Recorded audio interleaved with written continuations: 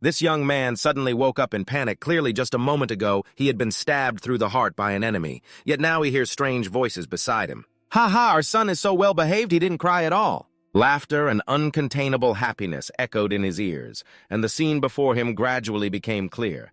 He could see a young couple happily holding his hands. Why are these eyes so bright and beautiful? This child is truly a gift that God has given us. What he thought he must have misheard. They just said he was a child, but clearly he was already a young man. In confusion, he instinctively began to struggle, but then he realized he couldn't even turn over. The young man in front of him suddenly lifted him up. The man looked at him with pride and said he must become a wonderful child and follow in his footsteps in the business career so he would become a talented businessman. Just like me, your father. Father. He hadn't even had time to remember the face of the man carrying him before he was pulled into the arms of the woman beside him. What was she saying? So he will become a great assassin. Come on, Lily, how could you let the youngest become an assassin? It's terrible. If you're a man, you must use a spear. He felt dizzy and his ears ringing as the couple began to argue. Come on. I'm the one who should be saying come on in this situation. Although it was a bit hard to accept after a while, he understood that he had been reborn in the body of a baby named Den of the Swords family, and he was reborn in the Antian Empire, a country that was his enemy in his previous life. His father in this life was Archon Silvestra, a wealthy count and also a talented businessman, and his mother was Lily Silvestra, a beautiful and strong woman. From the first time he opened his eyes in this new form, Archon and Lily began to argue about whether their son would become a businessman or an assassin. This debate seemed to happen every day, and he didn't find it too hard to understand. It seemed that he was the last child born, so they wanted him to inherit their legacy even more. Today, the Count and Countess Soares carried their youngest son back to the castle. After a period of postpartum care in the hospital, looking at the magnificent estate before him, he couldn't help but. Even in the form of a child, he had to laugh out loud. Oh my, it seemed he was very happy to be home looking at the little boy laughing so joyfully, Lily exclaimed. Indeed, he was very happy because this time it seemed he was reborn in the right place. If this is his home, then it would be easier for the latent military talent within him to have a chance to be revealed. 2 months later, as he gradually got used to the identity of Den Soares, it was also when he began to babble and learn to speak. He was also getting more accustomed to his name, Den. This was truly an interesting and strange experience, because during his wandering in his previous life, he rarely interacted with children. The few kids he met were all severely injured, bandaged up and crying, because there was nowhere to go. Many of them cried for their parents, and they gradually became weak and passed away. Leaving no trace in life compared to that brutal battlefield, Agric had now become a true child, and the Soares family was a wealthy and warm place. It has been 2 months already, but every time I think about not having to worry about food and clothing for this family, I feel incredibly lucky while Lily is happily celebrating her son starting to babble and learn to speak.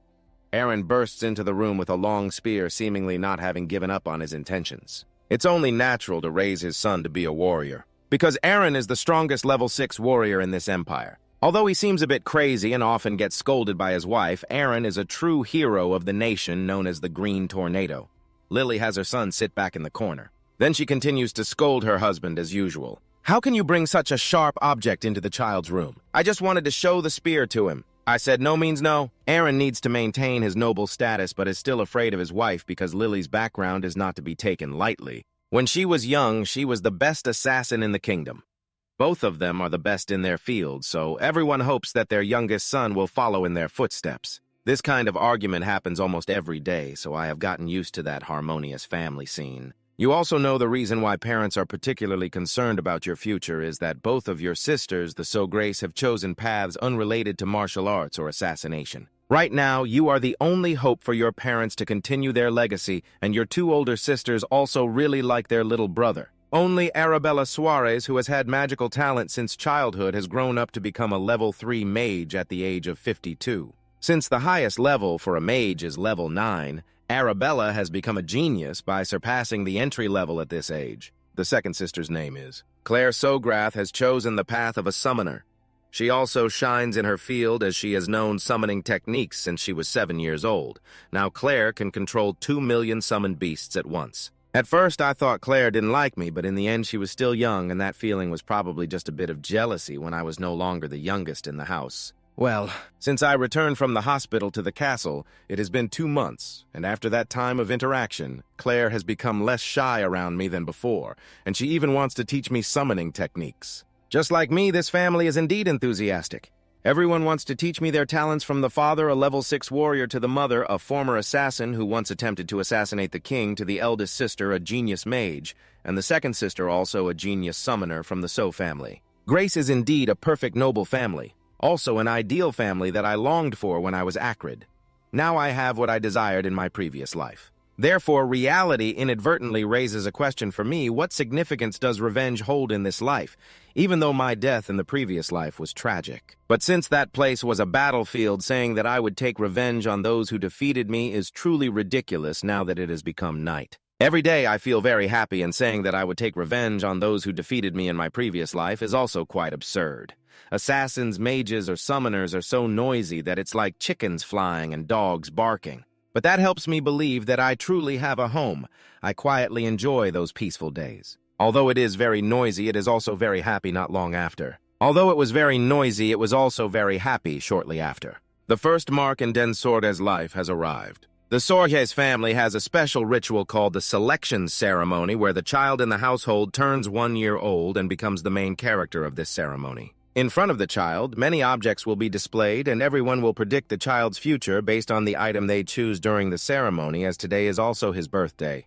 The townspeople are curious to see what their young master will choose, while the 2 young ladies have both succeeded in the fields of sorcery and summoning. The lively discussions echo throughout the corners of the city, and everyone is looking forward to the selection ceremony. In the castle of Count Sogris, a large table covered in white silk is set up in the hall, adorned with items symbolizing various professions such as sorcerers. Assassins, swordsmen, and many others gather here, all eager to witness the scene of the youngest master of the Sogris clan choosing his future. If it were a normal child in this situation, they might just see the excitement and joy.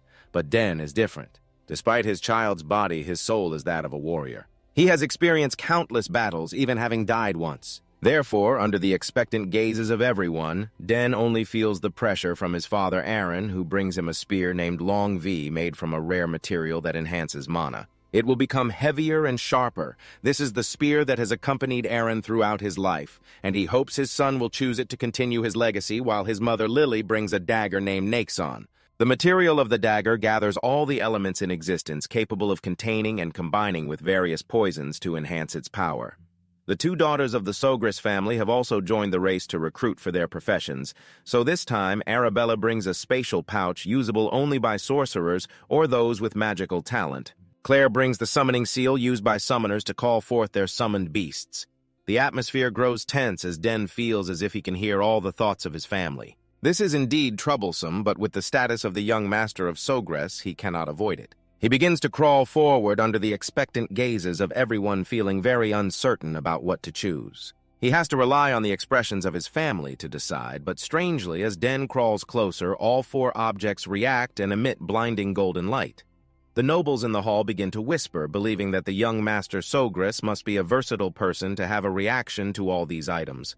Because of this unexpected phenomenon, they are very pleased. In his previous life, he was already very skilled on the battlefield. But it seems that in this life, that talent has been elevated to another level. "What should we do, father?" "Has this ever happened before?" Arabella anxiously asks. Aaron shakes his head. He himself has never seen anything like this. Aaron looks at his wife, Lily, who also looks at him. At that moment, the couple rarely agrees to make a decision. "Then we will teach the boy all 4 of these." Arabella and Claire both exclaim loudly, while little Den at 1 year old smiles brightly, seeming to have received the answer he desired most from his parents. Thus, Den grows up in the overflowing hope of the entire Sogris clan. Just as promised on his first birthday, all 4 of them teach him the best skills related to their fields. Just like today, Aaron and his son are busy practicing with the spear in the training yard. Den's talent remains intact from his previous life. It has even flourished more than when he was Auric. The proof is that just after a few years, he has mastered all the spear techniques that Aaron taught him. Count Sologres seems very pleased with this son. Arabella anxiously asked Aaron, who shook his head as he himself had never seen anything like it. Aaron looked at his wife Lily, and at that moment the 2 of them rarely agreed on a decision, so they decided to teach the boy all 4 of these things. Arabella and Claire both exclaimed loudly, while the 1-year-old boy smiled brightly, seeming to be thrilled with this answer from his parents. Thus, the boy grew up in the overflowing hope of the entire Showrest family. Just as promised on his first birthday, all 4 of them taught him the best skills. Belonging to his field, just like today, Aaron and his son were busy practicing spear techniques at the training ground. Dean's talent remained unchanged from his previous life. It even flourished more than when he was Arik. The proof is that just after a few years, he had mastered all the spear techniques that Aaron had taught him, and Count Solagres seemed very pleased with this son. What a talent. Therefore, he completely surpasses other 7-year-olds and even outshines older children. After 2 people just finished practicing combat, Aaron and Herman's subordinates approached.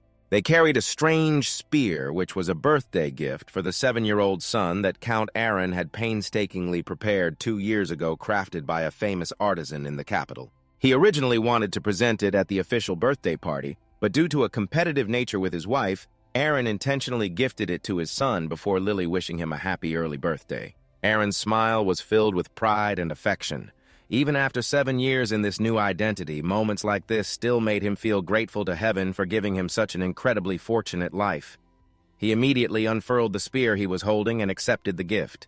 "Thank you, Father, I will use it well." The quality of the spear was something that could be assessed just by looking at it. The body was a solid black, combined with a sharp silver tip, very eye-catching. The spear was also very light, making it even easier to handle. It seems that Akin had specially commissioned this spear based on his son's physique. Excited to the point of swinging the spear around, his eyes were sparkling with joy, not even noticing the sun anymore. "Do you remember the difference between a spear and a sword?" Akin suddenly asked, then went to take his long-tailed spear down from the rack, pretending to think for a few seconds. However, he actually remembered everything his father taught him. The length of the spear helps the user keep opponents at bay, and its smaller contact area enhances attack efficiency. Count Akin nodded along with every word his son spoke. But before he only taught him about the spear's advantages. Once he reached a certain level, this weapon would be much harder to use than a sword.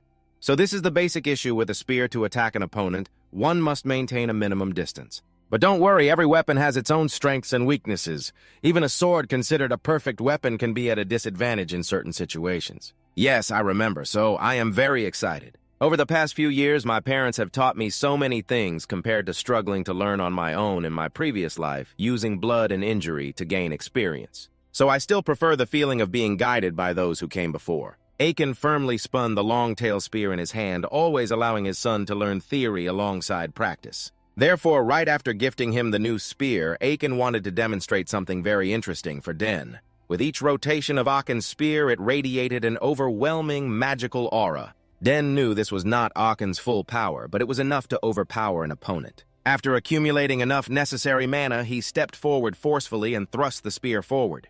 It was clearly just a thrust into the air, but Akin could create a shockwave explosion. Den was left speechless in astonishment. Goodness, is this the power of a level 6 spearman?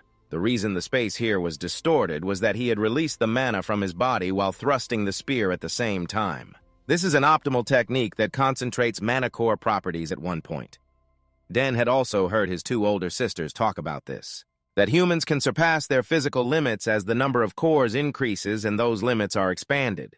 In his previous life, when he was Acrid, he also had 4 mana cores and was already quite strong. Now Akin possessed 6 cores, so he felt a bit regretful for his former identity as Acrid. If he hadn't been pierced by a spear, he would have probably reached a level equivalent to Akin by now.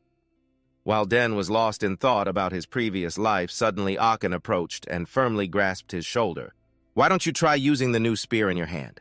Relax your mind, forget about what you're troubled by, and just thrust the spear forward." Akin stood before him like a solid fortress. "You need to move forward and grip the spear tightly. Why don't you try using your new spear, relax your mind, forget about what is bothering you, and just thrust the spear forward." A fortress stood before him like a solid stronghold of the night. Encouraged by his father, he began to grip the spear tightly in his hand.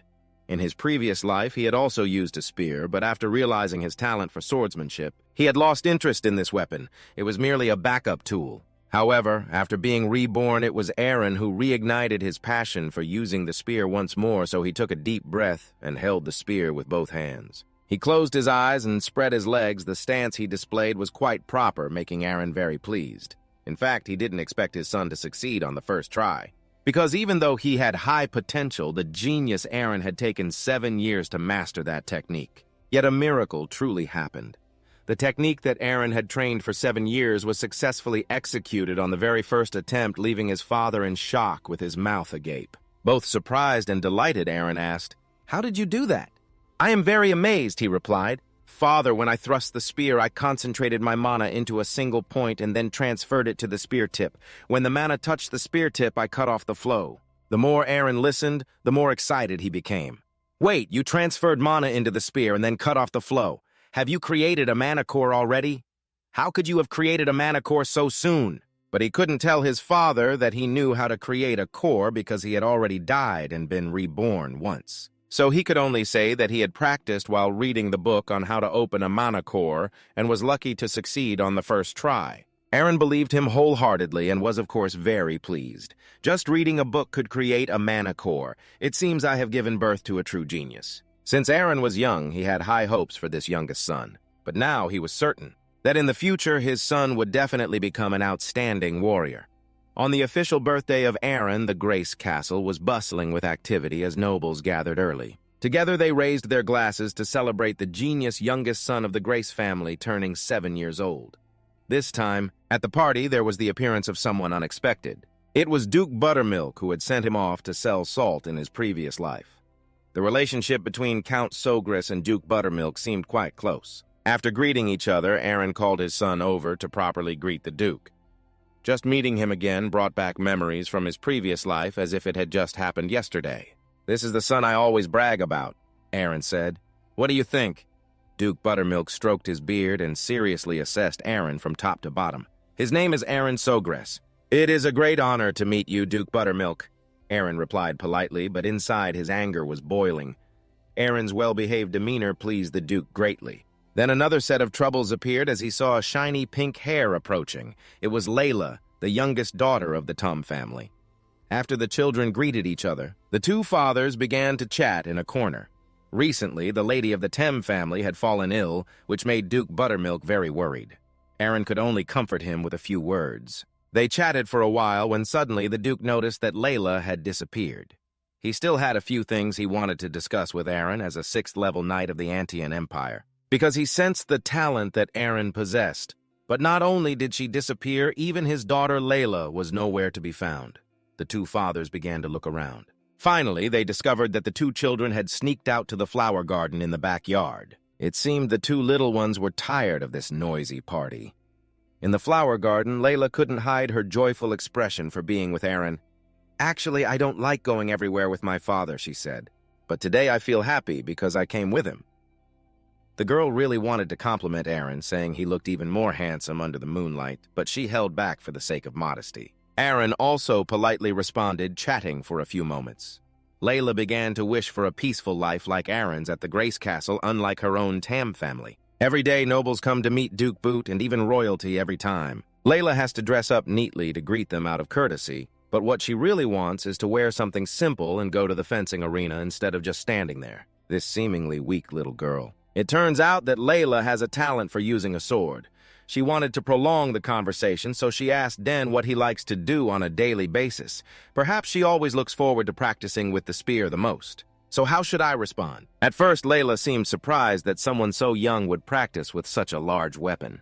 But she quickly remembered that Countess Grace is a level 6 spearman, so it's normal for their family to pass down such skills. "You practice with the spear so diligently because you want to join the academy, right?" "No, I don't train for that reason," so I shook my head. "Isn't it natural to train to join the academy?" Layla wondered.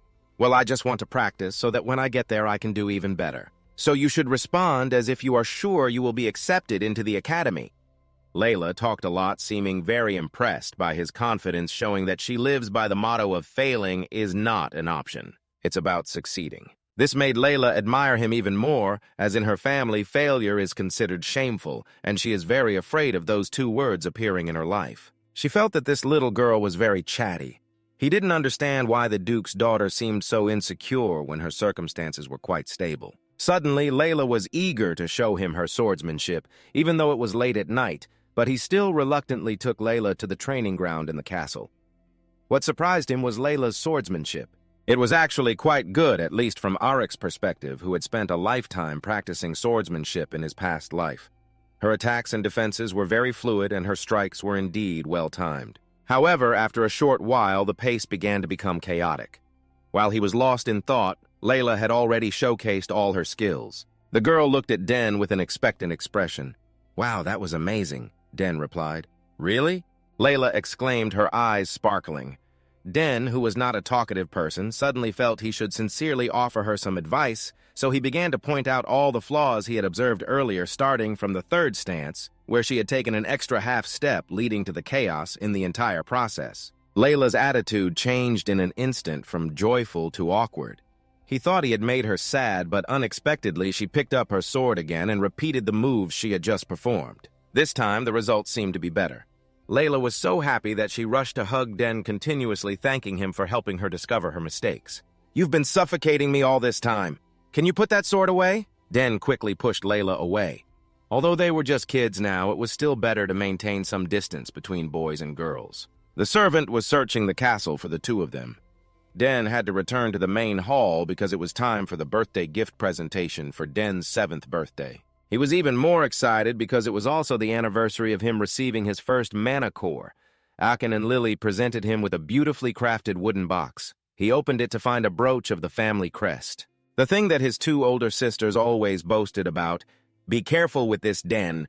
This brooch will be proof of your honor and status," Lily said, just as numerous congratulatory cheers erupted below. This was the first time he received so much acclaim. Although he hadn't achieved anything particularly special yet, Den found himself loving this identity more and more as everyone was having fun when suddenly a loud bang erupted. Although he had not yet achieved anything particularly remarkable, the boy increasingly loved this identity more and more. When everyone was having fun, suddenly a loud bang erupted. The ceiling began to shake, causing the guests to panic. They worried that an intruder had broken in or that someone wanted to crash the young master's birthday party with a terror attack. The tremor lasted for 10 seconds, and even the knight began to worry, turning to look at Akin.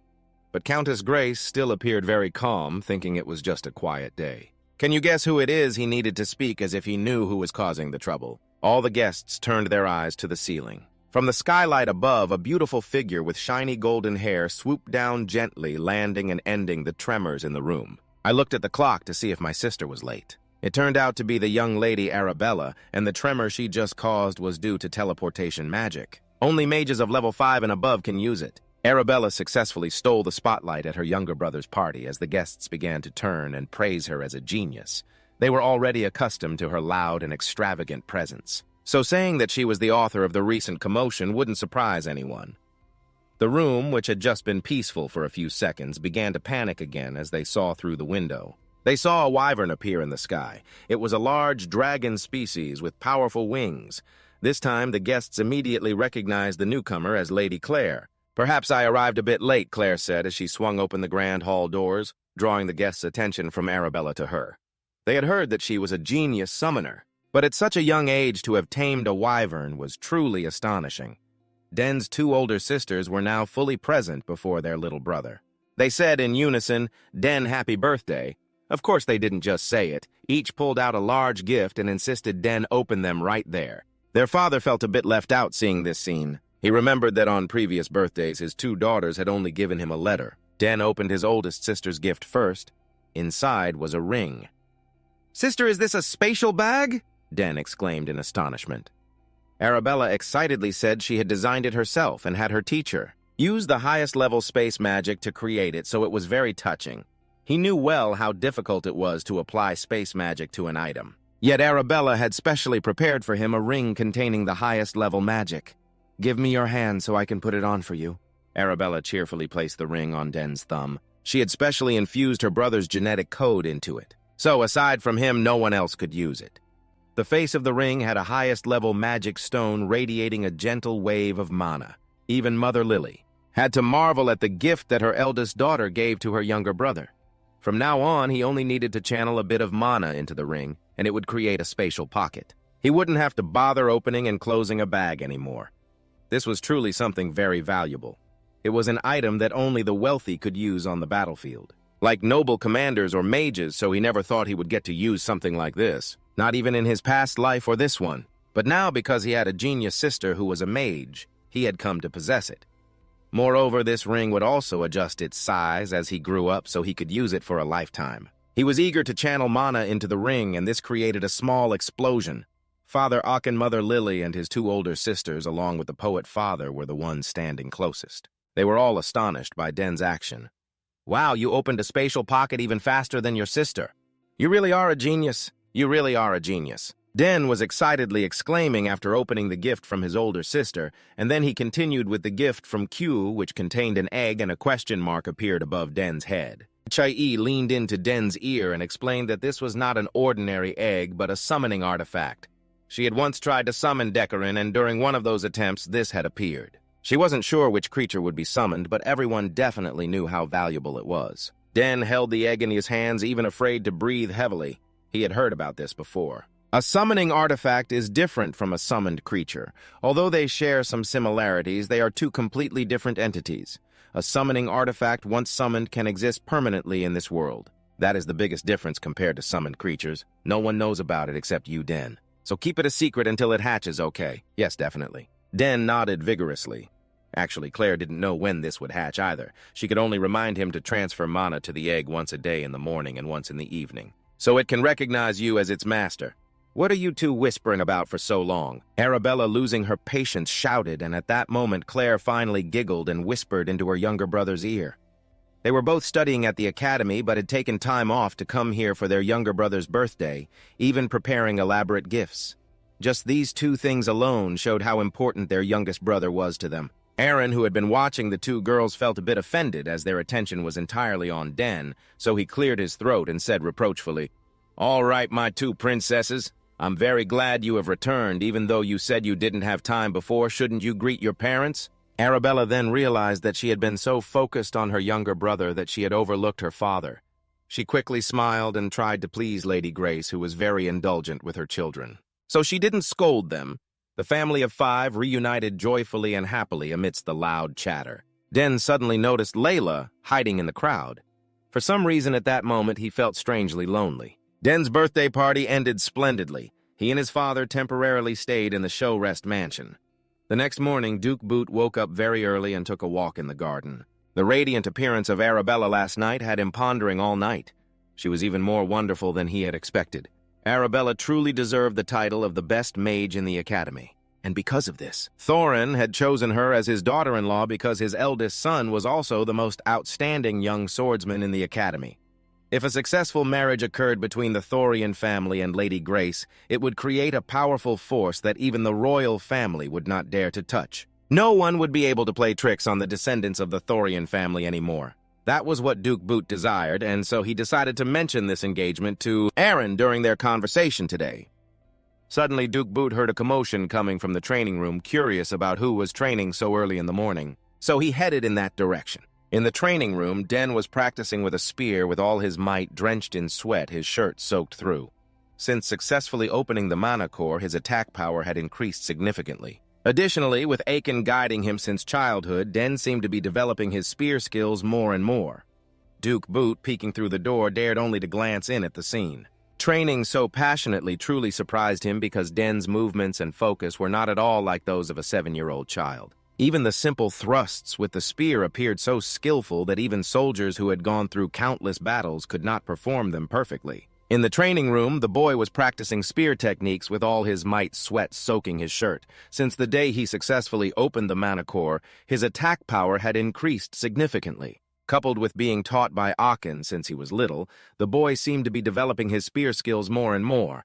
Outside the door, a pen dared to peek in and watch the scene. Training so diligently really surprised him because both the boy's movements and focus were not at all like those of a 7-year-old. Even the simple thrusts of the spear seemed so skillful that even soldiers who had gone through countless battles could not perform them perfectly. The Duke of Boot had heard rumors that the youngest son of the Count Sogres had already shown incredible talent at just 1 year old, but until now. He had only considered those words as mere jokes and had never believed them until today when he witnessed this scene with his own eyes. Boot now realized that people were not exaggerating at all. So he was still training very seriously while Boot was intently observing every action of the boy, when suddenly he was slightly taken aback by the boy's stance. The way he moved was quite similar to that of a swordsman. Importantly, that movement was incredibly familiar, but Boot temporarily could not recall where he had seen it before. Don't tell me he has already learned swordsmanship at such a young age, Boot mumbled.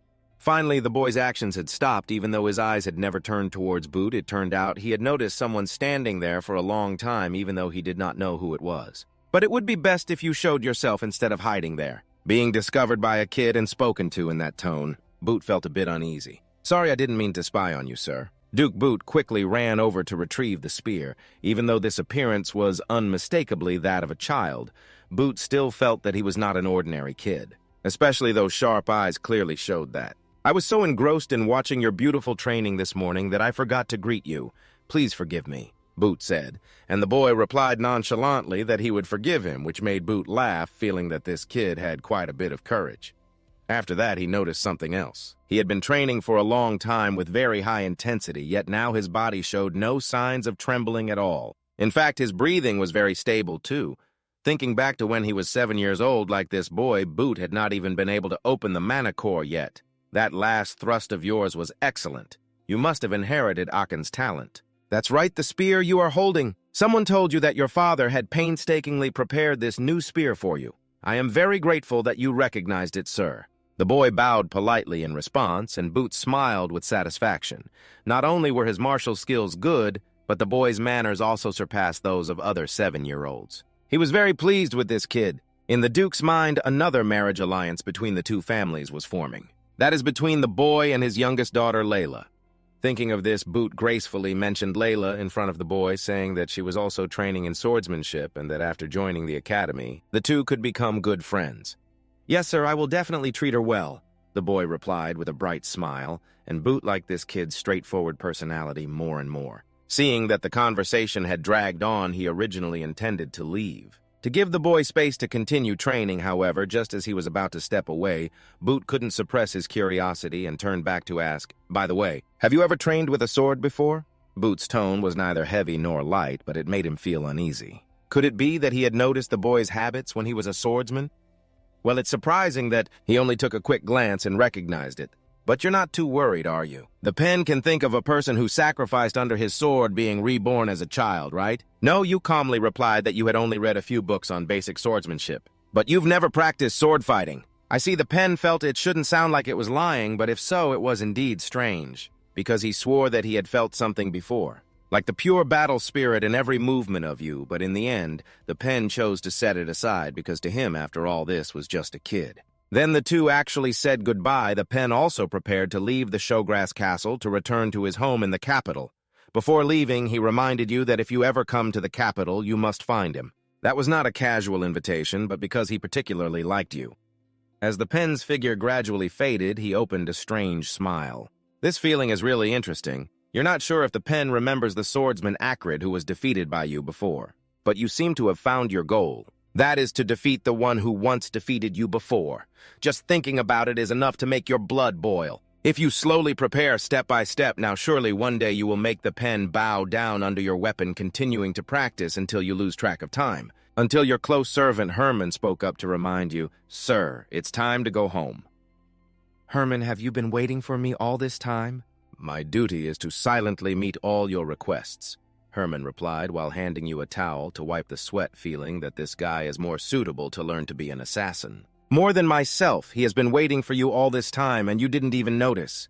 Hearing Herman say that everyone in the Showgrass Castle is now very busy, because the next banquet will soon take place in the castle, still part of the series of celebrations for the 7th birthday, and the nobles have gathered quite a lot at the castle already. As for their two older sisters, they have a midterm exam coming up, so they opened a teleport gate to return to the academy without having time to say goodbye. You obediently followed Herman. Returning to your room, you washed up and changed into a neat outfit, then went back to meet your parents and their guests. Although this was not as laborious as practicing the spear, but it made you much more tired. Your social schedule was denser than usual because it was your birthday. Whenever you had a little free time, you would sneak out to the garden to rest and relax while admiring the flowers. You suddenly remembered something Arabella had told you before. In nature, flowers also contain a lot of mana. Since you had the time, you sat down to analyze the mana of the roses in front of you. So you closed your eyes, focused your mind, and felt the mana during that time. Besides practicing the spear, you also tried to practice both magic and summoning spells, but there was no significant progress, therefore you were still uncertain. You didn't know which field to focus on. Having too many talents can sometimes be troublesome. You set that worry aside and continued to feel the mana of the roses. It was surprisingly that a small flower could also contain such a powerful and intense flow of mana. You had heard Arabella say that if a person can sense mana in nature and turn it into their own mana, then that mana will remain in their body and transform into a layer of magic. So not only could you feel the mana of the rose garden, but your body was almost automatically absorbing their mana. Perhaps this was a significant breakthrough in Dean's magic studies. So not only could he feel the mana of the rose garden, but his body was almost automatically absorbing their mana. Perhaps this was a significant breakthrough in Dean's magical studies. Because before you could only vaguely sense mana, but now you are increasingly able to perceive it more clearly, this process is going very well. But suddenly the flow of mana from the flower garden into your body was interrupted, making you feel as if you had missed a step, which was extremely uncomfortable, and you hadn't even had time to understand what was happening. You then heard two childish voices complaining about how boring it was just having arrived here. It's because Father has been busy talking to other nobles. Father has sidelined us. After showing our faces to everyone, we should just go back to our room and rest as usual. Is it okay for us to do this? You act like it's our birthday. Who cares? Do you think the young master of the Grace family would care about this? It turns out the interruption in the flow of mana was caused by these two kids who don't even know whose children they are. They were trampling on the rose garden. It seems they got lost wandering around, and the two of them saw a boy standing alone in the garden. "Hey, that guy," the older brother spoke up. "That outfit, you must be a servant, right? And never mind, anyone will do. Quickly lead us to the exit." His demeanor was extremely arrogant, and upon seeing the other party, he rushed over there. He shouted for the other party to get out of the rose garden, but these two were furious just because you dared to yell at them while they were trampling on some small flowers. How audacious! Do you know who I am? I don't care whose child you are, I only care about these two idiots.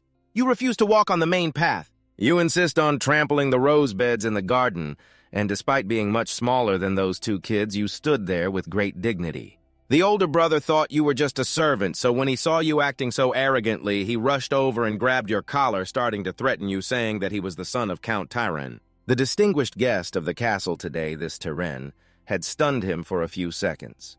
He was the one you had captured in your previous life after he suffered a disastrous defeat on the battlefield. Tyran was not well liked by the people due to his unpleasant personality, and today meeting the son of that old man, one had to admit that like father, like son. Even in the southern countryside, you must have heard of the family. Tyran is quite famous in the capital. My family can make someone like you disappear without a trace. So speak carefully. The guy was still gripping your collar while raising his fist, looking like he was not just threatening you. Seeing the other party wanting to physically confront him, it was pointless to talk seriously with him. If negotiation was impossible, then the only way left was to use strong measures, but you were smaller than him, so you came up with a plan. You tilted your head back to gain momentum. Then you slammed your forehead hard into the opponent's face. The impact was so strong that the older brother stumbled back and fell over, blood starting to pour from his nose. His younger brother was also extremely shocked. In their eyes, you were just a servant, so no one expected a servant to act so boldly. "I will take your life, you damn servant," he screamed, but you just felt like you were hearing a funny story. "You want to take my life? Then go ahead and try." Although the guy's nose was still bleeding profusely, he still recklessly charged at you because he was threatened. Unfortunately, he didn't know he had poked a hornet's nest. Black, despite his small stature, is more agile, and his spirit belongs to an experienced swordsman who certainly won't let himself be caught off guard. This kid hasn't experienced much in life. Based on the opponent's footsteps, Black can easily tell that he is not someone who specializes in weapons, which means he is likely a wizard or a summoner. One side continuously attacks while the other gracefully defends. Black's speed is as quick as a squirrel, making it impossible for the opponent to catch up with his movements. As for Black, after dodging more than 10 punches from that foolish guy, he is starting to get bored with just dodging attacks. Black remembers the flow of magic from the flower garden he saw earlier. He wonders if he could control that magic with his will and transform it into a physical form. Thinking of this, Black immediately experiments. His left palm glows, and it truly is the power of black mana. He channels it into a palm strike, but that strike carries mana with it. The powerful blow hits the opponent's chest, sending him flying nearly 10 meters away. His younger brother, seeing him get knocked back, rushes over. Meanwhile, Black pays no attention to his injuries. After all, he brought it upon himself. He only regrets that the rose garden has been completely destroyed. The eldest son of the Tiren family struggles to push himself up from the ground. His anger erupts fiercely. "You bastard, you can use magic! Who the hell are you?" Seeing the situation getting out of hand, his younger brother quickly intervenes because he doesn't want things to escalate further. But the eldest son of the Tiren family is just as irritable as his father. He can't stand being hurt like this. He stumbles to his feet and says, "Get out of the way. I will take that bastard's life." Saying that, he throws his head back and shouts loudly, "Hear my call?"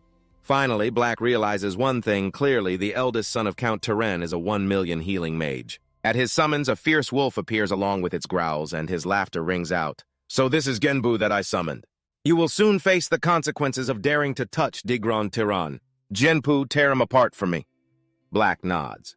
It turns out the guy's name is De Groot. If he didn't introduce himself, Black would still have to call him an idiot.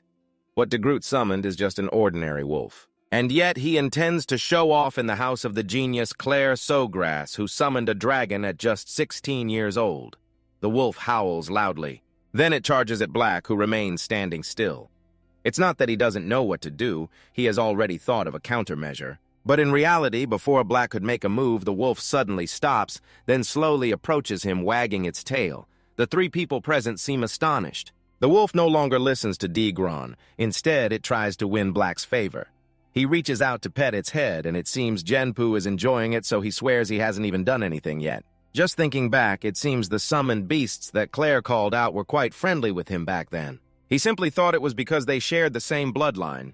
But in this situation, he has nothing to do with that irritating Digron. He feels that perhaps it's due to his high affinity or the low affinity of the Tiren family. That's why the summoned beast has turned against him. Digron can't accept this reality. But now, even the summoned beast is gone. He truly can't do anything else. Moreover, his younger brother is already scared to the point of wetting his pants. But now, even summoning beasts was no longer possible. He really couldn't do anything else, and his younger brother had already been scared to the point of wetting his pants. This situation is too embarrassing for a Digron noble to act as if nothing happened. Seeing this, he couldn't just rush into a fight. "Listen! The bathroom on the first floor of the main building." "Hurry up," Den said as he grabbed his younger brother Dina's hand and pulled him along. But his mouth kept mumbling threats about coming back to settle the score. Den stood still there. For a moment, he didn't know how to deal with this stupid dog after this unexpected fight. He had almost figured out how to connect with the summoning beast. The process was actually simpler than Den thought, just like Claire had taught him, plus the faint connection between Digron and Zenbu. Den carefully used his magic to overwrite that master-servant relationship, and Zenbu quickly connected with him. This was truly unexpected for Den, since he had no connection to the summoning spell, yet just because of high affinity, he was able to summon a beast while still enjoying the feeling of standing in a new position as a summoner when he heard a middle-aged man's voice. It was the kid who had bullied him. Den turned around. Indeed, it was Digron coming back to settle the score with him, but he brought along Count Tiren. He was still as big and clumsy as Den remembered. This idiot was making a big deal out of it again, he thought to himself, while Digron was ranting about Den. Clearly, he was the one who started it, but he told his father that Den was the one bullying him and his younger brother Dina, and then he even forced the cancellation of the connection between him and Genbu. Count Tiren was just a fool in that situation. He couldn't tell right from wrong and could only listen to one side from his son. "My name is Mogoth Tiren, the head of the great Tiren Count family. You are the kid who made my son's face look like this. And you robbed him of his summoning beast." "That's right. So I'm not afraid to answer. In fact, he was a bit distracted because he was too focused on the opponent's oversized figure." Looking closely, Tiren was even fatter than when he was captured by Den. It seemed he had lived a peaceful life to the point of boredom over the years. Mogod stepped forward a few rough steps, pointing his finger at Den's face as a guest. If possible, he intended to let it go, but this was something he couldn't ignore. "Why is a kid like you here all alone? Hurry up and reveal your identity." Den sighed. He didn't intend to show off, but since the other party kept questioning him, he had to flex a bit to scare them. "I am Denzel Grease, the youngest son of Achen Grease, the Lord of the South, and the current head of the Grease Count family." The two Tiren father and son were frightened by this statement. Especially Digron, how could he imagine that? The kid he had just beaten and scolded was actually the young master of this castle. The atmosphere almost froze, and the situation had nearly turned around, so he wanted to take this opportunity to pressure the Tiren family and use it as an excuse to demand mining rights. Den's determined appearance in Mogoth's eyes turned into arrogance. He silently gritted his teeth.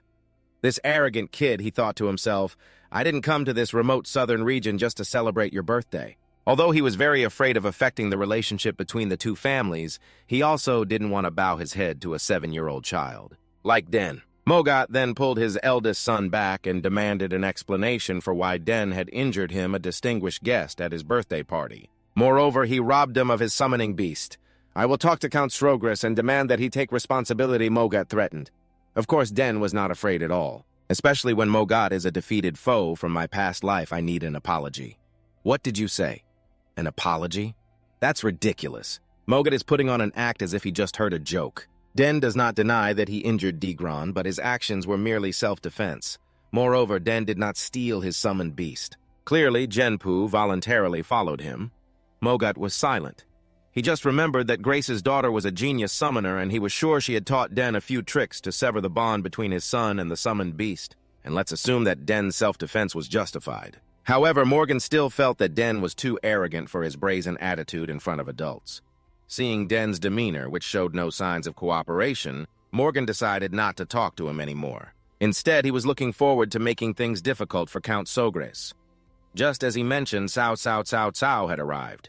It seemed that the servant had reported the commotion in the flower garden, so Aaron had come thinking he had brought his daughter back to the capital. But today, since he was still at the castle, it seemed something important was going on. Upon seeing Aaron, the two of them, Mogot and his father, began to tremble.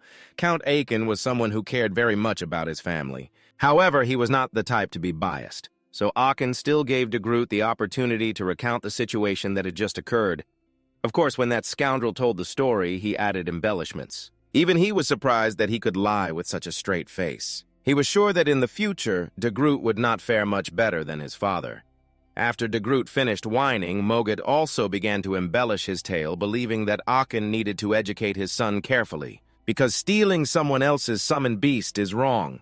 Count Srogris is a fair and rational man, so he cannot heed accusations from just one side. Aachen wanted to hear the story through the liar's words, then assess the entire situation before drawing a conclusion on the matter. Of course, if he was concerned about my decision, I would suggest that Duke Thumian express his opinion. Aachen could supplement it if needed. If you need me, then go ahead and decide that way. This was not what Mogot wanted.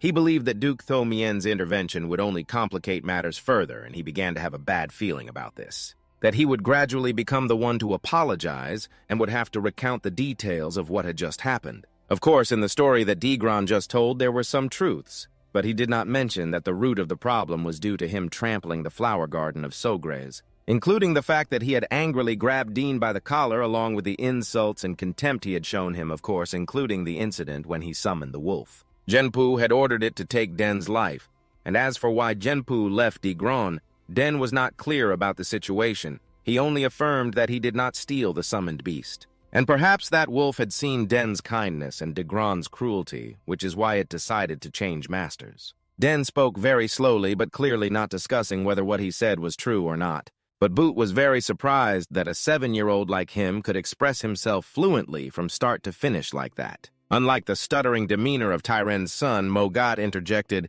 "How could someone who isn't even a summoner possibly receive a summoned beast? Surely the kid must have used some secret skill." No, he has achieved an innate empathy with summoned beasts.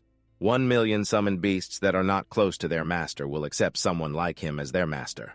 Mogot felt that what he just said was just a lie. Nonsense, and Aachen also found this a bit hard to believe. To clarify this, the formula required him to prove this with the summoned beast. If he could truly summon it, it would prove that he could summon even without being a summoner. Upon hearing this, de Groot's face turned pale because he could not summon Jinbu. Of course he could not summon it. De Groot accused him of stealing his summoned beast, but in reality it had followed Den on its own, and Den had thoroughly severed its bond with him. Well, then I will start the summoning here, but to do that, it seems I need the summoning symbols that he possesses. Hearing this, Degron will be in disbelief. You want my summoning symbol? What nonsense are you talking about? Each summoner has a unique symbol with a unique code, and even if others know it, it won't work based on what you said. Even if the boy uses your symbol, it still won't work, so trying a little wouldn't hurt. Aaron's words were very calm, but carried a hint of intimidation. He wasn't wrong at all. Therefore, my father Tyren cannot refute it, although I don't want to at all. But under the pressure of the adults here, Degron finally had to compromise. He then presented his symbol. This is the summoning symbol with the most unique code that a summoner carves after awakening. Therefore, no one else can use it. However, with Black, it's different. Degron's Genpu wolf has been enveloped by his magical power, this unique symbol. It is merely a means for it to respond to your call. After a while of concentrating, he indeed succeeded in summoning. To everyone's astonishment, Tiren's father gaped in shock, repeatedly mumbling the 3 words, "impossible." That's amazing. He said the boy had never learned summoning magic. I asked Aken. That's right. I'm not sure what happened anymore since he successfully summoned Genpu at night. So justice now seems to lean in your favor. Count Aken requested that Tiren's father provide him with a suitable explanation. Countess Mogat knew she had been deceived. Therefore, she had to set aside the matter of the summoned beast. It seems we misunderstood the situation regarding the summoned beast being stolen by your son, but my son had no intention of taking Knight's life. Yes, Degron hurriedly nodded like chopping wood, saying he only wanted to scare Knight a little and had no intention of harming him. Of course, Count Sogrez and Duke Thomien did not believe the words of these two. But anyway, at today's party, the Tiren family was a distinguished guest, so they temporarily fell into a state of indecision, not knowing how to resolve it. And just then, Layla appeared. He was lying. Her determined demeanor and tone did not match her small stature at all. Layla walked over, lifting her dress, politely greeting Aaron and Tiren's father. This was also the first time Morgan saw the daughter of Duke Boot, unfortunately, in their first meeting. This little girl bluntly exposed the son of that guy. Layla stepped in front of Aaron and began to explain her abrupt statement earlier. In fact, she had accidentally overheard the conversation, or more precisely, the argument between Dean and Degron while strolling in the flower garden, hearing her say that. That bastard was so scared that cold sweat poured down his head. Dean was originally at an advantage, but after Layla appeared and recounted the entire story she heard, Degron's defenses completely collapsed. In the end, he still had to bow his head low and apologize to Count Aken, of course, with a somewhat unwilling attitude. After apologizing to Count Sugrak, de Groot also had to apologize to the young master of the Sugrak's family. After all, this matter was a grudge he caused against him. Standing before a kid only as tall as 3 garlic stalks? De Groot really didn't want to apologize at all. But he still had to force himself to say the 3 words, "I'm sorry," to the people here. Even a child like Layla understood that it wasn't really an apology. It was just that Degron was accused by a third-party witness, so he had no other choice. That's why. Aken wasn't really satisfied with this resolution, so he felt a similar reluctance as his father, but based on his experience, he thought it would be better to show generosity here rather than stubbornly confront the opponent. It would be more beneficial for him to appear magnanimous at this moment. "Fine. I accept your apology," he said with a tone that was also quite forced, receiving Den's forgiveness. Both Den and his father, the Tyran, breathed a sigh of relief. The Soares family, the most powerful in the South, is not easy to provoke if Dean really wants to handle this matter. In the end, it seems that the Tyran family will face a storm if they aren't careful. But nodded, seemingly predicting that Dean would act this way. From the very beginning, he knew that Aken was very special. Clearly, Dean could be stubborn and act like a child. As a typical reaction of a 7-year-old because the fault clearly belonged to the other side, but he forgave him generously like an adult. Seeing his son so understanding, Count Sogras was very pleased. He respected his son's decision, but just thinking about that bastard Degron intending to harm his beloved son made him furious. Indeed, Aken's anger flared up again, urging him not to let this matter go easily. Therefore, even though it was late, Aken still bluntly kicked the Tyran family out of his castle. This was clearly a huge humiliation for Mogat after all he had traveled from the capital to here. And of course not just to celebrate the birthday. If he was kicked out now, everything would be ruined. Mogat had to stay at the Showgrace Castle at all costs, at least not to be kicked out right now, thinking of that. He threw aside all dignity and pride, rushing over to grab Aaron's hand to apologize. The Tyrant Count also promised to do whatever Aken requested. But unfortunately, the powerful Showgrace family didn't need anything from the Tyren. Aken's father's attitude was extremely cold, and if Lady Lily were here, her expression wouldn't be any better either. Who dared to touch their precious son? "I will soon send soldiers to your room." Aken brushed Mogat's hand aside and declared, then turned back to Butt. "Let's go, Duke." Butt immediately nodded and led Layla and the 4 of them left together. He turned his head slightly and saw Degron being scolded furiously by his father. He felt no pity at all. He only felt that both father and son deserved it. They were the ones who caused trouble, so this was just reaping what they had sown. However, he didn't expect one thing, that his father Akin, who was always cheerful and often scolded by his wife, could be so frightening when angry. On the way back to his room, unable to contain his curiosity, he asked about the night because earlier his daughter Layla had told him that he could knock Degron away with a spell. This was truly unprecedented in the history of the Anthien Empire, and even in other kingdoms where a child could use a spear summon and now even cast spells. Akin couldn't hide his satisfied smile. To be honest, since Layla's first birthday, he had witnessed all 4 artifacts resonate with her. But as she grew a little and gradually revealed her abilities in many areas, he still felt surprised. The important thing is that talent is one thing, but his calm attitude is another, which caught Butt's attention. Usually when children fight, they are very tense and determined. He had witnessed all 4 items reacting to the boy, but as the boy grew a little and gradually revealed his abilities in many areas, he still felt surprised. The important thing is that talent is one thing, but the boy's calm attitude is another. Usually when children fight, they are very tense and determined. It's more about yourself, but it shouldn't be like that. Because of your behavior, it's becoming more certain that you will become a great man in the future, but it's still too early to say anything. Akin gently patted your head and humbly replied that we will have to wait until the kid actually grows up to know. By the way, he should also thank the girl Layla. If she hadn't shown up today to testify, things might have gone in a different direction. You feel that this relationship is quite harmonious, so you subtly brought up the topic of intermarriage, which startled Count Akin with your straightforward attitude. He only has one son, so he must be more careful about marriage. Mentioning it when he's only 7 years old seems a bit too early. Akin began to use diversion tactics to skip this topic. Oh dear, the evening party is about to start. We must go ahead to prepare. After saying that, Akin quickly ran off like the wind. You didn't expect him to react this way. After reminding his daughter to take her time, you also hurried after Akin, saying, Akin, wait a moment, let's talk a bit. You chased after Akin while calling out to the 2 adults who had left. Only the 2 children were left, and Layla's face turned red from what her father had just said. She had to find something to distract herself from her embarrassment, so Layla brought up the topic of summoning beasts from Degron to ask you. She found it very confusing earlier. Genpu had ignored his master to listen to you. While in the capital, Layla had witnessed many battles between famous summoners, but she had never encountered a situation like this. She was too lazy to answer, and in fact she didn't know how to respond. So she could only say a few vague words and push the conversation aside. What are you hiding, right? It's really unfair. I helped you earlier. Layla pouted and said, What's unfair about it? I helped you before, didn't I? Wasn't it me who pointed out your mistakes while you were practicing swordsmanship? Layla made a few sounds of agreement as she recalled that incident. She felt that what you said made sense, so she didn't insist on an explanation about the summoning beast anymore. As for you, you had to admit that Layla had helped you a lot this time. But regarding Genpu, you really didn't know, so let's consider this as a mutual exchange. And in the future, we can still help each other. You said that, and Layla was very excited, but she wanted help right now, not later. Always looking at Layla's eager expression as if she was about to devour you, you guessed that she was thinking of some strange request again. And indeed, shortly after, Layla requested you to teach her how to use the mana strike like the way you had knocked Degron away earlier. The reason was simple.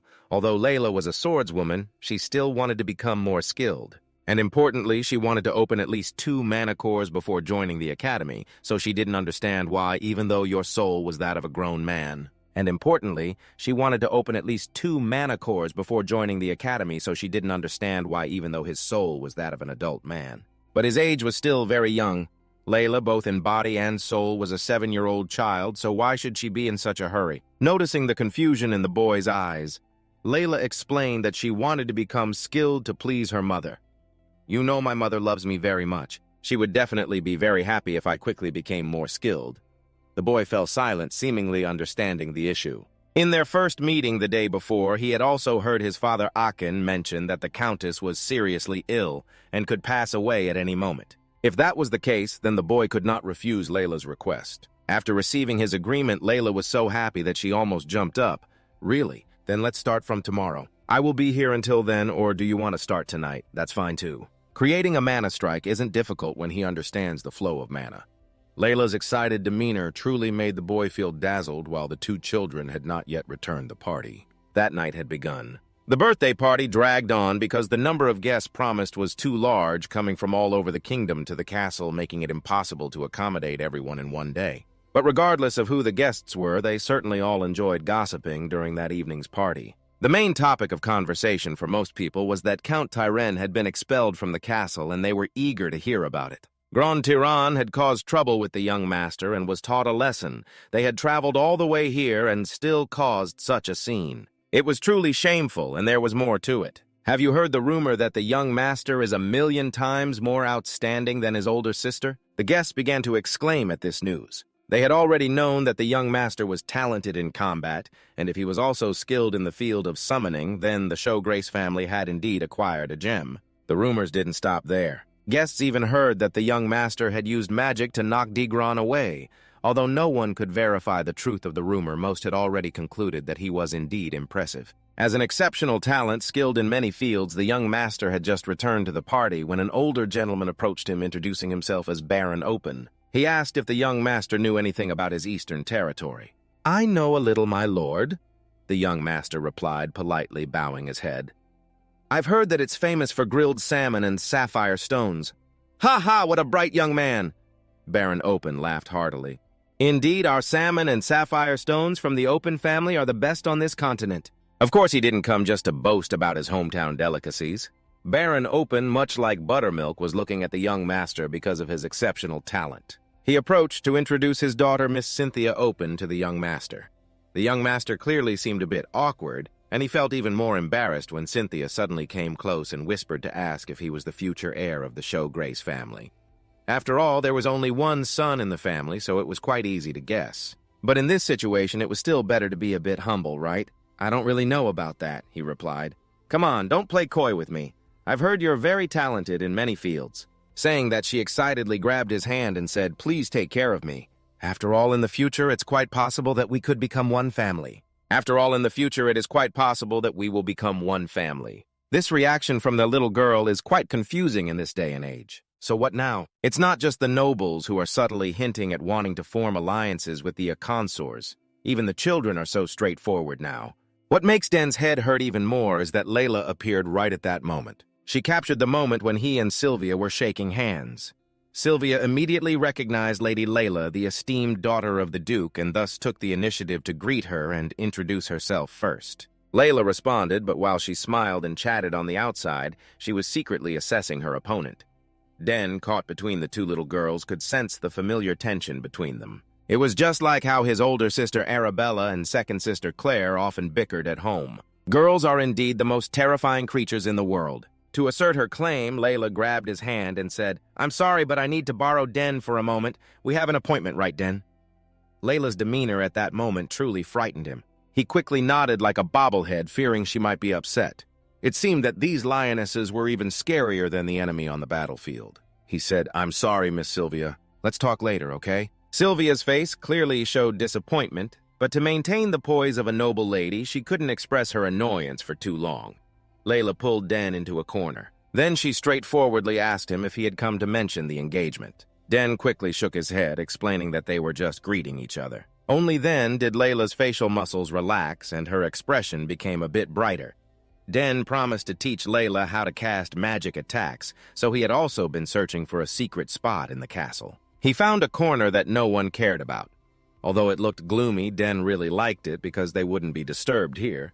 Layla stepped in and began to look around. "This is amazing. I didn't think there would be a place like this in the Count's castle. It seems no one will know what we're doing here, right? Yes, this is the perfect place to practice." With that said, Den got straight to the point. First, he needed to know if Layla had ever felt magic before. She thought for a moment and then replied, "A little, but not enough to create a mana core. However, I've tried to absorb mana by inhaling." After pondering, it seemed this girl had not yet entered the explosive stage. As for Den, he had learned on the battlefield from his previous life. He had thought the Duke would teach his daughter, but it turned out she was like a blank sheet of paper. If that's the case, Den had to teach her from the simplest things, which was to feel the mana she had absorbed into her body if she wanted to achieve this. The most important thing was to imagine, close your eyes, and picture the mana circulating in your body. This was not difficult for Den, and he was sure it wouldn't be hard for the Duke's daughter either. After all, like father, like daughter. A talented poet like that, how could his daughter be useless? Layla focused on following Den's instructions, but after a period of silence, she could only sigh and say that it seemed ineffective. Den didn't expect her to succeed on the first try. He encouraged her to focus and try again, but he didn't realize that the place he thought no one would care about was actually under the watchful eye of the castle's master. He had been quietly observing from a corner for who knows how long.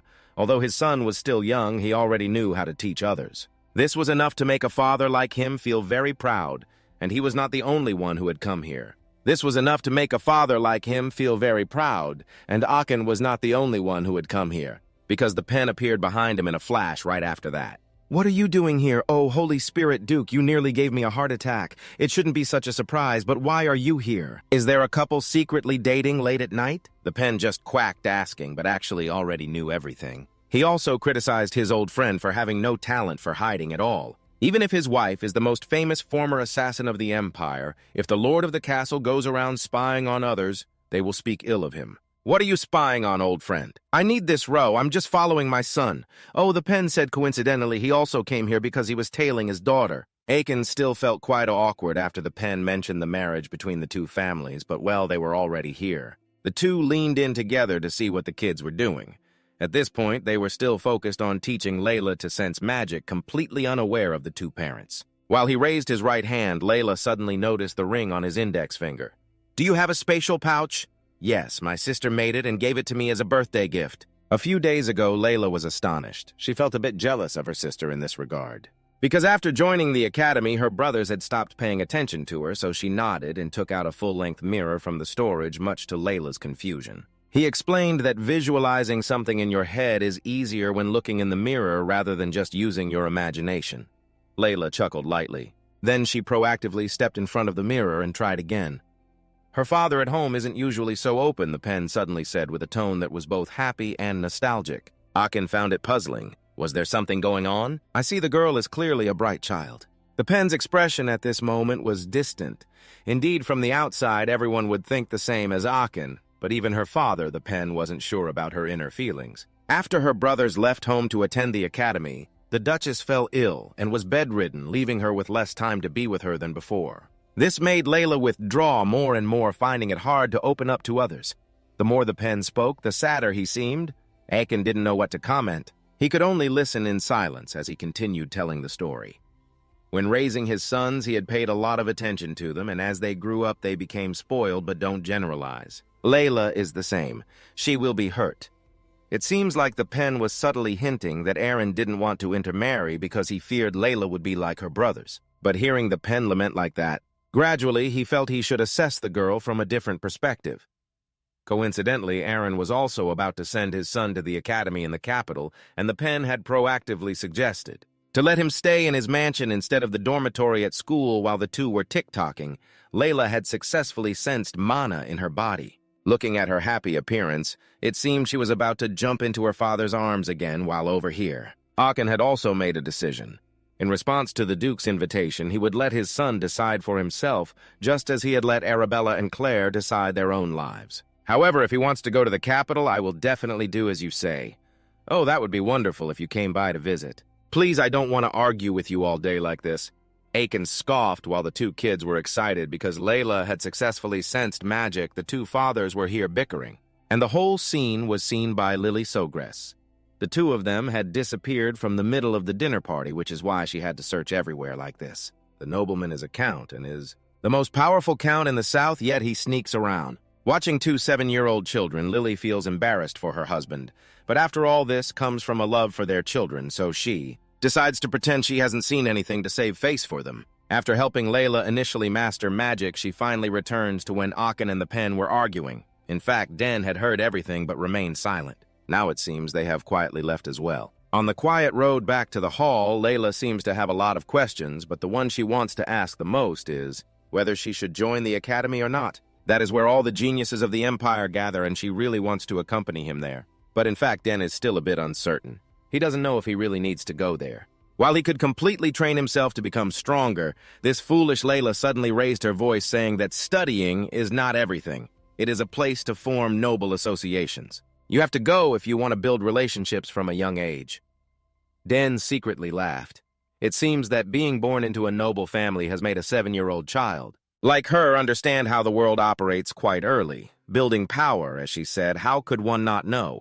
It's just that he hasn't found the interest to study at the academy. And he doesn't want to force himself, that's all. In fact, in the library of the Grace Castle, there are still piles of books that he hasn't finished reading. His parents, who are top figures in their field, still have plenty to teach him. This makes him feel that he doesn't necessarily have to go to the academy. That's true, but doesn't he want to play with other children? He heard that all his older sisters have joined the academy already. Layla continues to use all kinds of reasons to plead. It's the first time he's met such a persistent girl. So he replied, "All right, I will seriously consider whether to go there to study or not. Then you have to let me know if you want to go, okay?" "All right," Den sighed deeply in response. Fortunately, the father of the poet Mien only stayed at the castle for a few days. Otherwise, every day he would be bombarded by Layla's endless questions. She also insisted on visiting her house when he came to the capital to see her practice magic, and to repay him for teaching her to feel magic. Layla also wanted to fulfill one of his requests before leaving the castle to return to the capital, but she just shook her head, saying, "I will tell you my request when I get to the capital." This statement to Layla was like a promise that he would definitely come to find her. That whole evening, Layla couldn't sleep due to excitement. The next morning, 2 carriages took the 2 father and son of the poet Mien and their entourage back home. They set off very early, so looking at those 2 carriages. At the same time, he tightly held something in his hand. This was a gift from the Duke of the poet Mien for him on his birthday. Just looking at it, Den already knew it was very expensive. When giving it to Den, he also told him about the symbol of their family, which is the revenge of the sword and the blacksmith, as the ancestors of the poet Mien were great blacksmiths. Thanks to him, the poet Mien family has the best forge on the entire continent. All the weapons created by the poet Mien have led this empire. The item in hand should be like a command token. The pen said that later, if you go to the poet's blacksmith workshop and show that item to the blacksmiths, they will make you a weapon according to your wishes. That symbol is used to identify those with honor and skills that the poet's family values. Valuing it is something so precious that even the royal family desires to possess it. Therefore, when the pen gave it, your parents seemed very startled, even though in the previous life he was the one who ended your life, but whether in the past or this life. Black could clearly feel that Duke Pen was someone who knew how to appreciate talent watching their figures leave. Especially Layla, whose heart was heavy. Mother Lily also realized that. After all, Layla was Dean's first friend. Although she talked a lot, he still felt very sad when it was time to say goodbye. He thought when he got to the capital he would meet her again. "Cheer up and become more handsome so that the girl will be shocked, okay?" Mother comforted Black. In fact, last night he also thought for a long time in this life. Black was lucky to be born in the Grace Castle. His parents were also very good and strong, but Black could not stay here forever. And he decided to go to the capital to study, and also to meet Layla. As for the pen's formula, after getting on the carriage, he remained silent since meeting the knight. His mind was always enveloped by a strange feeling, because every time he met that boy, Boot unconsciously remembered the young warrior named Acrid whom he had defeated on the battlefield years ago. Although the 2 came from 2 rival empires, it was natural for one to lose and one to win. But after that battle, Boot always felt regret because Acrid should have had a brighter future, which made the pen long for seeing Black grow up soon, after the Duke and his son left. Black also returned to his normal life. He listened to his sister, who every day transmitted mana to that magic egg. But it still hadn't hatched, making him very anxious. Although he was not a million summoner, if he transmitted mana to the egg every day, he would also be marked as its master when it opened. Then Black could control the magic beast permanently, something that ordinary summoners with summoned beasts could not do. Black was very confident in the quality of his mana. However, it seemed that there were still many complex conditions that had not been met. He heard that some eggs never hatched. Because the summoner did not meet those complex conditions, if he really fell into that case, Black also did not know what to do, so he still persisted in transmitting mana to that egg. During that process, Black also tried to change the flow and strength of the mana, but there was still no reaction. It seemed impossible to be impatient and expect success overnight. So he transmitted enough mana to it and then put it back in its place. Just then, Herman arrived and knocked on the door. Just as he was about to open the door, he heard a cracking sound from that egg. "Young master, did I just hear a sound?" Herman opened the door and entered the room, seeing Black seriously examining that magic egg. But after looking around for a while, he did not see anything different. Could it be that he was overly excited? Black sighed heavily, once again placing the egg back in its place, then followed Herman to the training yard. Recently, he no longer focused solely on the sword, but began practicing with the sword.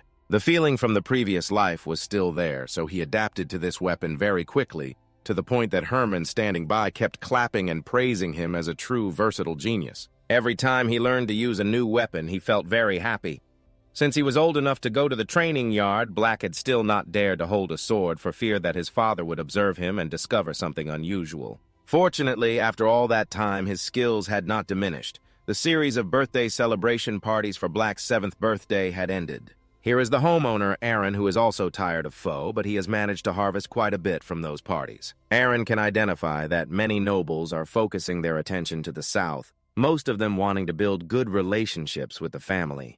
This is quite understandable, as after the war ended. The Southern Empire, with its good climate and abundant minerals, is a place that every noble desires, but this time their interest in the territory may not be as significant.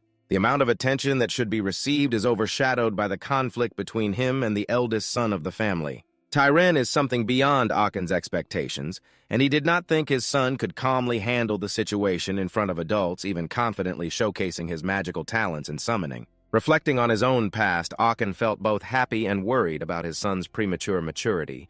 Sometimes he just wished his son could behave a little more childishly to match his age. Akin glanced at the clock and then at the long spear that had been with him for a lifetime. Today he wanted to let his son try wielding it to see how it goes. Thinking that Akin took the long spear to the training ground and saw his son engrossed in practicing swordsmanship, which made Akin very confused as to why he suddenly chose to use a sword, instead of using the spear as he usually did. This question kept swirling in Akin's mind, causing his brows to furrow tightly.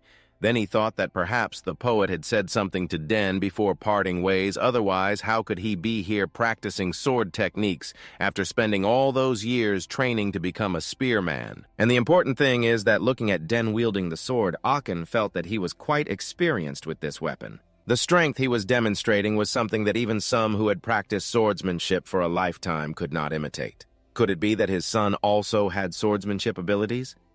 Despite many doubts, Akin decided to patiently wait instead of interrupting his son's training. When Den finished, he finally spoke up. Den, I have been watching you for a while now. When did you start learning swordsmanship? Akin's gaze seemed to pierce through Den's disguise and look straight into the heart of the warrior Acrid. Den decided not to hide anymore and said directly, Actually, I haven't really learned it. I even considered whether to tell you that I am a reincarnated person. But before he could make a decision, Aaron asked, Is that so? Is it really a talent? Spearman, magician, assassin summoner, and now swordsman. If it were anyone else, I would never believe that there is a child in this world who possesses talents in all these fields. It seems that letting father think this way is also good. So he decided not to say anything more, which implicitly confirmed his father's question as he remained silent. Akin asked again, Den, are you curious about this world? You mean the world outside these walls, right? In the past, he only wanted to keep his son close to him and his wife, but every day he witnessed more and more of his son's talents, and Akin felt that the territory of grace was too small for him to develop his talents. If he continued to keep him here, it would probably be a disadvantage for him, so he felt a bit sad, as it seemed that father had realized he could not keep him forever. As for Den, although he wanted to soar high, he also did not want to be far away from his parents, away from his family, which he had never experienced in his previous life. Father, I want to go outside and explore. As for him, even though he wanted to soar high, he didn't want to leave his parents to be away from family, something he had never experienced in his past life. Father, I want to go out and explore. Den took a deep breath and replied with a firm voice, returning the gentle smile of Akin. That's good, but now we need to prepare you well. Before stepping out into the world, although there was a bit of regret, he was determined to fulfill his son's wishes. He then took out the legendary Long V spear. It had been quite a while since he last saw it. This was the very thing that had resonated with him on his first birthday. So holding it for the first time, he truly felt the Long Vi in his hands. The power surged through the spear, making the knight unable to hide its excitement. This was also Akin's feeling upon seeing the spear, which reacted even more intensely than on his first birthday. At that time, guests believed that the spear reacted because Akin was nearby, but now seeing his son with the Long V reacting strongly in his hands. Akin was certain that his son's talent needed to shine brightly across this continent with the spear. So Akin placed his hand on Den's shoulder and affectionately called out to him. One day this spear will be yours. Before that day comes, be strong enough to hold it with all your pride. Receiving Akin's great expectations, Den promised that he would diligently follow his father's teachings and do his best. Akin threw his head back and laughed heartily. There were no words to express his pride in his son at that moment. After that, Akin began the days of helping Den get accustomed to the greatest spear of the 6th continent. That night, Den lay on his bed, resting his hands on his forehead, thinking about how he had always been curious about the world outside. Even during the days he had rolled around on the battlefield in his previous life, it was the same. At that time, all he knew was war, cleaning up camps, maintaining weapons, and eating tasteless food. The only way to escape was for the war to end, or to die on the battlefield. And he had escaped that reality in the second way. After living a new life, he had mostly stayed in the Showrest Castle. He couldn't even imagine what life outside the battlefield would be like. For the past 7 years, Den had unconsciously relied heavily on his father Aaron and mother Lily. As he was about to leave that embrace, he felt an unconscious sense of confusion. Aaron wondered how his talent would be used. How would the world welcome him? What could he do in this world? However, he had the opportunity to go anywhere and do anything. Previously, he had hesitated about whether to stay and indulge in the warmth of family. But the next day, after Akin's encouragement, he changed his mind. "All right, let's step out and explore the world outside." Den unconsciously spoke aloud. "So I've made my decision right, son." A different voice suddenly echoed in the room. Den jumped up, startled, not knowing when Lily Soares had entered. "Mom, when did you come in? So you were so deep in thought that you didn't even hear me knock, Lily."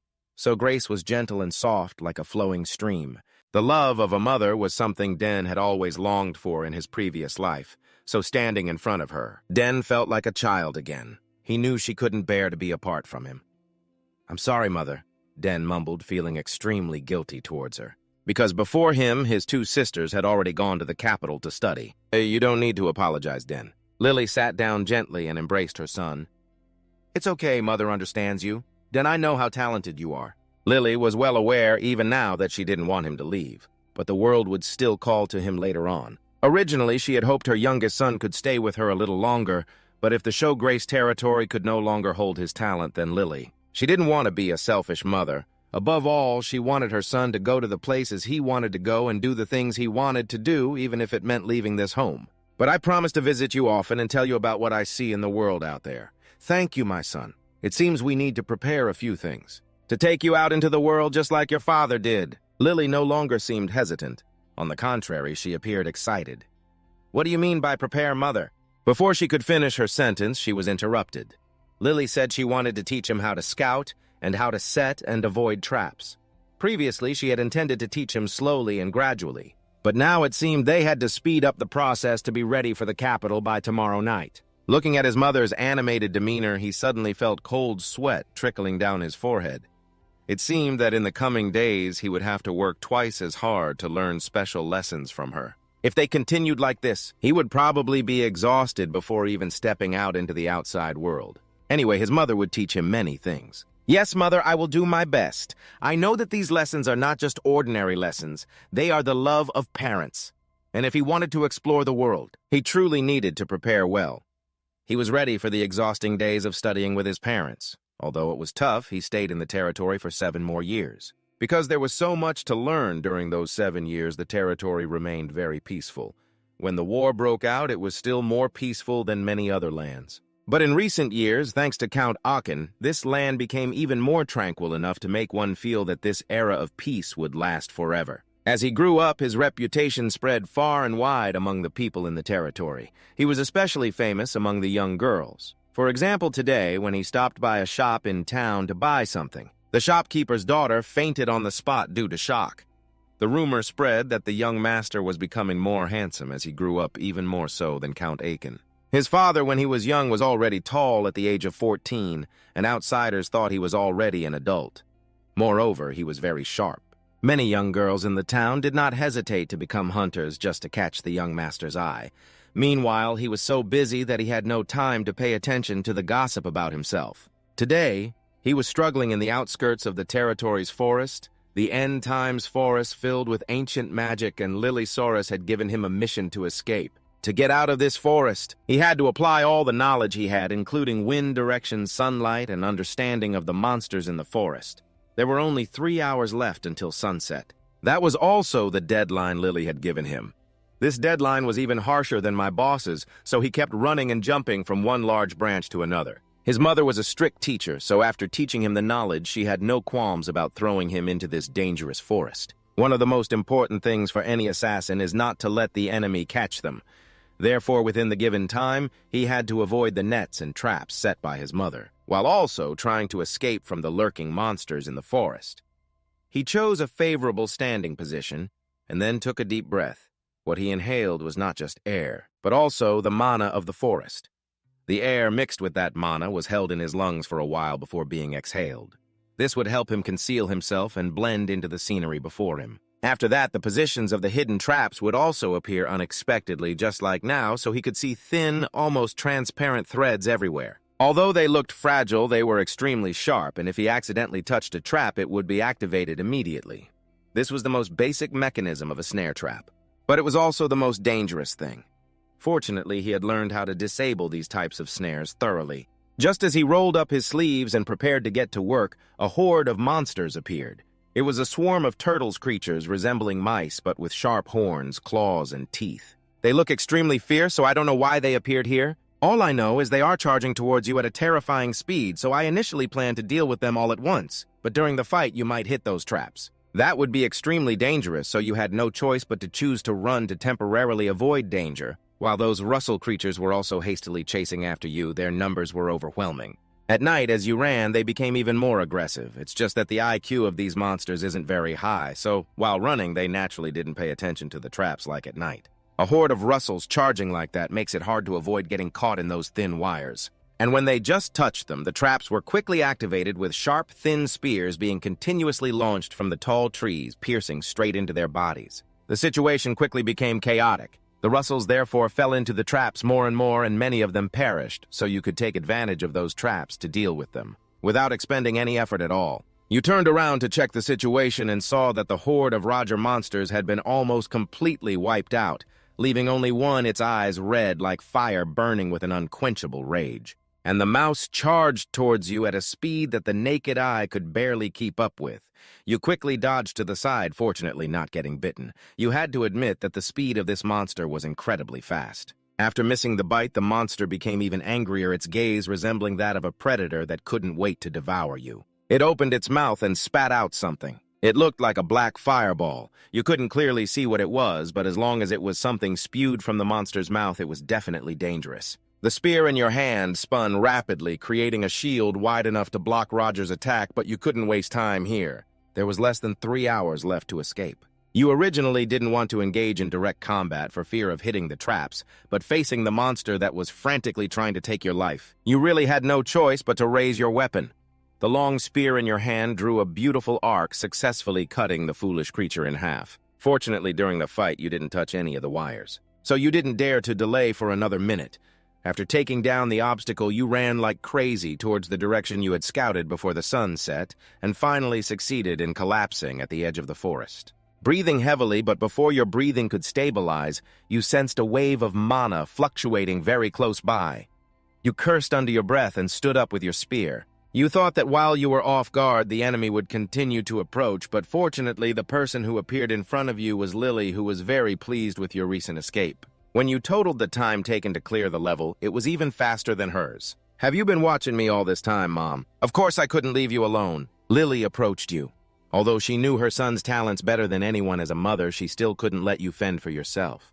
And throughout that observation, the truth was she couldn't find a single mistake. You had done better than she expected. Lily was so delighted that she kept pinching your cheeks, saying that at this rate you would be made a killer by Zhang Mo, my son. Then from her pocket, Lily took out something to give you. It was something she had always given you since you were still in diapers, which was the Nexon dagger, associated with the title of the best assassin in her kingdom. It was also placed next to Aken's long V-spear on Black Mother's first birthday. Wow, you really received this. This dagger is really good, and it is just as famous as Lily's reputation. That's why it is even more precious. Black couldn't believe that at just 14 years old he received such a priceless gift. Of course, my son, after all, I won't be using this Night Howl dagger anymore. It was crafted from ethereal, a mysterious material that absorbs the elements of everything. Therefore, it can contain all kinds of poisons within its blade. If the enemy is struck, even once they would find it hard to survive. This is indeed a wonderful weapon, and if Lily has given it to Black, then he guessed that his mother had taught him everything she needed to teach. The practical training session has ended. The two of them were preparing to return to the mansion when they heard a loud scream coming from the direction of the sound. They hurriedly ran to save the person. The man was brought back to the auxiliary tower in the show rest castle. When he woke up, he was still in shock. "Where am I?" "I remember I was eating mushrooms in the forest," he mumbled, and just as he finished speaking, the door opened and a cup of tea was brought in. "You're awake now. You're still in the process of detoxifying, so don't move too quickly." "Detoxifying? Who are you? Did you save me?" Black nodded. It turned out that earlier this man had mistakenly eaten the red mushroom, which is a highly toxic type. If it weren't for fate, he would have met his ancestors by now, as Black and his mother were nearby. Black handed him the cup of tea. Meanwhile, he secretly observed the opponent a bit more. He didn't rush to ask for the man's identity, but earlier Black had seen the emblem of the magic tower on his belt. Therefore, this person was definitely not an ordinary man. The man finished the cup of tea and returned it to Black, then thanked him and asked where this place was. "This is the auxiliary tower in Count Sores's castle," Black replied. The man held his forehead, looking troubled. He had originally gotten lost heading south, but unexpectedly ended up in the show rest territory. Then he ate the poisonous mushroom and ended up in the Count's castle. "Just rest. I have already informed my father." "My father will come to see you soon." "Huh, your father? Then you are—" Black nodded, confirming the man's suspicion was correct. The old wizard seemed very excited when he confirmed that Black was indeed the youngest son, as he was the brother of Arabella Sores, a young magical genius that all the magic towers were keeping an eye on. "Your father looks quite similar to your sister." "But how did you find me?" the man asked. "It was just a coincidence. I was training with my mother in the forest." "What?" the old wizard exclaimed loudly, thinking he had misheard. "That crazy forest is so tricky that even an 8th-level wizard like me could get lost, and the unstable mana flow in the forest prevented me from casting spells. It was so heavy that it could crush my body, yet a young teenager like you chose it as a training ground." Noticing the confusion in the man's eyes. "At that time, I was training with my mother in the forest." "That old wizard, huh?" A loud voice. "I thought I had misheard." "That crazy forest was so tricky that even an 8th-level wizard like him got lost, and the unstable mana flow in the forest prevented him from casting spells. It was so heavy that it could weigh down his body, yet a young teenager like him chose it as a training ground." Noticing the confusion in the other person's eyes, Den spoke up to explain that the forest was his family's inheritance, and for outsiders it was even more dangerous. Moreover, the mana circulating in the forest was different from the mana that contemporary wizards usually used, so it's best for wizards not to come here. Otherwise, they might end up facing the same fate as the man who just encountered a monster, fell into a trap, was hit by reversed mana, and ate poisonous mushrooms, truly a full combo of suffering. Hearing Den say that he could only mumble one thing, thankfully he wasn't dead yet, but that wasn't the main point. The main point was how dangerous that forest was. So looking so young and already practicing there, just how strong must he be? "So the antidote I have was also concocted by you?" the old man asked skeptically. "That's right," Den replied. He was once again astonished by a fan. How could a teenager like him concoct an antidote that required such extensive knowledge and precise skills? At that moment, he felt that the Sores family had gathered all the good traits of the world. His father was the greatest level 6 merchant in the Empire. His mother was the best former assassin famous in her time. Both of his older daughters were geniuses in their fields, and his youngest son, who had yet to show his face, was even more formidable. If this were a time of war, he was sure that the Silver family could become the most powerful noble family in the Antean Empire, even overshadowing the royal family. After all this time, he came to save the old wizard's life. He thought he should repay those favors. But before thinking about debts, the man decided to introduce himself first. His name was Sidran Galls, and not long ago he was the master of the Nixon Magic Tower. "If you want anything, just let me know and I will use it to repay your life-saving favor. I have everything in this world except for things I don't have," even though Galls spoke a bit awkwardly. But one could still guess he was referring to the spatial storage that many wizards could live without a home, by placing everything into the spatial storage. "Oh, I see," Den replied with a rather indifferent demeanor. Ghost seemed surprised by his calmness, which was frightening. Being the master of a magic tower was no small matter. If it were someone else hearing that, they would surely feel very surprised or show respect to him with a spell. But Den remained unfazed. It was as if he wanted to say, "Oh, is that all?" Ghost was unwilling to continue flailing his arms in front of Den, trying to emphasize that his existence was not trivial. He would find it hard to have another opportunity to meet someone like him in his life. "You don't need to be modest. If you want anything, just let me know." Den pondered. Ghost was happy because he thought this attitude showed that Den was asking for something from him. However, he was disappointed once again because shortly after Den said, "I will take some time to think about what I want and then tell you later." Ghost was furious. What kind of divine being was this kid? Why was he so indifferent? Of course, he wasn't too greedy because if it came to the spatial storage of wizards, he had been gifted one by Arabella 7 years ago. Ghost had no more issues, so he told him to lie down and rest while he took the empty teacup outside. The sound of the door closing was like a hammer striking straight into Ghost's mood. He was stunned for a few seconds, then smiled bitterly. Living to this age, this was the first time he met someone who didn't even regard him, and moreover, it was a kid. Ghost was furious. What kind of divine being was this kid? Why didn't he care about the surroundings? Of course, he wasn't too eager, because if we talk about the storage space of a wizard, he had received it from Arabella 7 years ago. Ghost no longer had any issues, so he called for him to lie down and rest, while he took the empty teacup outside. The sound of the door slamming was like a hammer striking straight into Ghost's mood. He was stunned for a few seconds before bitterly laughing, having lived to this age. This was the first time he met someone who didn't even consider him worth noticing, and it was a kid at that. Originally, Ghost had a rather quick recovery speed. He only intended to stay in this castle for a few days, but given the current situation, Ghost planned to linger here longer to investigate this interesting boy. The next day, Den told Herman about a high mage staying in his house, mentioning that he was the former master of the magic tower. Nixon, being an 8th-level mage, seemed to excite Herman. Indeed, this was the kind of normal reaction that Gas hoped for when he revealed his identity. It's just a pity that Den was overly calm. Even when such a powerful figure owed him a favor and he could ask for anything from him, he still maintained that calm demeanor. Furthermore, Herman described Ghost as a supreme, powerful figure because the magic towers functioned like independent territories of this continent. They were like nations, and the masters of these towers were like kings. No one actually thought that the old man he casually saved in the forest was such a significant character. It was just unclear why the master of the magic tower like him was wandering in the forest.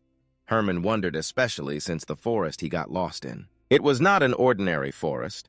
Mages regarded it as a forbidden area for reasons that Dean had explained to Ghost before indicating that this old man was quite lucky. So he was fortunate to survive after encountering such a heap of dangers. Dean was diligently practicing swordsmanship.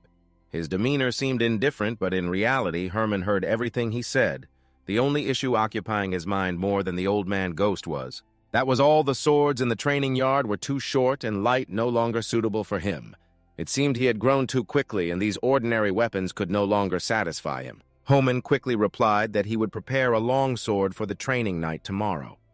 Speaking of weapons, he suddenly remembered the fragrant pen and the badge that the old man had given him 7 years ago. Time passed so quickly, and he still hadn't had the chance to use it to exchange for a weapon of his own.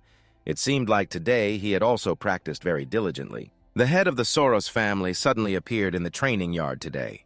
Akin had gone out early to take care of some matters and returned earlier than planned. One reason he hurried home was the appearance of the former master of the magic tower, Nixon. Akin simply thought that perhaps he could help Arabella, for example, by becoming her mentor, so he hurried home to receive guests. In fact, he had thought about this when he heard Ghost reveal his identity, but he wasn't sure if he could handle his sister's temperament. Throughout the years she was at the academy, there had been quite a few troubles, such as when Arabella once broke the nose of a senior just because he kept pursuing her. Anyway, you saved another life. You did great! Den Akin patted his shoulder, pulling Den out of his thoughts about his sister's broken nose. Not everyone could do what you did. What you did truly made your father proud. Den left the training yard with his father. On the way back to his room, Akin couldn't stop complaining because these days it was harder to see his daughter than to reach the sky.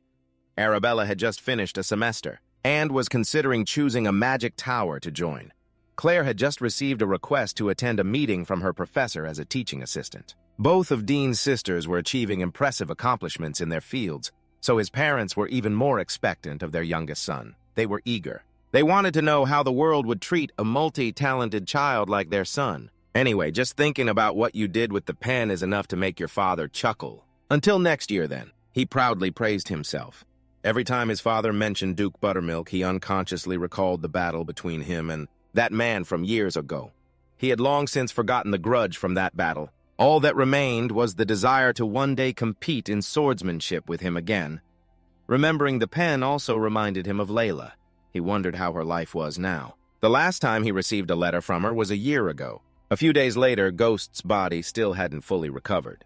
The flow of mana within him wasn't completely pure due to poisoning, which prevented him from using magic. Nevertheless, he didn't want to stay cooped up in his room any longer, so regardless of how much the person in charge of Ghost's health advised him, he rushed outside. A few hours later, the maids in the castle began to gather and discuss. They had all heard about a great wizard temporarily staying in the castle. While recuperating, Ghost's behavior made them feel as if he had gone mad. After pacing up and down the stairs in the castle 10 times, he then sat for several hours admiring the flowers in the backyard, which made them very worried about the future of the young lady. Arabella, our own, was expected to become the strongest young wizard of the next generation. Of course, Ghost wasn't mad, he was just captivated by the flower garden in the backyard of the Grace household. Moreover, he was also very curious about which artist had created it. Not only was it stunningly beautiful, but each flower in the garden also radiated a significant amount of mana. Extraordinary, I stopped by to see how you were doing, but I couldn't find you. Is that you over there? A pair of shoes stopped right behind Ghost. It was no one other than Night. At this moment, his attention was temporarily diverted from the vibrant flower garden. Ha ha! You thought I was sneaking away, didn't you? Someone told me I had to stay here until I fully recovered, but staying in the room all the time is just boring. However, Ghost couldn't deny that resting in the Shorest Castle was very effective for recovery. Now he understood why the nobles love to come to the south during the holiday season. It's cool here. The climate here is so wonderful that the term excellent doesn't even begin to cover it. This place is truly amazing, so I feel a bit regretful about leaving here early. So, what are you about to leave? Where are you planning to go? Not too far. I will head to the capital, Ghost. 1 hour hearing that he understood enough that you were going to join the academy. After all, the Soares family is a traditional family. Both of your older sisters are very talented and famous at school. Whenever I think of them, I can't help but wonder how talented this young man must be to have two outstanding sisters like that. Out of curiosity, Ghost tried to examine the other party, and the result was that he saw a knight with dense mana enveloping his entire being. The amount of mana was so concentrated that Ghost had never seen anything like it in anyone else. To put it simply, if people considered the geniuses of the same age as Night to be a stream, then you would be a raging waterfall.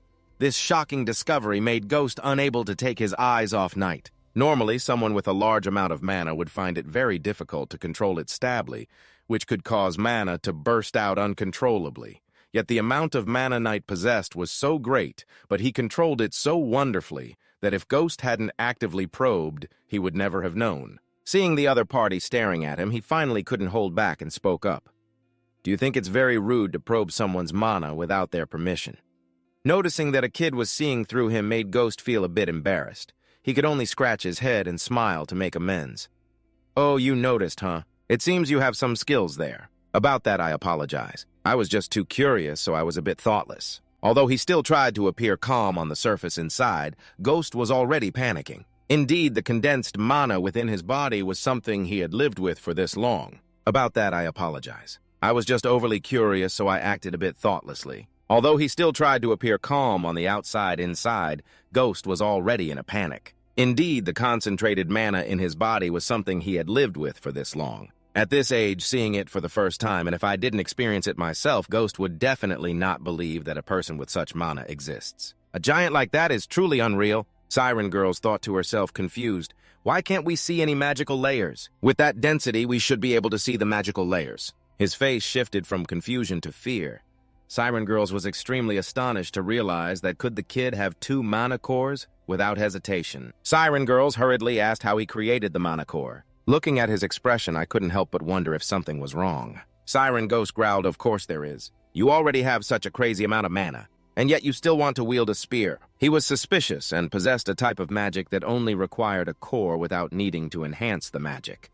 Do you really want to give up this greatest talent ever? After hearing that, I widened my eyes and asked again, can't we just use both? Cinderella Ghost's eyebrows seemed to want to stick together. He was pulling at his ears, complaining, this is so frustrating, where should I start explaining? Siren Ghost had no choice but to ask if he knew why the lifespan of a magic swordsman is so short. They are powerful because they possess both a mana core and magical layers. However, they hinder each other, and when they collide, problems arise. That's the law of nature. The mana compressed in the core is transmitted into the magical layers, so the magical layers cannot withstand the collision and will explode. Until now, I am extremely confused. I have researched quite a bit already. But is this really feasible? Siren girls lamented, what a waste of talent, such a waste in this beautiful flower garden. Seriously asking, can't magic be used without magical layers? Siren girls snapped her fingers and explained, it's not that it can't be done, but without the adjustment of magical layers. How can you use spells that require pure magic? He added that there have been others who thought like you before. However, most of them we know have failed. Slightly pursing my lips, I placed one hand on my chest to show determination, then I will give it a try. Siren Girls was surprised and asked what. That night, raising both hands, I tried to explain I have never tried before, but it seems feasible. Siren Ghost was angrily cursing in his heart. What is this crazy kid talking about? That night whispered, if I rearrange the magic code, you must definitely wave your hand to take out the dazzling blue treasure. A powerful and abundant aura erupted. It then transformed into a large flame before the incredulous eyes of Siren Ghost. I smiled contentedly. Wow, I succeeded, but it was just a basic level 1 spell. Siren Girls screamed in shock. What is that? How is that possible? He silently speculated that this child had no magical layers at all. How could he use magic? He spoke hesitantly, making it hard to believe. You should only be able to use raw magic through refining the magic tier, yet you still focused your spirit to create a thin shield and expressed your own judgment. My sister Arabella said my affinity for magic is very high. Perhaps that's why Siren Ghost sighed even so. His tension was evident through his eyes. This is what common folks mean when they describe unmatchable talents. So-called innate talent, huh? I should look at the shield and tell myself it really works, so it's possible to use magic without needing a magic tier. Now I understand. Siren Ghost's legs trembled violently. His innate mana affinity made his whole body feel frozen from shock, and it was purer mana than anyone else in this world. Does this person really exist? Still observing intently, Siren Ghost suddenly made a suggestion. Do you want to be my disciple? A loud scream echoed through the vast palace. Wait a minute. Both of them walked down the corridor, during which Siren Ghost continued to explain, let's have a little chat. It's a pity to overlook such an incredible talent like you, so seemingly losing all patience. The man curiously asked if you know how to use second-tier magic. To clearly express his annoyance, he replied, I don't know that code. So I can't. Siren Ghost seized the opportunity and laughed heartily. Oh, how wonderful! If you become my disciple, I will cast 8th-tier magic right away, but you firmly refused. No thank you, I won't accept it. Siren Ghost was so angry that his eyes bulged, veins on his forehead popped out, and he growled incomprehensibly. Just then, footsteps approached. Aiken laughed loudly. Ha ha, I didn't think you would be so close to my son. So politely calling out, Father Aachen gently asked, what are you two discussing? He hesitated and replied, he keeps insisting that I become his disciple. I refused. Disciple, huh? Siren Ghost scratched his head reluctantly and said, Count Sogras, your son, possesses the talent of a great magician. Aiken cheerfully said, ha ha, is that so? Siren Ghost didn't hesitate to pat his shoulder a few times, perhaps even greater than you can imagine. He even succeeded in using chain magic, without needing any magic tier. Hearing this, Aaron was stunned. Without needing a magic tier, is that true? He began to sweat profusely, stammering, yes, father. Aaron recalled he was quite sure he had no knowledge of basic magic at all. Basic magic. Siren Ghost quickly added, so this kid's talent is even more impressive. The two men smiled widely indeed, the master of the magic tower. Seeing the talent of my son immediately, it's not just simple talent, your son is a genius. This kid could even become a rare magic swordsman. Just imagine the scene at night, clad in iron armor, wielding a sword, charging into battle. He would even roar a line like announcing swords are better than spears. Thinking of this, Aaken's face darkened. He frowned and coldly asked a magic swordsman. He should have felt the chill running down his spine. He shouldn't say this in front of father. Siren Ghost still didn't realize the unusual thing, constantly giggling. That's the magic swordsman. Finally, you're interested, right? If you become my disciple, I will take full responsibility. I will turn you into the strongest magic swordsman in the Empire. Just 1 second later, he immediately fell silent. What was that? Why do I feel Aaken's anger? He shouted loudly that he shouldn't become a magic swordsman. Siren Ghost stubbornly argued back, but why not? A swordsman with magic, don't you see that boy is particularly suited for it? Aiken lost his temper, inadvertently announcing that his dark son would not become a magic swordsman, but would become a magic merchant. Siren Gao was startled and thought, what is that a problem? Dark fell into a state of helplessness, unable to utter another word. Aiken's face turned as red as a tomato. Siren Girl stood in the middle laughing. Why is everyone in this house the same? For a wizard, becoming a disciple means sitting alone in a room reading books telling oneself that it carries great significance. Wizards often nurture their successors. Through this action called traditional inheritance, which has existed since ancient times and continues to this day even into modern times when general magical education was established. So slowly folding the book, yes, the master of the magic tower is looking for not just a disciple, but also a successor. He recalled considering that an 8th-level great wizard was lingering around him. This means that his talent is something extremely remarkable. So he touched his chest after hearing so many compliments. I also feel something. Stirring within my body, he suddenly woke up. I know now. When he was young, Arabella had instructed him that whenever he wanted to meet her at night, he should pour magic into this crystal ball. At night, he opened one side of the cabinet and mischievously took out the ball. All right, let's ask Arabella what's up. The call "sister" was transmitted through the corridor in the library where the students were diligently studying. The sound echoed, "Sister Arabella, I'm here." She gently lifted her head, her hands that were writing paused. Arabella was delighted to recognize that voice. It was her younger brother. Arabella was a bit surprised and asked, "What is it?" "So you can cast first-level magic." She covered her mouth with one hand to avoid the gaze of those around her. "You don't even have a magic circle yet." So he replied nonchalantly, "It's true, I don't have one, but I can still cast it." Arabella was flustered, exclaiming, "I know you are a genius, but I didn't expect you to be this good." Knight spoke up, questioning the magic circle only serves to filter and circulate mana. Could it be that your mana is already too pure? Arabella pondered. That makes sense. Arabella suddenly remembered something. I have a way to check this. Tonight, I will give you a magic stone through the transmission machine in your room. You just need to pour a little mana into it, okay? He politely replied, "I understand." Knight looked at the ball filled with happiness. "Sister is really good to me. Mana has always been something that makes me very curious. The advice of a 6th-level wizard is incredibly useful," Arabella added. "Oh, by the way, if you can cast magic," she revealed the truth, "that you will receive a lot of attention at the academy." He heard this and was frightened, complaining, "I don't want that." Arabella leisurely brushed a few strands of hair. "That's something unavoidable. Talent is something that attracts many gazes the most. Remember to tell me if you get bullied at school, okay? I will handle all those who dare to touch my little brother. Are you crazy? I won't forget to mention that I heard you broke the nose of that guy who keeps flirting with you. He is the second son of the Duke, right?" Arabella said, her voice tinged with irritation. "Don't mention that jerk's name again." But it seemed her voice was quite loud, attracting a few curious glances. Arabella quickly regained her composure, even without the magic circle. "I wonder if your mana can be even purer over time." So a bit hesitantly, I don't know. Later I'll go find out." A petite girl rushed over, shouting, "Senior Arabella, the professor is looking for you." Arabella quickly told Den, "I have to go now. I will call you back later. Have a good night." "Yes, see you later," Arabella reminded me. "I will send you the magic stone as soon as I can, okay?" The light emanating from the orb disappeared. The night was exciting as I thought about the new horizon I would be exposed to. "You looked extremely thrilled, and I didn't expect that my mana could be this pure. Could it be that I have the heart of a dragon?" In another room of the palace, there were sounds of lamenting, "I'm going to die." Siren Ghost was deep in thought.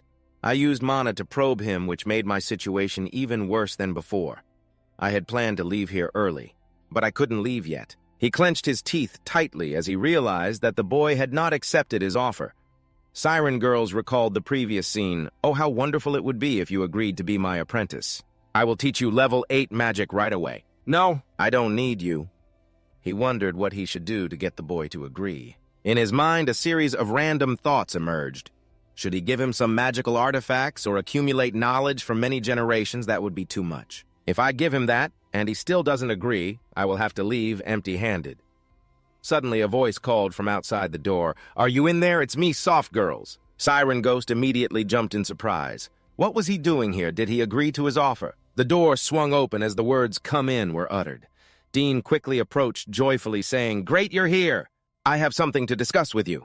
Siren Ghost wondered, what do you want?" Seeing Dean's expression, a thought suddenly popped into his head. "Wait, you!" Siren Ghost chuckled. "Ha ha, I knew it. No matter what, you want to become the apprentice of a level 8 great magician like me." So after hearing that, he bluntly replied, "No." Siren Girls immediately changed to a grumpy attitude. "Then why are you here? Didn't you say you weren't interested in magic?" So he smiled. "It's not that I'm not interested in magic." Siren Girls was skeptical. "Then why don't you want to be my apprentice? Or could it be that you already have a master?" "No, I don't have a master." Siren Girls lost all patience, thinking, is this guy joking with me? He asked, if not, then what are you here for? He pursed his lips, thinking, I don't know how to develop when I reach level 2. It's very difficult for my sister to teach me because she is very far away. After all, the best way is to learn from him. Siren, he still owes me a life. Seriously, I don't want to just be an ordinary magician. Siren Ghost was surprised. What? So you want to become a great magician? This statement has also been rejected, hasn't it? I will become a high-ranking sorcerer, assassin, summoner, Siren Ghost with a distorted face. Does that profession really exist? The Black One happily added, and there's also a swordsman. You calmly took a small sip of tea. Really absurd, it's hard to say.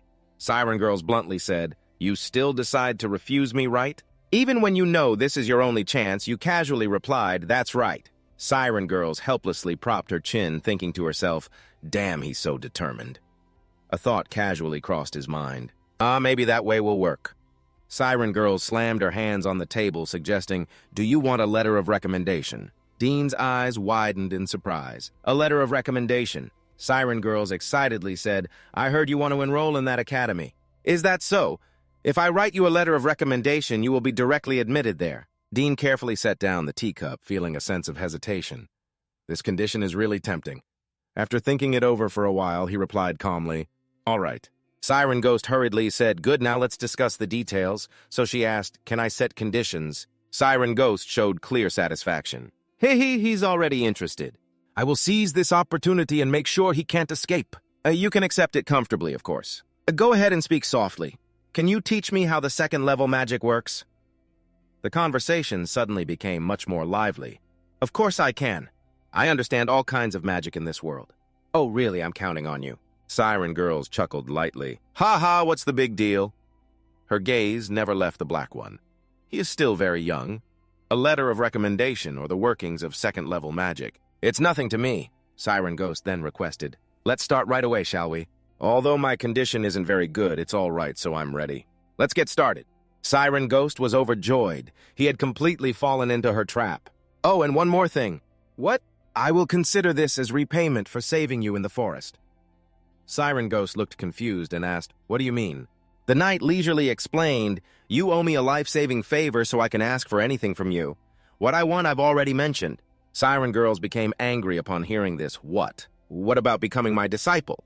The knight closed his eyes tightly. No way. Siren Girls seemed about to collapse. Did I just get tricked? Tricked by a 14-year-old? He quickly retorted. Wait, you asked me for 2 things. I only owe you 1 favor. The knight lightly snorted. I don't think so. Siren Ghost was flustered. Wait, the knight recounts. First, I saved you from the forest. Second, I also removed the poison from your body, and you also mentioned that I had to carry you back here. But I don't consider that. The Siren Girls were left speechless and couldn't utter another word. He was frustrated, wondering why this child was so cunning. His back ached a bit, and about 10 minutes later, the 2 of them arrived at the Siren Girls' training ground where he had to reassure himself that it was okay. He calculated in his mind that if he continued to persist in convincing him perhaps in the future, he would change his mind. It would be a waste to overlook a natural talent like this. The Siren Girls began to get to the main issue. The fact that he condensed the mana core before the magic circle was not worth mentioning. What was important was that he could cast magic. Even without a magic circle, the method of transporting second-level magic that I'm about to explain will be very complex. He glanced as if to issue a warning. Countless people had given up at this stage. So next, please listen very carefully. You can respond with a laugh. The Siren Girls frowned, assessing him. Looking at those sparkling eyes. He cleared his throat a few times, but I won't let you achieve your goal easily. I will show you what respect is. Before truly entering the training process, the Siren Girls wanted to explain further that second-level magic is a completely different level compared to first level because you have to calculate the amount of mana yourself. The level of mana floating in the air even takes into account the physical condition at the same time. He crossed his arms in front of his chest, his serious demeanor as a superior. The reason most people give up learning magic is also due to this. Meanwhile, he thought to himself, do you understand what I'm saying? Surely the kid will have to try to ask me to explain in simpler terms. The Siren Ghost signaled with his finger that this is basically it. Do you understand? So he smiled politely and replied, yes, I understand. Without letting the man say anything more, he recounted, I have to learn a lot, not just how magic works, but also things I haven't learned yet. The Siren Girls were completely stunned and exclaimed, what, you really understand everything? Then tell me about the laws of how magic operates. So while jotting down the important things in his notebook, he replied, the first law is that mana can coexist with the physical world and other sources. Different mana, through coexistence, allows the mage to use their own mana and the mana around them to cast magic, so he glanced in another direction, starting to recall the second law of conservation. While the siren ghost was still in shock, unable to believe it, he completely understood the nature of magic, saying that if the mana gathers enough physical elements, then through conservation it can cast magic through all properties. Different elements. The siren girls were truly bewildered, and he even added his own explanation. He looked at the young man in front of him like a strange creature. Most people would find this boring, but he didn't seem to be like that. How can someone like this even exist? Putting that aside, Siren Gao raised his voice. Each time the level of magic increased, it became exponentially more complex. Instead of explaining, I will demonstrate for you. From his arm, a surge of abundant energy erupted. The siren girls summoned a magical shield with perfectly equal square cells. For example, this is first-level magic that can be cast using simple laws, so stand opposite and observe seriously and listen. However, from level 2 onwards, it will be different. First level cannot be compared. From the bars of the square shield, strange symbols continuously appeared. The siren girls waved their hands to create a chaotic airflow in the air. This is how second-level magic operates. The Knight of Contemplation evaluates them tightly intertwined in a very complex way. It feels harder than the theory, Siren Girls arrogantly asked. Why is that? This is the magic that creates Fire Magic Level 2, the Siren Rocket. Moreover, if you want more, you need to cast the same magic multiple times. And deep down, you conclude that you must be very surprised, right? You've never seen how Level 2 magic operates, have you? One of his hands carefully touched the stream of power. It looked complicated, didn't it? Siren Girls noted that most people take at least a year after being free to cast Level 1 magic. Then they start using Level 2 magic. Siren Girls concluded the theoretical part, laughing with confidence rising high no matter how insightful one might be. You can only understand part of the magic. The important thing here is the law. If you can't understand that, then nothing else matters. His plan is, I will observe you for about a week, and then slowly teach you the technique. Putting the books into his pocket, he wondered if he should try it. Siren Ghost was a bit surprised, but then agreed. Well, that will be difficult, but you should give it a try. Black spreads his legs wide, ready to take a stance. That's fine. From the experience I have gone through and obtained, Siren Girl suddenly felt something unusual.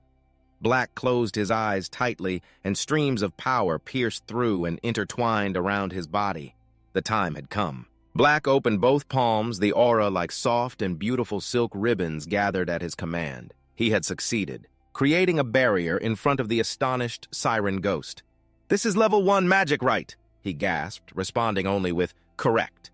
Siren Ghost stroked a few strands of white beard, clearly shocked, exclaiming, he can create lines of a certain length and width. Impressive, isn't it? So using Level 1 is simple, then. Not stopping there. This is what you just showed me. Siren Girls was pushed back a few steps by the immense pressure from Dean's magic. He was completely confused. How could he perfectly replicate the operation of Level 2 magic? How did he understand it right after just seeing me cast it once? Siren Ghost asked hesitantly. How did you do that? So he explained, when observing, I memorized the laws and patterns. You looked at him smiling happily as he shaped the magic in his mind. It's not that hard. Siren Girls went from one surprise to another, thinking to herself, truly beyond imagination, even a magical genius like me. It also took time to cast Level 2. This boy could materialize it without needing the magic tier. Well then, I will also try the rocket. Siren Girls exclaimed in shock. What? The barrier began to appear with slight tremors, and then it burst into light. Black shouted loudly, breaking the initial barrier. You focused all your mental strength, and 4 bows appeared along with the sacred flame. Oh, seems effective, doesn't it? Siren Girls looked on in astonishment. He casts it so easily. Looking at Dean's excited expression, Siren Girls thought to herself, this is utterly unreasonable. If I had such talent, then I could reach the dream of Level 9. Curious, he asked, am I doing it right? Siren Ghost stammered. Very impressive. You learn everything so quickly. The next sentence from him made him jump. Yes, I was surprised I could do it on the first try. Siren Gao was frightened at the thought of a wizard without a magic tier. The world would be in chaos if they saw him lose. His purpose also changed, thus he had to hide this talent. All kinds of people will try to approach and annoy the kid at least until he becomes my disciple. Siren Girls. Let's change the subject. We should learn about other types of magic, right? Yes, I should think about how to write a recommendation letter to the academy. At night, in the luxurious room, I lament that magic lessons are more enjoyable than I thought. Lying on the bed, I reflect that I need to learn both theory and practice. However, because I can use magic, I remember that in my past life, I was in a situation where I had to give up magic in circumstances where I didn't even know when I would lose my life. Spending time studying is too luxurious for me.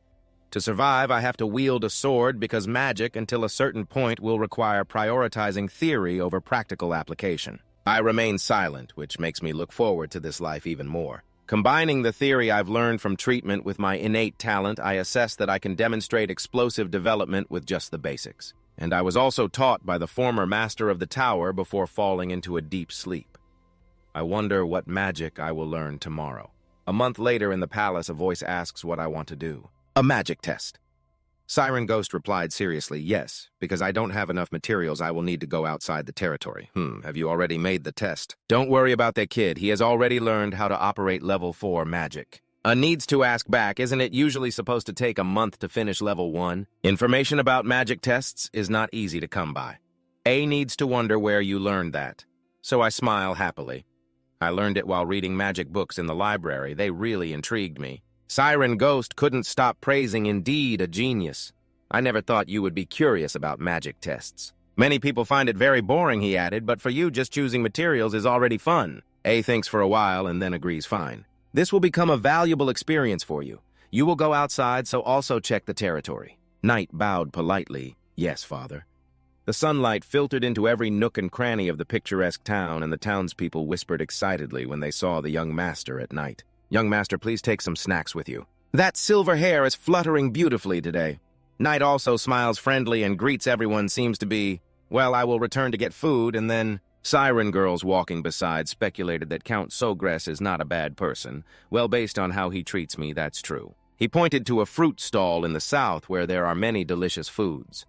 The weather is warm and the people are friendly. It's a very rare scene in the capital. So I slowly continued, this place is very warm. Siren Ghost suddenly remembered how much longer until we reached the magic equipment store. So I casually replied, I'm not sure, I've never been there before. You called out loudly to Herman, asking him to lead us from here. The young man obediently complied, yes, young master. The 3 horses galloped along the stone-paved road following Herman's directions. It's not far from here, thankfully. After a few minutes, we arrived at the magic equipment store. Oh my, is that really the young master? The sound of admiration echoed continuously. Your silver hair and 6-colored eyes are truly amazing, just as the rumor said.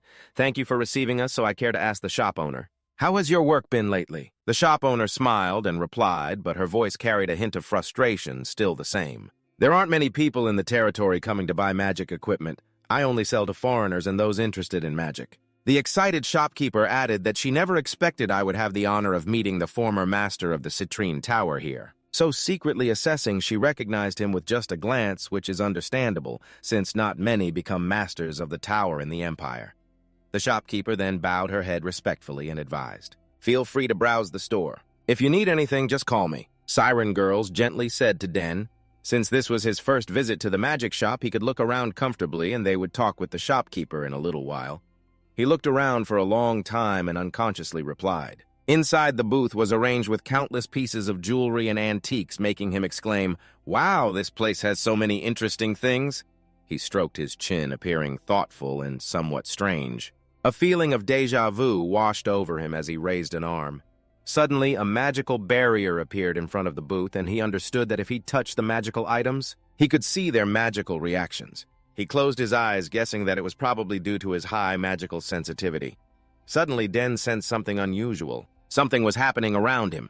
He glanced around, wondering what that sound was. A rather strong reaction was emanating from over there. What could it be? As Den was about to observe above, the shopkeeper nearby suddenly called out, "Excuse me, young master, they are just decorations." He was a bit startled. Oh, is that so? Siren Girls casually suggested, why don't you come over here and check out some potion-making materials? Moon root is really good. The shopkeeper quickly took out the materials and praised, a perfect choice. There are at least 50 types of potions containing moon root, which I personally grew, so the quality is excellent. Yet he still couldn't stop thinking about that unusual feeling. Really strange. At the same time, the booth behind him emitted a sparkling light, so he hurriedly turned around to look.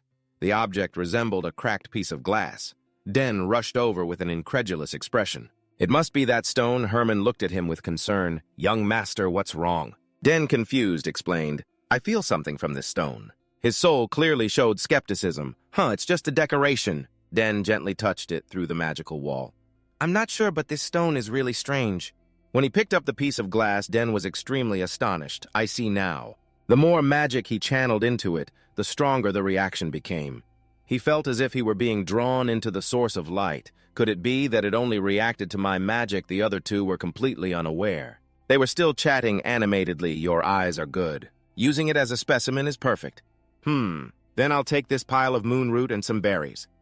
He approached with a question. May I ask, what is this? The shopkeeper looked confused. Where did you get that stone? Siren was also puzzled. What is that stone? Oh, that pile is just decoration. Den whispered, decoration. He thought to himself, no way. What kind of decoration reacts to magic? The shopkeeper sighed heavily. Every time I think about that stone, I feel frustrated. Siren Girl, seeing this, curiously asked, what's wrong? Were you deceived by someone? The shopkeeper sadly began to recount. A few years ago, some peddlers paid me with a large package. When I opened it, inside was that stone, and they had already left. The shopkeeper cried, I didn't know what it was, so I took it for appraisal, and in the end it was just a stone, nothing more. The shopkeeper was crying and pulling at my ears, not knowing what it was, so he took it for appraisal, but in the end, it was just a rock, nothing more. I don't know where to put it, so I just placed it there. The knight still stood there silently. It was clear that this stone was anything but ordinary.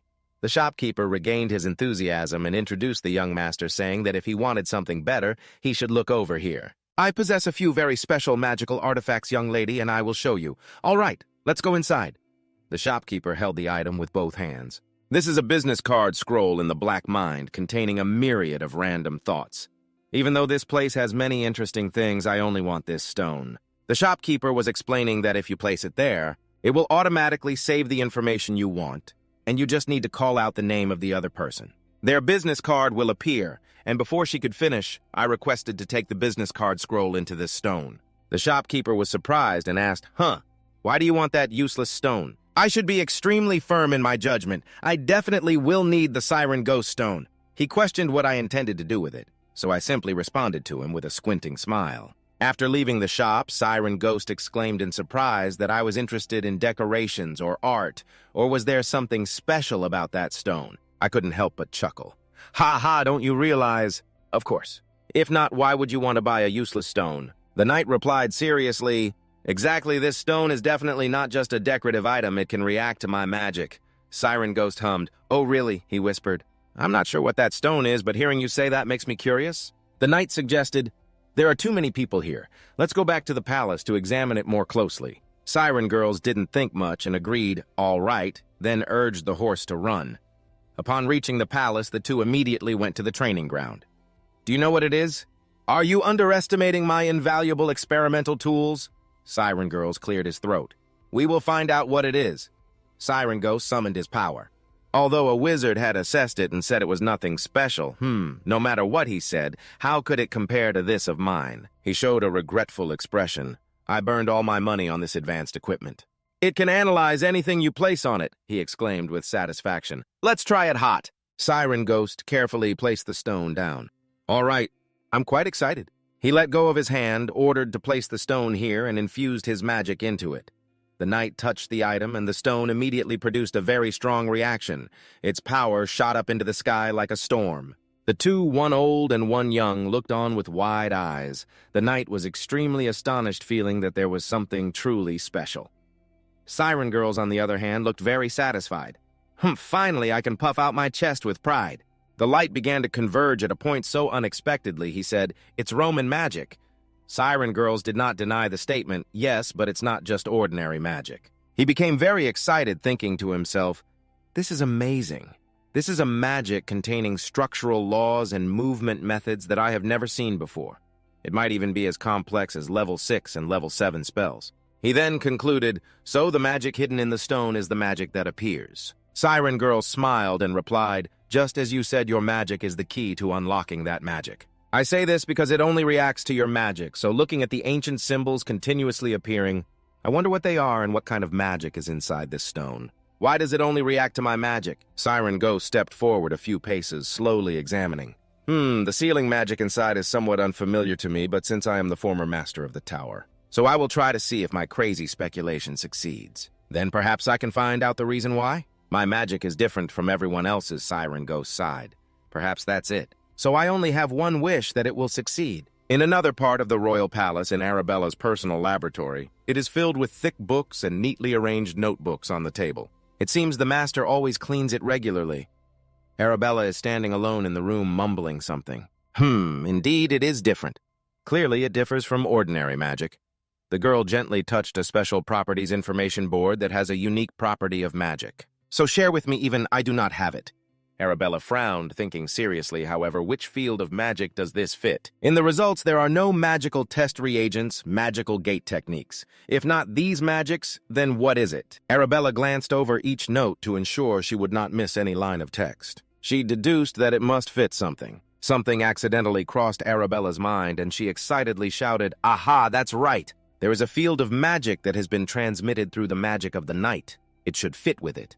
Without hesitation, Arabella hurriedly searched around the room, wondering where she had put it. She frantically rummaged through the piles of books scattered on the floor, and finally she found it. Alchemy, divination, necromancy, and even a primitive magic code from behind an old book suddenly fell down, catching Arabella's attention. She glanced suspiciously at the object lying right at her feet.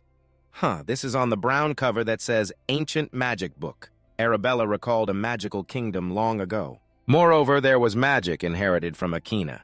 She looked at the item in her hand intently because it was an ancient magic from 2,000 years ago, so no one knew how to use it. But then Arabella burst out laughing at the words she just uttered. What am I saying? Ancient magic disappeared 2,000 years ago. The magic of the night cannot possibly fit with it. Arabella suddenly paused for about a second. But whatever, I have nothing to lose. She resolutely told herself to just give it a try. Approaching the table with the recording machine, Arabella concentrated all her energy to summon the magic. A slender object with two pointed blue ends appeared. Arabella closed her eyes tightly, trying to sense as much as possible, and she realized something was starting to appear. Sheets of paper poured out from inside the machine. Arabella whispered, "What is this alchemy divination?" Arabella lifted the long scroll and hoped it was not necromancy. Dense lines of text ran through Arabella's mind like a film, and she nearly fell back immediately. Arabella's eyes widened in fear. It can't be. From outside the room, one could easily hear the scream, "What the hell is this?" Outside in the training yard, the aura from the stone still showed no signs of diminishing. Siren Girls happily said, "Oh, the seal has been lifted," signaling that something was inside. Siren Ghost has noticed this from the beginning, that's right. I will take it out of his hand, slowly moving into the source of light. When I retrieve that treasure, the power surrounding it will gradually dissipate. So it's a bit surprising that the silver bracelet, Siren Ghost clearly showed irritation, shouting as if it were the kind of bracelet anyone could buy at the market. I thought there would be something special inside this material, but I saw nothing, so I stared at every detail of the bracelet. Siren Ghost quickly reminded me that it was that one. Because it only reacts to your magic, so you should try wearing it. So I politely agreed and took the bracelet from the man's hand. Its size seemed much larger than my wrist, making me tense as I awaited what would happen to me. Just as expected, the bracelet began to change. Siren Ghost exclaimed in astonishment, "Oh, it really is reacting!" So curious, I saw some strange characters. You should observe it more closely, let's see. I then asked him if he knew what they were. Siren Girls stepped closer. "Yes, you are right, but this character... It is the ancient language that no one in this world can read." Hesitating. "The ancient language you mentioned." Before I could finish my question, Siren Girls interrupted. "These are the characters used by the ancient magical kingdom of Athena." So I fell silent. The name Akina, I heard Arabella mention it when I was little. She said that was the era when even the smallest items were created from magic, but then one day that era came to an end. The only things left are a few relics. And the stories passed down, and there is this magical code. Siren Ghost laughed heartily. "Ha ha! I knew your magic was special, but I didn't expect it to be related to the ancient magical kingdom," so he deduced. That must be why I could move easily in the forest these past few days. Siren Girl's eyes, half closed, seemed to think so, because the magic from that forest originates from Akina. He silently thought, "I have always wanted this child to become my disciple." So there was still some doubt, but... "I don't see anything else in this bracelet," Siren Ghost replied coldly. "You can take your time to investigate, but don't talk about this outside." So I acted obediently. "Yes, I will follow your instructions." Suddenly, a very loud sound erupted, startling both of us. What noise is this? Siren Ghost stood up in panic. Don't tell me this alarm sound means a monster is attacking, but just 1 second later, he looked much more excited. Haha, good, my body has almost completely recovered. I can relax a little now, right? Siren Girls was extremely eager for this opportunity to finally be able to repay. He urged me, what are you doing? Go get the spear or something. He intended to take something out of his pocket. Siren Ghost stared wide-eyed in confusion, asking, what is that? It sounds like the noise is coming from over there. I should clarify that this sound has nothing to do with the monster. You should also explain that this sound means my older sister is trying to contact me. Siren Ghost seemed disappointed. You should have said that from the beginning. So I forced a smile. Ha ha, there's no way a monster would appear in this area. Now, if you'll excuse me, I need to talk to my older sister for a moment. While Cinderella Ghost was annoyed and turned her face away, Den hurriedly answered the phone. Yes, what do you need? Arabella excitedly asked Den why it took her so long to answer. I'm sorry, sister. Did you contact me for something? She recounted that while she was analyzing the magical code, Arabella suddenly changed the subject. Wait, is there someone next to you? So she responded honestly. Don't tell me that. Sister also realized that my magic is ancient magic, right? Upon hearing this, Arabella immediately shouted, what? How did you know that? The voice on the other end rang out brightly. Oh, that's how it is. When you and Siren were analyzing some stones, I guessed it was from the ancient magical kingdom. And I said that the stone only reacts to my magic. How polite, yes, that's correct. Sirius Ghost was even more surprised. The girl realized that just by analyzing the boy's magic. How do we know the girl is a genius, but she's even more talented than I imagined? Arabella, may I ask if anyone else knows? So she coldly replied, no, it's not good. Listen carefully to what I say, Siren. Please listen. It's best if I keep this matter a secret. If I reveal this outside now, I won't be able to bear the consequences. So the man then spoke up. Ahem, Miss Arabella, I have heard quite a bit about you since last night, Siren. I realize that I have jumped straight to the point without introducing myself. Don't worry too much. We will keep this secret well. He was worried because if this matter got out now, not only Den, but the entire Showgrace family would face significant consequences. Arabella sighed. Indeed, you have immediately understood the problem at hand. Den wondered if this conversation would be recorded. Arabella softly laughed and said no. As soon as this conversation ends, it will automatically disappear. Siren Girls breathed a sigh of relief. Luckily, no one wants to leave behind messy evidence, and I plan to return to the magical tower and investigate this matter further. The girl happily expressed her gratitude. Thank you for helping us.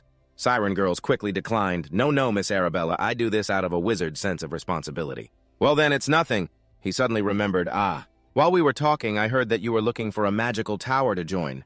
Have you decided which magical tower you will join? Arabella hesitated for a few seconds. She tightened her bracelet and reluctantly replied, not yet. However, I am not considering the Nixon magical tower. It doesn't specialize in the field I love. Siren Ghost thought gloomily back then. However, I am not considering the Nixon magic tower right now. It is not specialized in the field I like, Siren Ghost thought to himself in frustration. I still wonder who that kid resembles, but it seems like it's from his sister. He laughed heartily. Ha ha ha, I understand now. Anyway, you don't necessarily have to come to our magic tower. Just standing beside and silently assessing is quite straightforward of you. Arabella said her final words before the conversation ended. I'm sure there will be talented people out there joining your magic tower. Anyway, tonight we will discuss the details later. Is that okay? The knight gently reminded her to take care. Siren Girls leisurely praised your sister for becoming quite skilled. The knight completely agreed, obviously. This item was also created by her. She said this sleek crystal ball is the trend among young sorcerers today. Siren Girls suddenly snapped. That's impressive, but we don't need such an item. When one reaches level 8, communicating with others is not what they desire. If there's something important to say, they just need to come and see me directly. Right. The knight nodded. I understand. A thought appeared in his mind. It seemed he had no friends at all. Aiken's voice echoed in the room. You said it's the magic of the Great One. That makes me feel worried. The guy at night quickly reassured. Ha ha, don't worry. I needed to be serious. If anyone targets here, I will make them pay. Lily added, sounds good. Then Mother will silence anyone who targets you in her own way. The knight sat quietly like a child thinking, ha ha, they are full of killing intent. But with two people protecting you, what could be safer? A needed to stroke his chin and make a judgment. If that's the case, it means there is great magic hidden. In our lineage, right? Lily replied seriously, that's an interesting question, and we don't know if any of our ancestors had it. I will check on my family's side. so I wonder in my head if both families investigate this. What could they find out? It's not really as important as my curiosity. There are cakes and hot tea laid out on the table. Anyway, it seems like you've crossed more than one limit already, Lily gently advised. So if you continue here, that will hinder your further development. You should consider moving to the capital to live from now on. So doubt the capital, gently explained. That's right, you know. You must be at least 14 years old to be allowed to apprentice at the academy, and now you are old enough. Actually, I wanted to keep you for another year or two before sending you off. But it seems there is nothing left for you to learn here. Lily gently touched the young man's hand, so if you choose that way, Lily smiled kindly, you can leave any time you want. So I'm very surprised. I didn't expect they would think that way. I needs to be cheerful and encouraging, so you will do very well. Go and fulfill your talent as you wish. So happy to respond, yes, I understand what father and mother are saying. And then he made a decision. He would prepare to attend the academy. A needs to rejoice and praise the choice. That's a good one. So very satisfied. Good, it's time for me to level up again. Inside the room, there was lively conversation. Is that your choice? That's right. Earlier than I expected, you made a good choice to stay here. Furthermore, just limiting your potential is a waste, Siren Ghost said seriously, and I have some advice for you. Don't immediately reveal too much about your talent. Although the academy is a place that welcomes talents, not everyone thinks that way, so be steadfast and listen. That's right. Earlier, Sister Arabella told me. She faced the situation where others insulted her. Siren Ghost sighed. Well, ordinary kids won't keep up. But the Tom Yen clan is a different story, so I unconsciously recalled, oh right, think about it. I told her I would visit her if I went to the capital. And you ponder. If I don't visit her, she will be very disappointed. Conveniently, I should think about what weapon to make with the seal that the delicious Duke gave me. Siren Ghost sniffed his big nose to see. If you join the academy in 3 months, then you should set off from here after 2 months. It seems reasonable to be curious about that. What about you? Siren Ghost spoke softly. I intend to return to the magic tower. I think I have something to do. Thanks to you, I no longer have to pay. If I have any clues about the magic of the great, or anything related to it, I will let you know to express my surprise. Really. If so, I would be very grateful. Siren Girls requested, then the remaining issue is your lessons. If time is short, we have to speed up. He reminded me that reaching level 3 is very difficult. Level 2 is nothing compared to level 3. Seriously, yes, I will study hard. You reached into the desk box, and I have prepared a gift for you. Siren Girls was surprised, really. So I took out the box and replied, That's right, my sister sent me this through teleportation magic yesterday. Inside is a stone radiating sparkling light. It is a newly released item. Oh, this is Siren Girls excitedly taking the treasure while explaining. This is a new compact crystal ball not yet on the market. Arabella discovered this new product. She values me, so when I asked for it, she gave it to me. Oh, Siren Girls happily exclaimed, oh, quite compact and beautiful. Well, I don't need this, but I will kindly accept the gift you prepared for me so politely suggest please use it to contact me. He thought to himself, oh, I could write my password in here. Although he claimed it wasn't necessary, he looked quite excited, so he guided how to do it for the Siren Girls, right? You do it here, haha, this thing is really simple and easy to use, he thought. I guess he won't contact me often, huh? As night fell, he wondered about the academy. He took off his t-shirt while making plans. I need to seriously prepare in the remaining 2 months.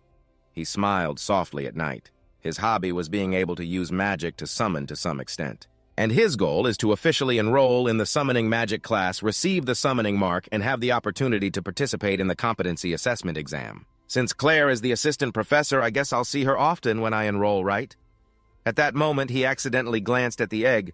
Oh, I forgot about those close friends in magic. When he touched the egg, a violent reaction immediately erupted. For 7 years, he had diligently poured magic into it day and night. But he was sad. It still showed no reaction. However, he always waited. If the magic he infused into it went nowhere else and his close friends had absorbed it, then I'm sure one day it will hatch. He and Arabella chatted together. Currently, the entrance exam system is very simple. There are 2 exams to go through. 2 exams, huh? Yes, 1 general exam and 1 specialized exam. So can you explain in more detail? Arabella looked out the window and gently said, The general exam is a type of preliminary selection to classify candidates. It is an exam about culture, history, and issues related to the empire. For me, I can definitely pass without any issues, she said. Of course, the better you do, the more advantageous it is because it will be counted towards the entrance score. Arabella smiled and explained further the next exam is the specialized exam. Just as the name suggests, you will choose a major and take the exam on it. The content of the exam depends on the professor, but I believe you will definitely pass. Moreover, you also have a recommendation letter. The voice of Black came from the stone. Oh, I remember now. You all passed it easily, right? Arabella showed a smug expression. That's right. It really isn't difficult at all. Outside, a few young men were meticulously observing the sword blades. However, once you choose a major, some people will summon magic. Arabella warned you will have to stick to the chosen major in the specialized exam. Arabella turned back toward the window. Unless you want to change your major later. On the other side, Black was practicing swordsmanship while still focusing on listening. That's right. So initially you have to choose carefully. I still hope that our little one will choose a major. Magic. After hearing that he felt helpless, haha, she still hasn't given up, huh? Reluctantly, he replied, okay, I will think about it. Then he wondered if after enrolling I want to change my major, is there only the option to switch majors? Arabella replied, usually that's the case. Unless you graduate and want to start over, she added, of course you can also participate in other specialized classes. Black decisively swung his sword, slicing a long line. Usually from the third year onward. Advanced specialized classes will not allow students from other majors to participate. Black pursed his lips and paused his actions for a moment.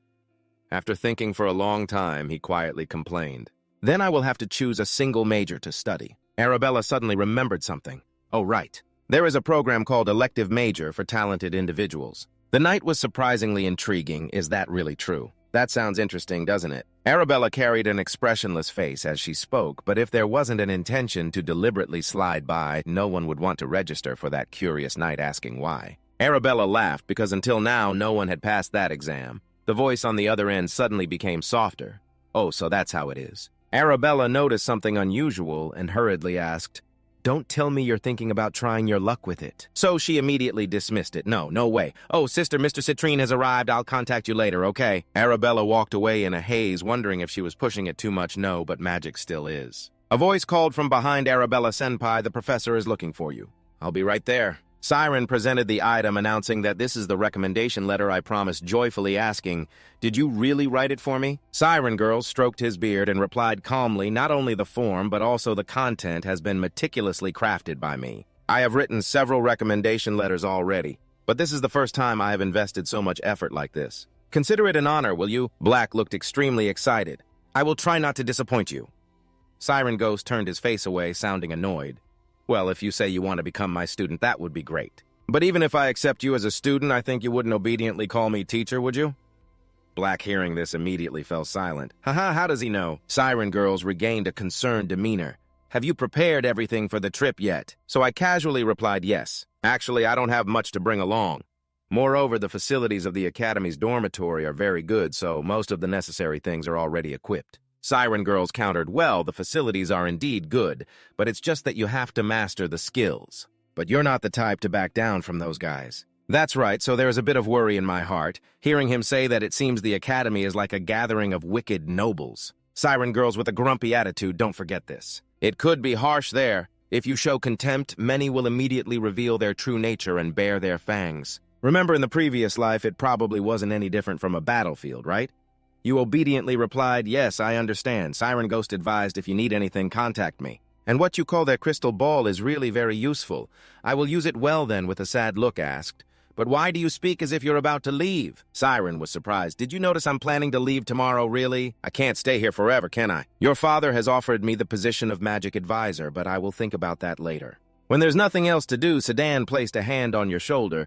You know I still have a lot of work to finish when I return. He softened his voice, thinking he had finished everything, but it turned out there were still many tasks we needed to accomplish, so I wondered if he was talking about the magic of the Great Star. Helping him is just like helping myself. Not bad at all. Siren Ghost cheerfully thanked the little boy anyway, so he quickly added that he also appreciated him smiling with his eyes squinted. Yes, I really look forward to seeing how strong you will become when we meet again. Siren then left with a wave goodbye, saying, well, I'm off now. Don't come see me off or I'll be too shy. So being polite, he replied, yes, please take care, sir, feeling a bit regretful, perhaps, because they had been together for a long time. So I felt a little sad when he left. Lily entered the room with the announcement that Siren had left safely. So it was said that he would depart today, right? Aachen gently replied, that's right, the boy said he was all set. Lily was still very worried hearing that he would leave soon, so she felt relieved, but she hoped he wouldn't run into any trouble on the way. Aachen reassured his wife, we will use the teleportation gate that Arabella prepared, so what could go wrong? Lily felt a weight lifted off her shoulders, realizing she had worried unnecessarily. Akin, looking very happy, said, "Whatever happens, I think we have raised our children very well, while other kids in different families are busy fighting for the position of head of the family." Aaron continued, "We will also have to make clear decisions one day, but I don't favor anyone." Just then, outside the door, a figure appeared. Aaron was ready and gently called out, "Parents!" Aaron's parents were delighted to see their son. "Oh, Aaron, you have arrived. Are you preparing to leave now?" Lily asked. "Did you bring the sign your mother gave you and the neon?"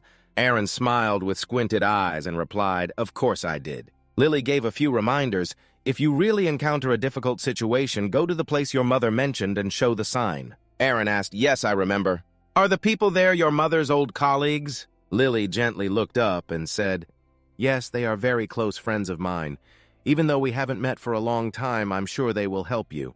Akin felt tense, realizing that we would indeed go to their house and start the path of an assassin, really. Regaining his composure, Akin reminded him, "Aaron, when you arrive in the capital, find Duke Tomion before entering the academy. The Duke will help you." "Yes, father." Thinking about having to be away from his son made Lily cry.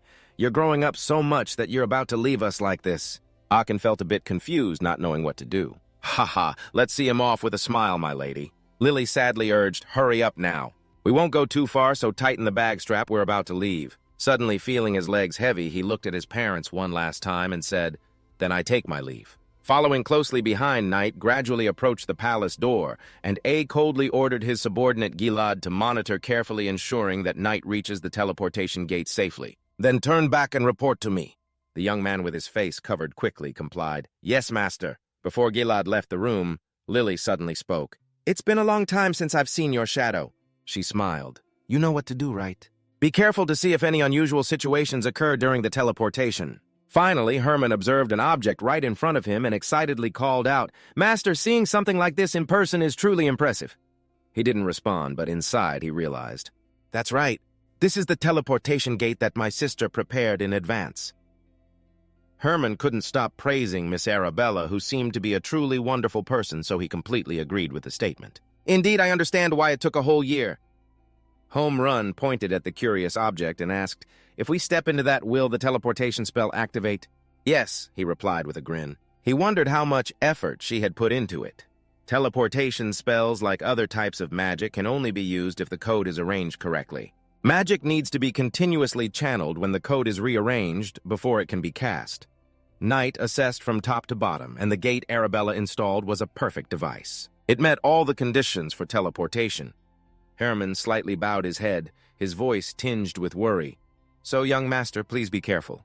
Knight patted him on the shoulder. "You still look quite relaxed. All right, you be careful too." Knight was the one who would step into the teleportation gate first. Each step he took firmly pressed down on the grass. It only took a few seconds to enter the center area of the large gate. Knight took a deep breath and said, "I just need to channel magic into the gate and it will activate." He spread his arms wide to summon power, and the aura slowly lifted his body.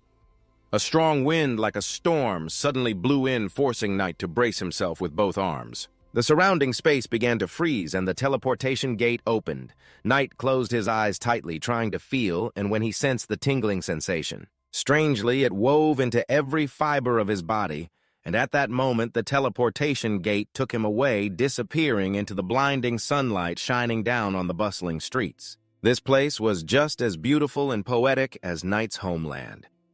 He rode on horseback in front of the city gate, feeling excited. This must be it. Eagerly looking around, this was the entrance to the capital city of Actemia. The sound of hooves stopped when he heard a strange voice. "I've been waiting for you." The man clad in impressive iron armor politely called out, "Sir Denso Grace." He respectfully introduced himself. "I am Louis Asma, captain of the first Knight squad of the Thorian family." After hearing this, Knight nodded.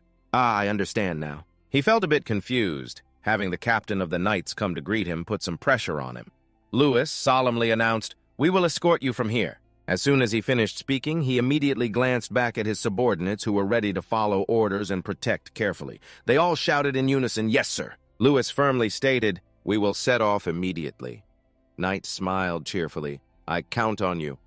After walking a few steps, a stream of random thoughts filled Knight's mind. Now that I have truly arrived, it feels strange. I never thought I would step into the heart of the Anthean Empire that I once hated with the flag waving in the summer breeze. I never thought I would step into the heart of the Anthean Empire which I once despised with the flag fluttering in the summer breeze. But as the best person, there are whispers of people hurrying to see this magic. This is not an easy opportunity. On the other side, there is a call inviting you to try the magically frozen Paft ice cream for just 1 copper crown. So I can't help but exclaim, ha ha, indeed, everything unexpected is here. The capital is bustling like this. Lehui suddenly spoke up, introducing that place as the mansion of the fragrant family from the north, slightly startled because he wasn't paying attention to the direction indicated, and looked ahead at the magnificence that made him gasp in awe.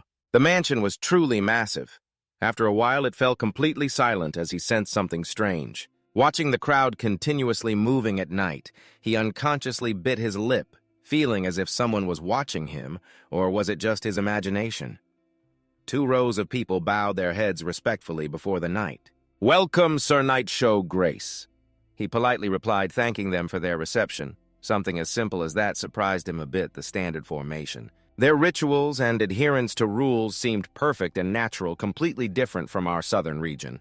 The main gate had someone waiting for a long time. He approached with a smile to introduce himself. "Denso Grace greeting you, Duke Fragrant from the north." The man clasped his hands behind his back, embodying the demeanor of a superior, gently responding, "It's been a while, hasn't it?" With a gentle face, he inquired.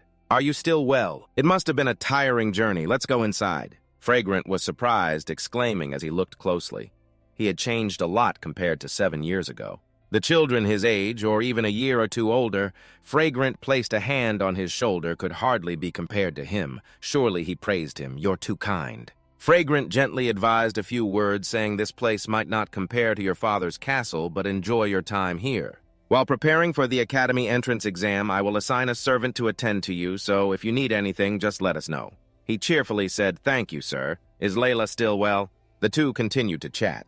"Of course the girl is fine, but did you have a fight with her?" "What do you mean by that?" Fragrant gently recounted that lately, when mentioning his name, the girl seemed unhappy and silent. I'm not quite sure." Fragrant cleared his throat. "I understand. Perhaps it's due to the pressure from the upcoming exam. A person like Layla can easily overcome it, so I had to laugh it off. I will ask when I meet her." He thought to himself, what could it be? Could it be puberty? Fragrant agreed. "That's right. Later we will have the chance to talk longer. I'm just giving a heads up. Be gentle. Is there anything you're curious about?" Fragrant suddenly fell silent. "You will understand soon." So he was confused, wondering what he was talking about. Fragrant remembered and reminded him, "You should go back to your room and rest. The servant will take you there." So the subordinate politely bowed, "Well, then I wish you a good rest." He kindly said, "Yes, thank you very much," and the door was closed carefully. So he speculated that he might stay here for a week until the exam. He looked around, but this living room seemed a bit too luxurious. He placed his bag down and told himself he should unpack and head to the training yard first. A girl carefully pushed the door open without making a sound. She suggested, "I will take you to the training yard." He widened his eyes when he recognized this voice.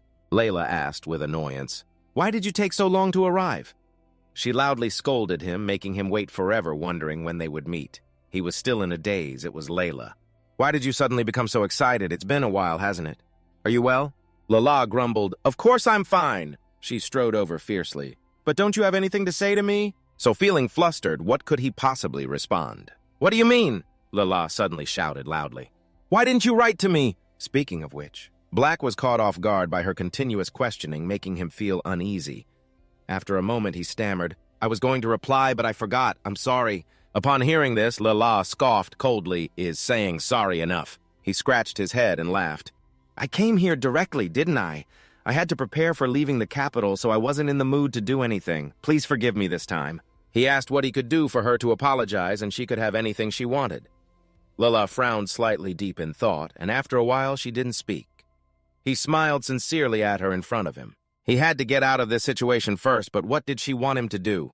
Taking a deep breath, he slowly said, "What should I do for you?" After a moment of contemplation, Lala spoke again. "How about a light match?" He couldn't help but raise an eyebrow in doubt.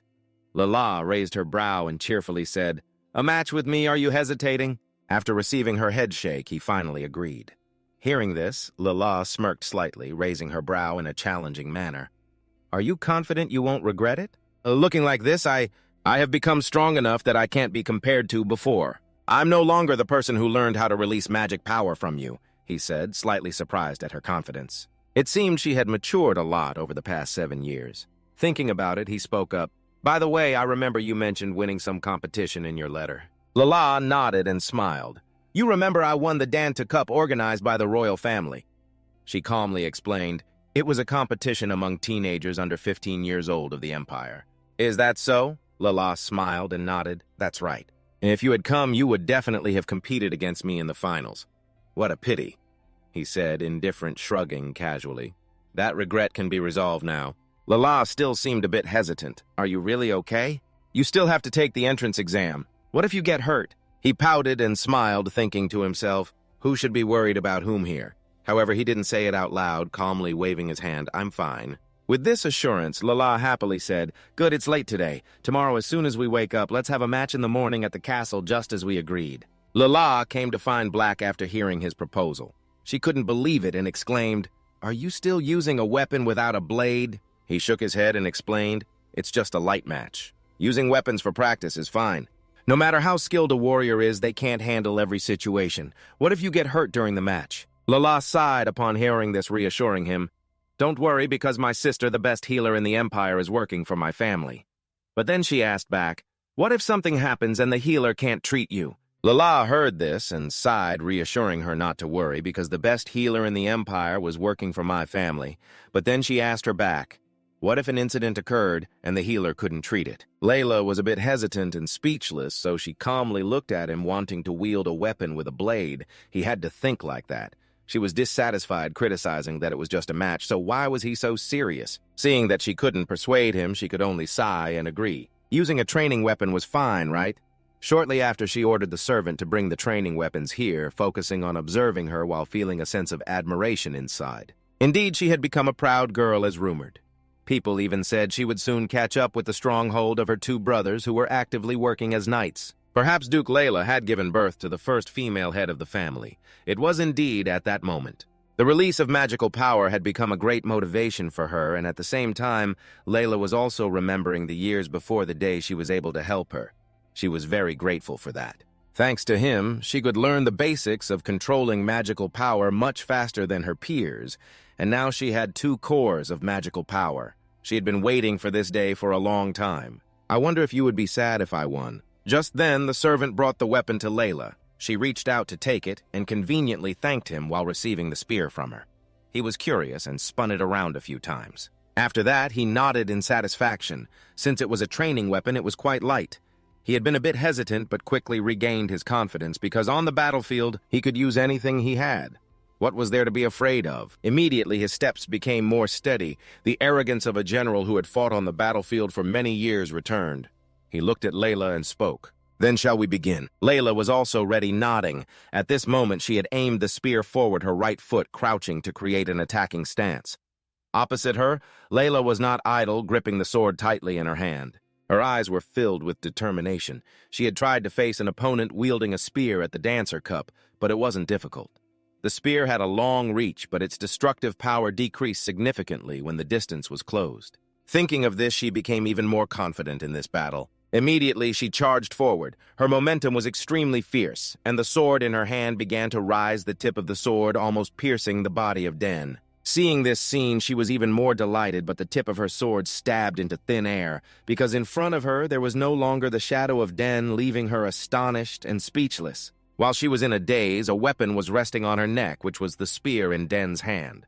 Layla exclaimed in surprise, "When did you get there?" Den retracted the spear in his hand and coldly said, "Fortunately, this is a training weapon. If it were a real weapon, something serious could have happened." Hearing this, Layla quickly recovered and exclaimed, "I clearly touched the sword!" Yet she couldn't believe that he had such speed. So she planted the spear into the ground and said, "Then let's start over."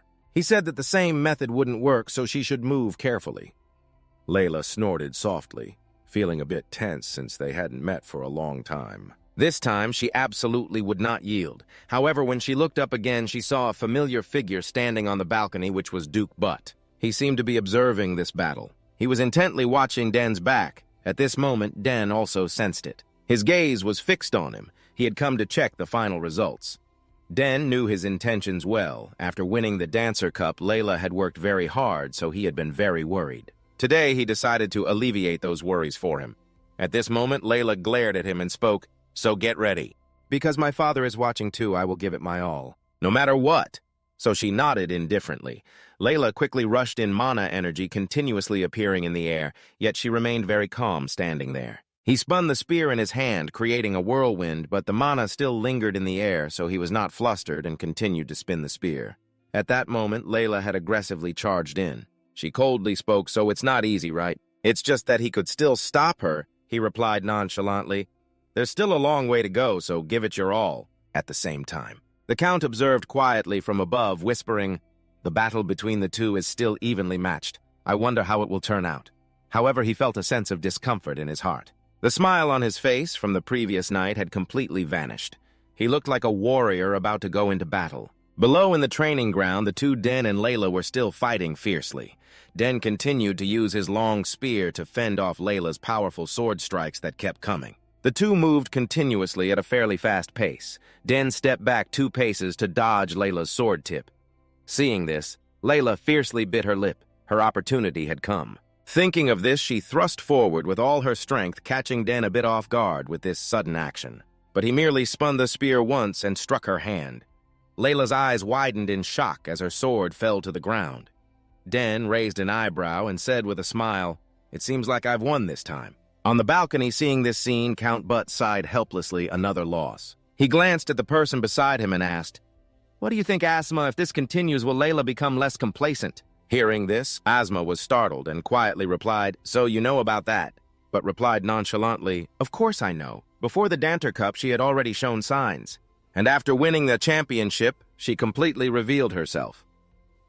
Meanwhile, below, the battle was still ongoing, watching his daughter struggle against Den. He sighed, "I was going to have a serious talk with her, but I think it's better for her to realize it herself." Asma nodded slightly. "That's a wise decision," but pondered for a long time and then suspiciously asked, "How many mana cores do you think that kid has?" He squinted down at Asma below. "At least 3 cores, but shook his head in disagreement. "I think differently. He has at least 2 and at most 3. Asma frowned and asked, "Why do you think that?" "Look closely," but did not answer, but suggested, "Although the speed of using the spear overwhelms Layla, it's not just because of speed. It's because Layla lacks experience. That's the strategy in action." Below, after a while of fighting, Layla couldn't help but shout, "Can you block everything?" At that moment, Den had knocked Layla's sword aside with his spear, retracting his spear while looking at her calmly. "I can see all your movements." Asma saw this scene and felt a bit confused. Is he a diligent swordsman, Count? But nodded slightly. He probably lacks practical combat experience. "I can't believe it." Speaking of this, he squinted down below, feeling a bit conflicted. The time when Layla matured the most was after the southern inspection 7 years ago. It was right after meeting Den, and perhaps it would be the same this time. While he was thinking, Asma spoke again. "It's quite interesting. The young lady has defeated Dancer Cook, but she can't use all her strength. Clearly, Count So Grace has trained her very rigorously." "No, you don't understand," but shook his head. "Even if he is strict, he is not someone who will train in a harsh manner." Unlike Butt, and this doesn't require harsh training. Asma was slightly startled, confused. "What do you mean?" But he is not the kind of person who would train harshly, unlike the pen, and this does not require harsh training. Asma was taken aback, confused, and asked, "What do you mean by that?" The pen casually voiced that the overwhelming talent that ordinary people dare not surpass him believes that Black is a genius, and at that moment Black had knocked Layla's sword away. He guessed that the boy did not participate because he was not interested in Dante Cook. Asma seemed a bit incredulous, wondering how he could not be interested in the Dancer Cup. The prize that all the boys and girls of the Empire long for, the pen, once again casually opened his mouth, stating that currently no one at that age could compete with his abilities. On the other side, the battle between Black and Layla had reached its conclusion. Layla had been pushed back, her face filled with panic. At this moment, the pen only hoped she would realize her shortcomings in this fight. The flaws of hers in this battle. If she gave up that complacency and focused more on sword training, she could completely surpass him. Below the arena, Layla was still kneeling on the ground, lost in thought indeed. She absolutely could not defeat him. He was a talent, but she did not expect the gap between them to be so large. Black narrowed his eyes at her, sheathing his sword on his shoulder, calmly speaking, You're tired, let's stop here. Layla looked at her sword lying on the ground for a moment before sighing and saying, All right, you win. Black narrowed his eyes at her, silently breathing a sigh of relief. The Duke's wish for Layla had been fulfilled. He must have sensed it. That he was not number one. Layla walked over to him, dissatisfied, asking how he had trained. Diligently. Black replied coldly with just 2 words, which only made Layla even more annoyed as she shouted, Who isn't diligent? Black shrugged indifferently, resting his sword on the ground, saying, Then let's start over. This statement made Layla widen her eyes in shock, not caring about what she thought. Calmly walk away, I'm leaving first. Layla watched his back, unconvinced, shouting, Next time you won't win again, I'll wait. She also did not turn back, casually responding, and then he lifted his foot and left. He was the only child that Layla admired, and at the same time, he was the one she wanted to surpass. She just needed guidance and to wait, wanting to prove she was no longer a little girl. But why was he getting further and further away from her? Just wait and see. Next time, she would definitely win. A month later, the Royal Academy's exam began. It was no different from a festival. Talents from all over the Empire gathered to participate in the entrance exam. If including their families and attendants, nearly 1,000 people gathered in the capital. The number of candidates applying to the Royal Academy this time was about 6,000 people. If they only paid the exam fee, they would not qualify to apply, but 2/3 of them did not pass the first exam. Therefore, in the end, there were not many left. Currently, after the first preliminary exam ended, more than 2,000 people were preparing for the second specialized exam. In the grand hall of the castle, everyone was discussing this matter. One person could not help but ask, How many people do you think will pass this exam? Another person calmly replied, At most 200 people. They believed that the children in this entrance exam were all good, some even being potential talents at that moment. Professor Dinabo, the head of the magic department, hurriedly asked, Has the summary of the first exam not been completed yet? The head of the education department, Ingrid, shook her head and replied, We are still summarizing who will receive the highest score. Someone asked if the swordsmanship top scorer was the daughter of the Duke Layla. Another person nodded. That's right. She was the one who won the Dante Cup final, very impressive. Duke Layla has raised her daughter very well. The head of the summoning department, Black Pineso, raised an eyebrow and smiled, asking, It seems that the swordsmanship top scorer is someone worth looking forward to. The head of the swordsmanship department, Professor Estlander, nodded and replied, What else is there to look forward to? It's almost certain. While everyone was discussing, only Dinabo remained pensive, seemingly thinking about something. After a while, he sighed and took out a letter, speaking in a deep voice. My thoughts are a bit different. Ingrid frowned and asked suspiciously, What is it? Dinabo slowly explained that this is a recommendation letter from Siren stamped with the seal of the tower containing magical power. Upon hearing this in English, everyone exclaimed in astonishment that it means Sidran has truly introduced someone. Esterander did not believe it, rebutting that no matter who it is, they cannot defeat someone who has already defeated the Dante Cup. People began to discuss this matter. Siren is a famous person who does not take disciples yet. He sent a recommendation letter for someone who is only 14 years old but has already reached the black level. Everyone exclaimed in amazement, asking who that person could be. Danbo slowly mentioned a name, Denso Grass. This caused the faces of those present to fall into shock. Ignoring their reactions, Dinabo continued saying he is from the Showrest family. In an instant, everyone began to discuss the Showrest family, which has 2 geniuses in the fields of magic and summoning, and even their youngest son was introduced by Siren. After a while of discussion, Dan was the first to speak up, saying that if it is the Sogres family, they are certainly not ordinary. Ingrid nodded in agreement, noting that the 2 highest families registered at the same time. It must be a hot topic, but Esterander raised an eyebrow and smiled, saying, Wait, isn't that the family famous for trade? But with a recommendation letter from a magician, it seems that the Sogres family has now become famous thanks to magic. Upon hearing this, English sighed in dissatisfaction, thinking that he would definitely be admitted to the School of Magic. Dinabo shrugged and casually said, If he joins my school, he and Arabella will be very powerful. After all, at the Royal Academy, one must have magic. Just then, a voice from outside suddenly broke the atmosphere. Sorry for interrupting the conversation. The results of the first exam have been summarized. Upon hearing this, everyone immediately became excited, urging the girl to announce the figures.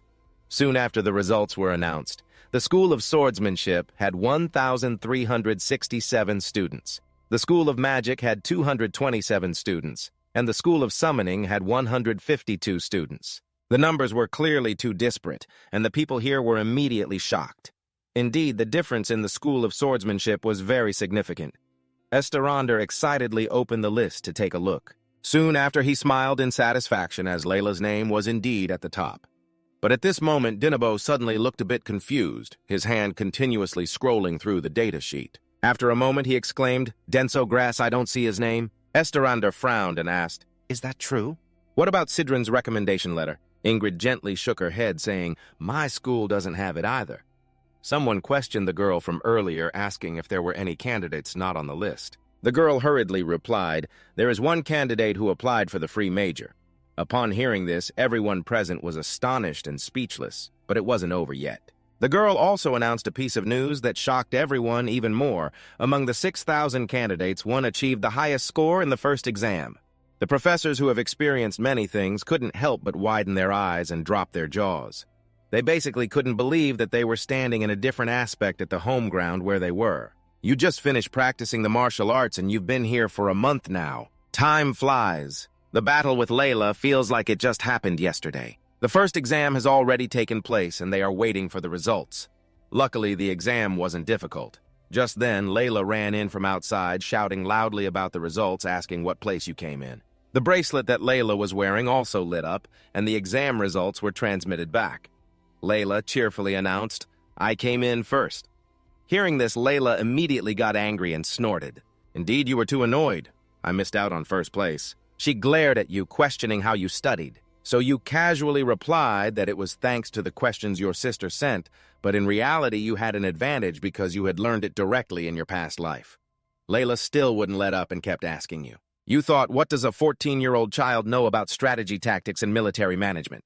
So you slowly said that you found that the easiest. Didn't you find it interesting? Layla couldn't believe what she just heard and exclaimed in astonishment, "Are you even a normal person?" Not only military studies, but also fine arts, music, and even the history of the Trinix Empire. That's my major, you said with a smile, speaking nonchalantly. In fact, there are many things you unconsciously acquired. While rolling around on the battlefield, Layla continued to ask, "But where did you take the second exam?" So you frowned and mumbled, "3 places in total, I think." Layla exclaimed in surprise, "But did you really apply for the liberal arts major?" She aggressively questioned, "Besides the magic and summoning departments, what else is there?" You chuckled softly, shaking your head, and replied, "I'll let you know gradually later," which made Layla furious. After a moment of contemplation, Layla irritably asked, "Why did you choose the liberal arts major?" "No matter how I think about it, I don't understand," you calmly replied.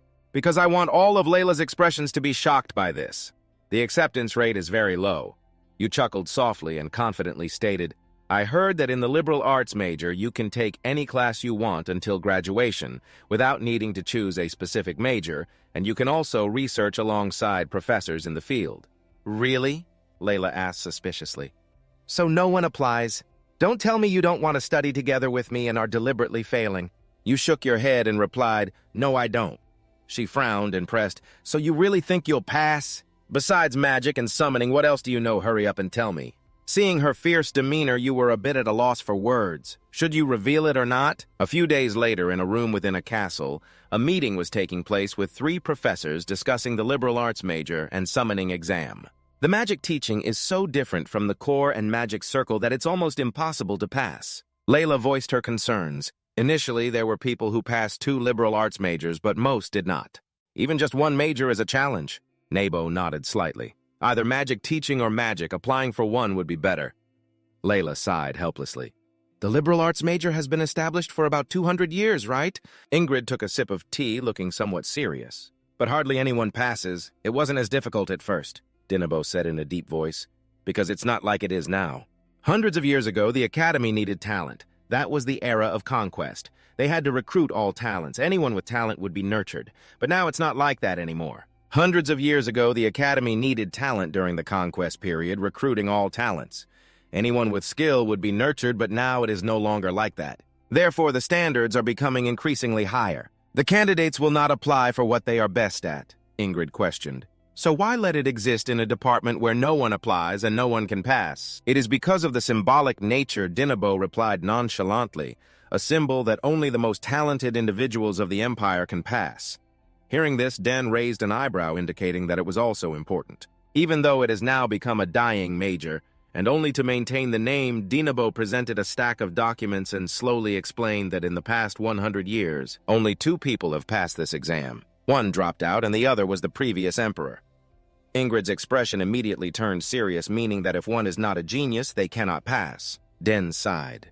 If he were the youngest son of the war hero Akonsoris, it would also be hard to say, as it is not an ordinary family, so she also hoped for Danbo to speak up. Who knows, he could be a cocky little boy, but based on our considerations, he might be allowed to enroll. Den frowned and began to speak, but as a professor, he could not be careless. Dinabo took a sip of tea, then sighed again. After a moment, he set the teacup down and spoke in a deep voice, wondering if that boy was confident enough to challenge the symbolic nature. The next day at the second competition, Den stood in front of the 3 professors and politely greeted them. "I am Denso Grace, applying for the free major at the Royal Academy." Dinabo squinted at him and smiled, asking if he knew what applying for a free major meant. He nodded slightly and confidently replied, "Of course. I understand that all 3 majors must meet the passing score." Ingrid quickly added, "Your name is Den Wright." "It's not too late now." Hearing this, he couldn't help but be surprised. "What does this mean?" English continued. "I have great respect for Count So Grace because he is the best magic teacher in the Empire. She said she did not want to see his son being eliminated and returning, so at this moment he understood what they wanted. He calmly said, 'Thank you, Professor, for the compliment, but I came here with the intention to give it my all.'" The 3 professors immediately fell into deep thought. It was true that if he were a boy who easily gave up because of those words, he would not have applied. After a long pause, Dinabo finally spoke. "Then there is no other way. There are 3 tests depending on the major for you to choose from. If you fail any of those tests, you will automatically be eliminated." "I understand." So without hesitation, he nodded in response. Dinabo glanced at Den and suggested, "Then let's start with the summoning department as decided earlier." After that, Den stepped outside. Preparing for the test, Den realized that this person was the professor of the summoning department. She was the Empire's highest-level summoner, having set a record for summoning level 2 or higher 3 times. After observing him for a long time, Den finally spoke. "The testing method of the summoning department is the simplest. Just please me in any way related to summoning magic." Hearing this, Den smiled just as he had predicted. The free test based on personal preference had no standards or forms. After thinking, he then spoke up with a suggestion. "If so, could the professor summon a familiar for me?" Den exclaimed in surprise. "A familiar?" He calmly nodded. "Yes, any familiar will do." Not only was she shocked, but the 2 professors behind her were also no exception. English couldn't believe it and exclaimed, "What the candidate is asking the professor to summon?" Dinabo was left speechless in astonishment. What is this scheme? Since there had been no signs of anything, it was thought that he would only discuss theories. It seems he wanted to see a familiar. Den pondered for a long time, looking at him. Finally, she nodded and spoke. "All right. Very bold, but very interesting. You really know how to appreciate what is not appreciated." She told him to open his eyes wide to see clearly. Den nodded slightly and then observed her actions. At that moment, a stream of blue light appeared around her, swirling around her palm and then spreading throughout her body as she seemed to be murmuring a chant. A moment later, her eyes suddenly shone brightly as she shouted loudly to answer the call.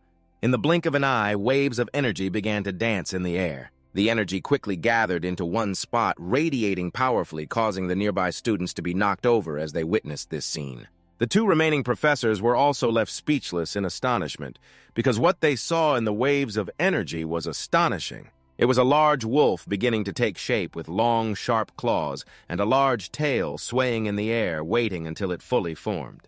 The frenzied summoned beast, Ezra, quickly emerged, roaring loudly, causing everyone present to be frightened and squinting at it, secretly cursing how unpleasant its roar was. It was the most ferocious among the level 4 summoned beasts. Except for its summoner, it attacked all targets it saw. Since this was the first exam, he didn't expect much. But this time the exam would be very interesting. Squinting, he observed Ezra for a long time without taking any action at that moment. He then spoke up, "I have summoned any beast I wanted. And now what are you going to do?" He didn't respond, just standing there extremely calm while the crowd outside continuously discussed the summoned beast. It was the most ferocious among level 4 beasts. Even many duel-level knights would find it hard to defeat it.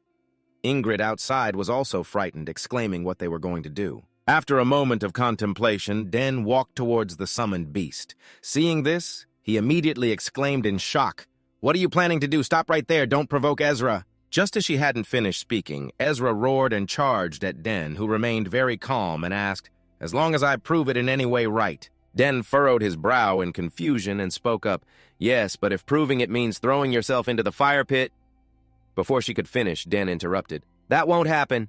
"Everyone don't worry," he said. And at that moment, Den's face turned even more panicked under her horrified gaze as Ezra let out a roar and then fell silent while Den was now murmuring the chant with red eyes. Ezra began to calm down. As time passed, the ferocity in its eyes diminished. A moment later, its body suddenly went limp, and it slowly sat on the ground, nodding in satisfaction, saying casually, "Good job." Seeing this scene, the faces of the two professors behind him changed color, and Dinabo couldn't believe it, exclaiming, "What on earth is happening?" Even Den couldn't believe what he was seeing. Not knowing the reactions of everyone, he reached out to pat Ezra's head gently, saying, "You're much bigger than Genfu, aren't you?" It obediently nodded at him, ignoring his hand on its head. Den's mouth dropped open, eyes wide in disbelief that Ezra, who was fierce, was so easily compliant. But the surprise was still behind. Den fell into shock again as he saw the magical thread connecting with Ezra gradually appearing. It was light in color, so it wasn't subservient. But it completely erased Ezra's hostility. Den was very happy to converse with Ezra, while Dinabo behind was stunned, exclaiming that even seeing it with his own eyes, he still couldn't believe it. Ingrid was so excited that she stood up. "Is that innate empathy? It's truly amazing." The people outside were also astonished, speechless. Den was immersed in his speculation, wondering if he had approached Ezra and quickly analyzed the magical thread, then created a similar magical thread and connected it to himself. No, because there was no method. So this could be the most suitable method for taming. It was an ability superior to hers, one that had always been praised by the master before. If it was such talent, then the future was truly promising. Thinking of this, Den finally stepped forward to face her seriously, stating, "Den, compared to Grace, your abilities have been completely confirmed. Long, brave, and strong with calm judgment and solid basic skills, there is no doubt that he has passed the exam."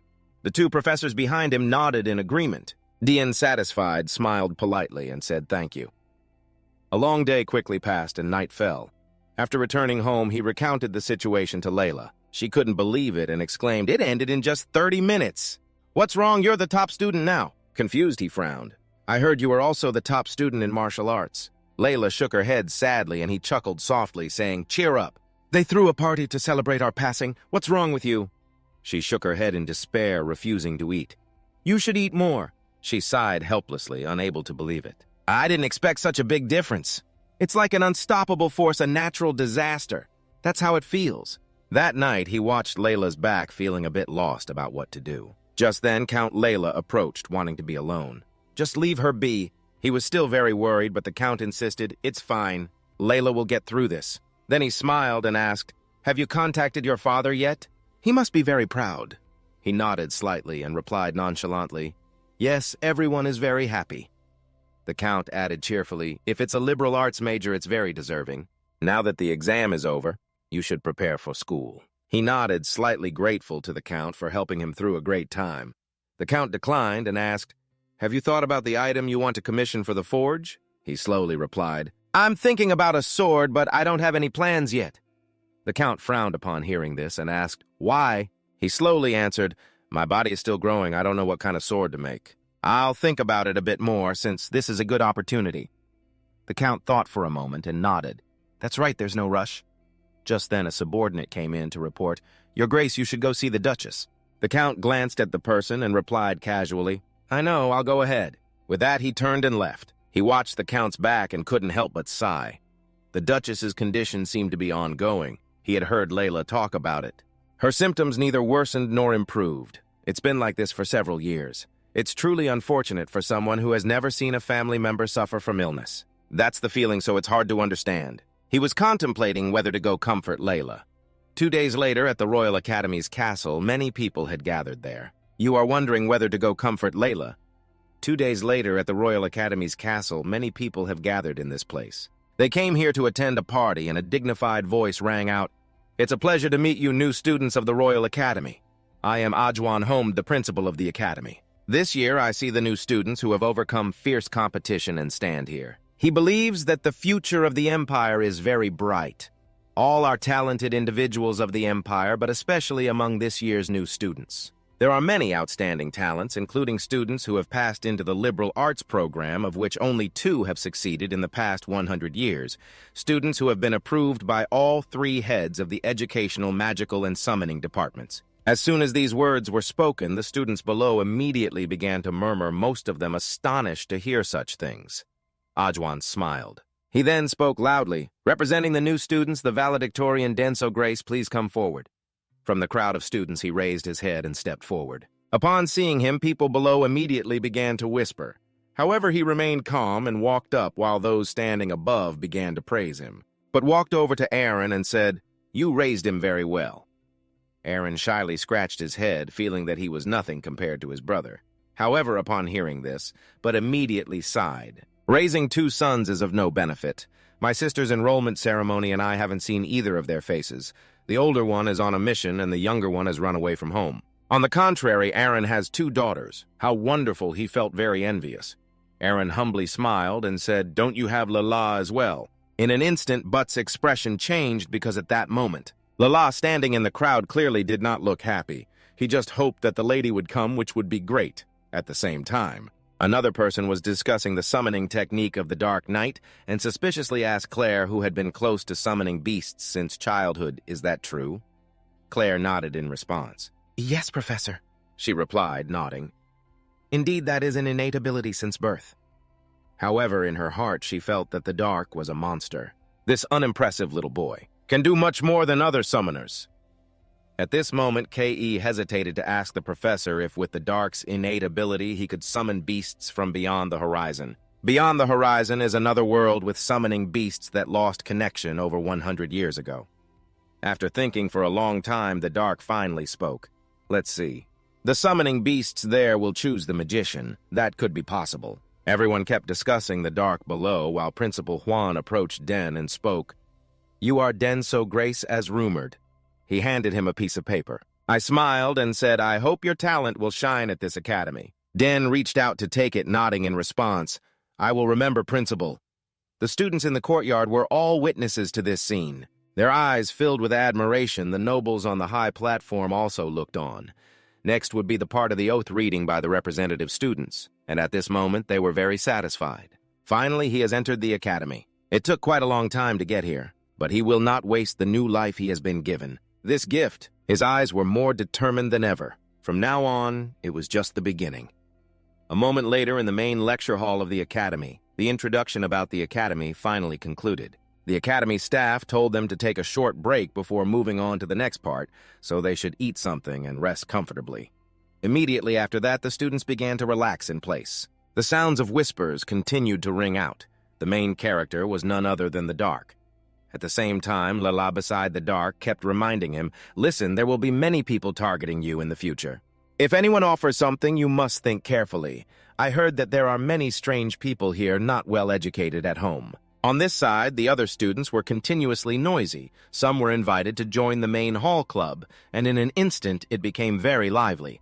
Seeing this scene, Lala couldn't help but be stunned. The seniors were inviting students to join the club during the break, and she had heard from her older sister that there were many interesting clubs here which the seniors were also looking for. To invite them into their club, many gazes were directed toward Den, who couldn't help but exclaim, "What should we do? Everyone is targeting you." Upon saying this, she immediately grabbed Den's hand and ran away. While running, she spoke. "First, let's get out of here." Den suspiciously asked her, "Where are you going?" Just after a few steps, they were blocked by a few tall individuals. "Denso Grace, please join the Body Beauty Club. It's a place where you can cultivate and train a beautiful body." Before he could respond, another person rushed over. "Hey, rookie, have you seen the Exploration Research Club? What about our map? If you join now, it will be a new map." Another girl shouted, "Our astrology club gathers the best talents." Even Lala next to them was targeted by everyone. She was a bit flustered by everyone's enthusiasm and quickly shouted, "I'm not participating." However, a chase broke out, so she was used to being pursued by enemies. But this was the first time she was in such a situation. The top student turned out to be this tiring. On another side, in the corridor of a castle, a figure was slowly walking. This person was Kenta Straphile. As soon as he appeared, everyone began to discuss. It was said that after the royal knight retired, he became a professor, a great successor. However, there was a rather headache-inducing issue. A new student majoring in liberal arts had just joined after 15 years, which was a comfortable position for him. Because occasionally writing essays and achieving moderate results was enough. Now that comfortable life was over. He had to prepare for the teaching session, which would probably be very annoying. At this moment, Kenta had arrived at his destination, biting his lower lip, looking quite displeased. He grumbled, "The orientation session for new students has ended." "This is ridiculous. Why are there students passing at this time?" He saw a figure standing in front of the classroom door. That person was, of course, Den, who had just been accepted into the liberal arts major. Kenta frowned and asked, "You are Denso Grez, right? You came early." Den was slightly startled, turned his head back, and upon seeing who it was, politely bowed and said, "Hello, Professor, it's nice to meet you." He seriously replied, "All right, come in." The two quickly stepped into the room. Kenta frowned, observing Den sitting on the chair silently calculating. He had worked very hard to secure this position. He came here to rest, not to teach. If it were about maps, he was tired of having to guide those knights. Thinking of this, he looked up and asked, "Why do you want to apply for a liberal arts major?" Den calmly replied, "To do everything I want," Kenta suspiciously asked. "Don't you intend to switch to a special major?" Den casually replied, "Yes, I don't want to miss this opportunity." Hearing this, Kenta immediately felt uncomfortable. If it continued like this, he would have to guide him with no other choice. But he suddenly remembered that Den didn't take the swordsmanship exam. "So the reason you didn't take it is due to lack of confidence, right?" Thinking of this, he spoke again. "What do you know about swordsmanship? I don't mean to belittle you, but since you are studying liberal arts, I am your professor, so at least I should know what level your swordsmanship is at." That night, upon hearing this, he frowned, wondering why he suddenly asked about swordsmanship. It felt like he wasn't welcome. After thinking for a moment, he replied, "It's not that I'm not interested in swordsmanship." Kentis immediately became excited and jumped up. "Great, then I'll test you." Without any hesitation, he nodded, "Sure." He secretly felt pleased. You fell into the trap. He quickly suggested, "Then let's go to my training ground. I have the authority to evaluate students." As long as he could use the excuse of poor swordsmanship to make you leave, that would be enough. The two quickly arrived at the training ground. Kenta casually spoke, "There are many swords here, so just choose the one you want." Calmly nodding, he looked at the swords laid out there. He couldn't help but feel emotional. Why was the training ground in a place like this? Even though there were no specialized students, this seemed a bit serious. He sighed helplessly, wondering which one would be suitable. Soon after, he reached for a sword in the corner. Kentis frowned and asked, "Is that enough?" He nodded slightly and replied, "Yes, this one is enough." Kentis raised an eyebrow and said with a smile, "If you can strike me with that sword even just once, you will pass." He said it wouldn't be hard because he would only move within 2 steps. Hearing this, he nodded, "I understand." Kentis frowned, observing calmly. Accepting his condition, was it because he was confident enough? He really was confident enough to do that. At that moment, he immediately charged forward, his gaze extremely determined. The tip of his sword was almost touching Kentis's body, surprising him a bit. "Your speed is impressive. Is this why you can enter the specialized field?" But while he was thinking, the sword in his hand kept shifting. Kentis's face immediately became unpleasant. What was this? Finally, he raised his sword, took a step back, and then swung his hand to block the sword. At that moment, he sighed in relief. That was close. Using such an unusual sword technique. Could he be a fool who knows how to use a sword? On this side, he had also stepped back, resting his sword on the ground, raising an eyebrow to look at the person in front of him. His eyes scanned around, and the atmosphere began to change. Kentis's face was somewhat unpleasant. He looked like a swordsman on the battlefield, not the posture of someone from the nobility or a knight. While he was thinking, he charged forward again, each of his sword strikes dancing in the air. His attack speed was extremely fast, each step forcing Kentis into a defensive position. His face looked somewhat unpleasant, and his hands holding the sword began to tremble involuntarily, but he didn't give Kentis any time to breathe. He came with a momentum that tore through the wind. His agile speed and extremely skilled sword techniques made Kentis doubt himself. Was he really a level 6 and had to focus this much? Was he really fighting against a 14-year-old child? At this point, he didn't even need to give any leeway. Kentis had to keep moving to block the strikes. At this moment, he had stepped back, but Kentis's face wasn't looking good either. This scene looked familiar. Years ago, when he was still a knight leading his troops to battle, he had seen a valiant warrior. However, that person had no medals, or any banners representing knights. Watching that person fight, he was astonished, wide-eyed. Who was that person? Returning to reality, each sword of the two had come towards each other, but it had touched Kentis's body. Seeing this scene, Kentis couldn't help but be startled. Why was he thinking about something else? But no matter what, he had won. He smirked and said, "Professor, I think I've met the requirements." Gritting his teeth, Kentis felt somewhat unwilling. The grip on his sword was so tight that he trembled. Taking a deep breath, he slowly spoke, "You passed, so you can breathe easy. Indeed, if it were the strength of a royal knight." Kentis furrowed his brow, looking at him with a hint of contemplation. This kid was truly a genius, a special genius. Despite having some flaws, he was not inferior to him. Having reached level 6, he now understood why the boy wasn't interested in the swordsmanship exam. Thinking of this, he questioned, "Why with this strength did you not take the swordsmanship department?" The boy calmly replied, "Because I think my family would be disappointed." Hearing this, Kentis couldn't help but be taken aback. He furrowed his brow in thought. The boy's father was a master of teaching techniques. His 2 older sisters were masters of magic and summoning. So you chose all 3 to meet your family's expectations, huh? At this moment, the boy spoke again. "Has the professor confirmed everything?" Kentis realized he was wrong. It wasn't that the boy lacked confidence in swordsmanship. He nodded slightly and replied, "You can go now. I will send a notification soon." "Yes, thank you, Professor." The boy respectfully bowed. Kenta clearly felt a bit unwilling. He watched the boy's back as he left. It really had been 7 books already. The department heads had acted as judges. What was this feeling? All his plans to drive the boy away and live comfortably had turned to smoke. He couldn't help but sigh helplessly, recalling the past when he was once a knight. He finally remembered who that person was, the valiant General Acrid, the proud figure stepping over those corpses. He still remembered this moment vividly. He suddenly realized that the moves Dean had unconsciously used in the earlier battle were very similar to Acrid's. Outside the Academy's courtyard, after leaving Kentis's room, he recounted everything to Claire. She exclaimed in surprise, "Did you really pass the test?" He nodded in response. "It must be so," GHE said, frowning in suspicion. "That's really strange. Professor Kentis is not someone who easily lets students pass. He only participates in regular exams once a year.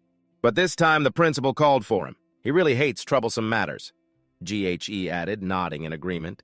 "Indeed, he is someone who likes to live by his own rules." GHE sighed and said, "That's why it's surprising. Thankfully, nothing happened." All night, he focused on her smile, feeling a surge of emotion. She didn't praise him. Indeed, it's your night. He only felt at ease when he knew he was safe. That was one of the reasons he liked his second sister. Just then, Arabella ran over from a distance, wondering where he was. "Are you with Claire?" She smiled happily. "Little brother, you passed the test, right?" The student saw the 3 sisters chatting happily and began to whisper. After a while, someone approached and introduced himself. "I am Max House.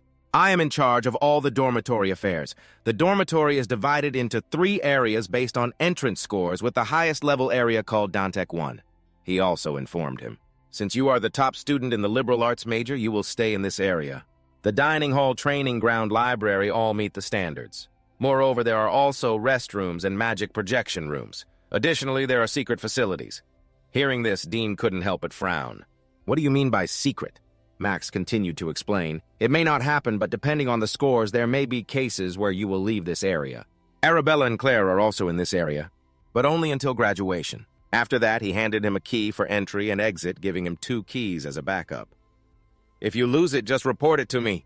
He reached out to receive it and nodded in response. "I understand now, but I should remind you to be careful. There are many strange students here. They are not bad people, but sometimes unexpected things happen. If you need anything, check the room and report to the logistics department." So I nodded and sighed, wondering if I should go check the room. "In the end, you decided to go take a look. Your first impression was that it was very upscale, but strangely quiet. You walked slowly down the hallway, and after a while, you suddenly stopped. Something felt off. You couldn't sense any presence, as if everyone had vanished. What on earth is happening?" You took a deep breath filled with suspicion and wanted to see what was going on, so you quickly closed your eyes. The aura gradually spread everywhere, and before long you sensed a slimy smell wafting through your nose, along with the sound of gears lightly touching. Clearly, this was a trap. You couldn't help but smirk, so that's what it was, the launch ceremony at the same time. A group of people was watching the night through the screen. Someone suspiciously spoke up. "Why isn't he moving anymore?" Another person carefully asked, "Hey, Anan, could it be that he knows there's a trap?" The person named Anan shook his head confidently and replied, "Absolutely not. My Julat family is the best hunting family that has existed for hundreds of years. I'm very confident in my trap." This person is the eldest son of Baron Juliet Arno, a third-year student in the marksmanship department. Another person skeptically asked, "Is it dangerous?" Anon casually said, "Of course. I've removed everything that could cause harm. It's just to make him a laughingstock." Another person smiled excitedly. This first launch ceremony is really something to look forward to. They believed that since he made it here, he must be in a terrible situation, but someone still worriedly asked, "Is he really okay?" That's the Showgrace family. Anon scoffed and said, "So what? We've all gone through a memorable launch ceremony. Just wait and see. He'll probably be scared to death." At this moment, a female student hesitated and said, "But he is the top student in the liberal arts major, so this time it might be different. His older sisters are both geniuses. If he passes the liberal arts major, he would be even more of a genius." The one speaking was Priscilla Nelil, a fourth-year student in the neuroscience department. Arnold, hearing this, was dissatisfied and questioned, "What do you mean? Do you mean he won't fall for my trap?" Indifferently shrugging, she coldly laughed and said, "Not really, but it seems like you're not confident, huh?" "Don't laugh, that's not the case." He scoffed, not believing it, and realized his trap. He had used an invisibility spell and had also applied slime to muffle the sound of the engine. While they were in doubt, Black had begun to move back. Seeing this, they immediately became excited. "He's moving again." Outside in the hallway, Black knew that their trap started with a tripwire. Just a light touch would trigger it. "Then I'll use magic bullets," he murmured casually. He then raised his hand and a beam of magic shot straight toward a trap not far away. Boom! It immediately exploded and streams of water fell to the ground. So calm while looking at this. You stood a step away from them, but one thing surprised you: the water was less than you thought. Just at that moment, another trap was activated. A manhole cover opened and a foul smell quickly rushed into your nose. You clicked your tongue, lamenting, "What a disgusting smell, just like a child." You couldn't help but cover your nose with your hand when you saw this scene. The group of students couldn't believe it and shouted out in disbelief, "He has discovered it!" Priscilla immediately turned her head and questioned Arnold. "What is this? You said we wouldn't be discovered, but how come it turned out like this right from the start?" Arnold shook his head and said it was just a coincidence. Hearing this, Priscilla immediately scoffed. "A coincidence, really?" He aggressively nodded. "Yes, at the beginning I was a bit gentle, which is why I got discovered. Just wait, those people will definitely fall into the trap." After thinking for a moment, he nodded. "Just try trusting Arnold and see." But Priscilla suddenly looked at Arnold, feeling a bit uneasy. At the same time, outside, they ignored the two traps. So he slowly moved forward, letting out a small sigh. The second one was also clumsy. Should he just break it? After pondering for the bit, he silently decided to act. Immediately, he rushed forward, gliding past the boxing gloves, and soon came to a safe stop. But before he could relax, sticks suddenly appeared in front of him, but he managed to dodge all of them. Seeing this scene, the observing students couldn't believe it and exclaimed, "Indeed, it's the Count's family, just like Grace. I heard that his sisters also had a very memorable debut, right?" Another male student doubted. It seems like he guessed everything that would happen. Arnold had tried to hide it so simply. He bit his lip in frustration and said, "It's still too early to give up. He can't avoid the final trap." Priscilla, hearing this, was astonished and asked, "What is the final trap?" With a slight chuckle, Arnold confidently replied, "You'll see." Sure enough, at that moment, a giant monster suddenly appeared in the hallway, attacking towards the knight. But it wasn't just one. A group of others had appeared, this time being the summoned beasts. Seeing them, he immediately curled his lip in disdain, preparing for a few strong ones. But something felt a bit strange. He frowned and observed their bodies for a long time, then he realized something odd. Their bodies weren't real. He smirked slightly. It turned out to be an illusion. He heard Henry's voice. "They seem quite strong. If they were ordinary students, they would have run away by now." But he was different. There was no need to dodge or retreat. He just needed to solidify the flow of magic to stop them. Thinking this, his eyes became determined and a large flow of magic appeared in his hands. Seeing this scene, some students questioned, "Is that kid not going to run away?" On the contrary, he seemed quite calm. Another person spoke up. "It seems like he is about to gather magic." Anand's face immediately turned ugly. Could it be that in just a brief moment, he already knew it was an illusion? Unbelievable, how could this happen? Priscilla saw his expression of helplessness and sighed, "Oh dear." Outside in the hallway, the flow of magic from him had filled the air, sweeping over the summoned beasts, immediately causing them to be knocked back. Their bodies quickly dissipated under the magic. Seeing this, he couldn't help but smirk. "They are gone. You want to see who designed the trap right at this moment. A sudden scream from a room rushed out as Ezra wondered how it appeared here. Do something, you damn idiot! Arnold's group ran outside with Ezra chasing after them, frightened and fleeing from its roar, slowly approaching with narrowed eyes to watch them. He chuckled and spoke, "So everyone is hiding here, huh?" Hearing the sound, they immediately turned their heads back.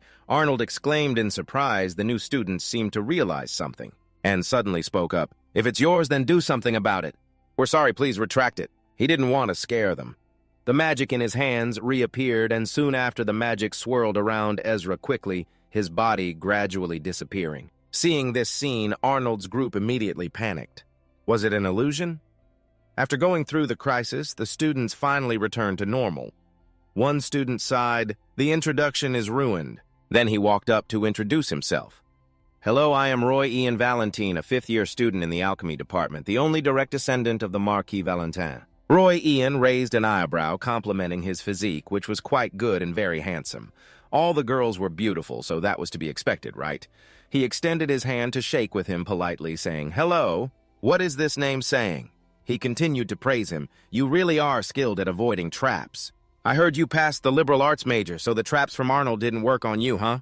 Arnold will be very disappointed. By the way, Arnold is the heir of the famous Juliet hunting family. He designed all these traps." Hearing this, Roy immediately looked at Arnold, so he was the one who planned it.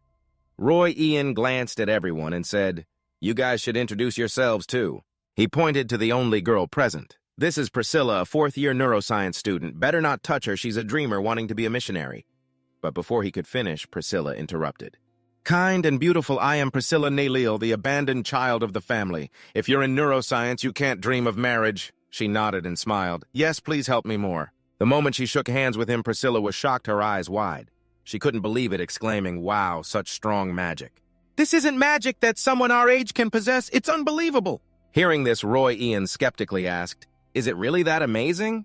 Priscilla nodded slightly. Yes. Even Alan noticed this. He couldn't help but frown. "Using strong magic to stand out, huh?" At this moment, another male student approached, smiling. "Hello, Dean. I am Squaw, a second-year martial arts student, unlike those muscle-bound kids in the bodybuilding club, so don't misunderstand." Hearing this, he remembered the big guys who had blocked his way earlier. Squaw continued, "Muscles are important, but martial arts aren't about showing off muscles. If you're interested, just tell me and I'll teach you what real martial arts are." He declined to comment, glancing at the male student standing across. Now there was only one person left. Squaw also looked over there and spoke. "Security is important, isn't it? It's your turn now. Why are you pouting like you're angry? Is it because of those traps, is that all?" So Petty Anon hesitated, biting his lip for a long time before approaching me saying, "I'm Anon," and I politely nodded saying, "I'm Den. I would like to help more." Perhaps he was upset because all the traps had been destroyed by you, so you spoke up. Indeed, those traps seem good. You seem to know the mechanisms and triggers very well. But the most prominent issue is that when Sun heard this, Arnold's expression immediately turned to one of surprise, so he slowly explained that next time instead of 6, black mix 3 silver with 6 black and a ratio of 4. 6 seems to be better. With this level of brightness, it will be less noticeable. Anon thought for a moment and nodded. It makes sense, so he continued. Besides that, anyone can easily fall into your traps. Anon hadn't had a chance to respond when the squad interrupted, dissatisfied, asking, "Who are you to teach Anon how to make traps?" That's outrageous. But they didn't care much, and everyone led him to see their room. They slowly walked down the hallway, chatting happily. Den watched them from behind, feeling that they were indeed interesting people.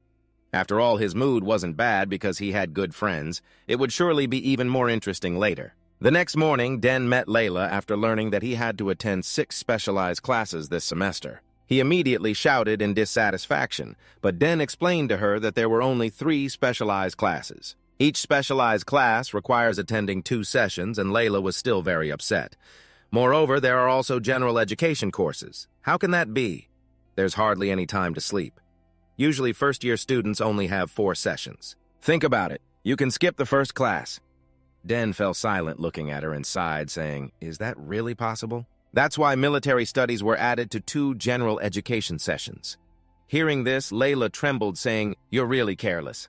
I'm very afraid of military studies in the first semester. My grades dropped significantly because of military studies." She promised to meet again later in the specialized class of swordsmanship. She had to attend the general education lecture, so she frowned and asked, "What is the general education lecture about?" understanding cosmetics and skincare. Layla blinked and smiled, responding feeling helpless and sighing, "That's just how girls are." Den shook his head, saying, "I know, see you later." After leaving, he entered the lecture hall to listen to the lecture. As soon as he appeared, the students began to discuss. Hearing all their words, he couldn't help but sigh. He heard everything. He just didn't care much, and quietly flipped through his book. Today, he was attending a lecture on general military studies. According to what he had read yesterday, there were some contents he knew. But there were also completely contradictory contents to reality. It's true that if theory and practice were always consistent, then how could any country lose in war? But the reason military studies are taught is that basic theory is very important. While he was thinking, the professor entered the classroom and everyone stood up to greet him. A professor stood at the podium and waved his hand, signaling everyone to sit down. Then he slowly spoke. "Hello everyone, my name is Francisco Gabius and I will be responsible for teaching the theory of military studies. You can just call me Professor Gabius." Right after that, he took attendance and started the class. Den squinted at him for a long time, falling into deep thought, noticing that he seemed to be an experienced person on the battlefield. Den smiled slightly. He was really looking forward to it. At this moment, Professor Gabius began to teach, stating that one must delve deeply into military theory to be effective on the battlefield. Soldiers and commanders must always consider the balance between victory and the lives of soldiers. After a while, he scanned the students and said, "I'm really curious to know how many talented students here will become elite. What do you think is the most important thing in war?" A group of students raised their hands, but only one hand went up. Professor Gabius glanced over. He slowly said, 10 students are raising their hands. Let's hear what you have to say." He slowly spoke. 10 students are raising their hands. Let's see what they have to say." The person raising their hand is black, and he confidently replied, "It's the supply." Professor Gabios was a bit surprised, but quickly regained his composure. He nodded slightly and said, "That's correct." He slowly explained that victory and improvement could only be achieved when the supply is ensured. He found it very interesting that someone had already answered correctly at the beginning. He squinted at Black and continued to ask, "Do you know the 3 most important things in supply?" Black calmly replied, "The first is strict management.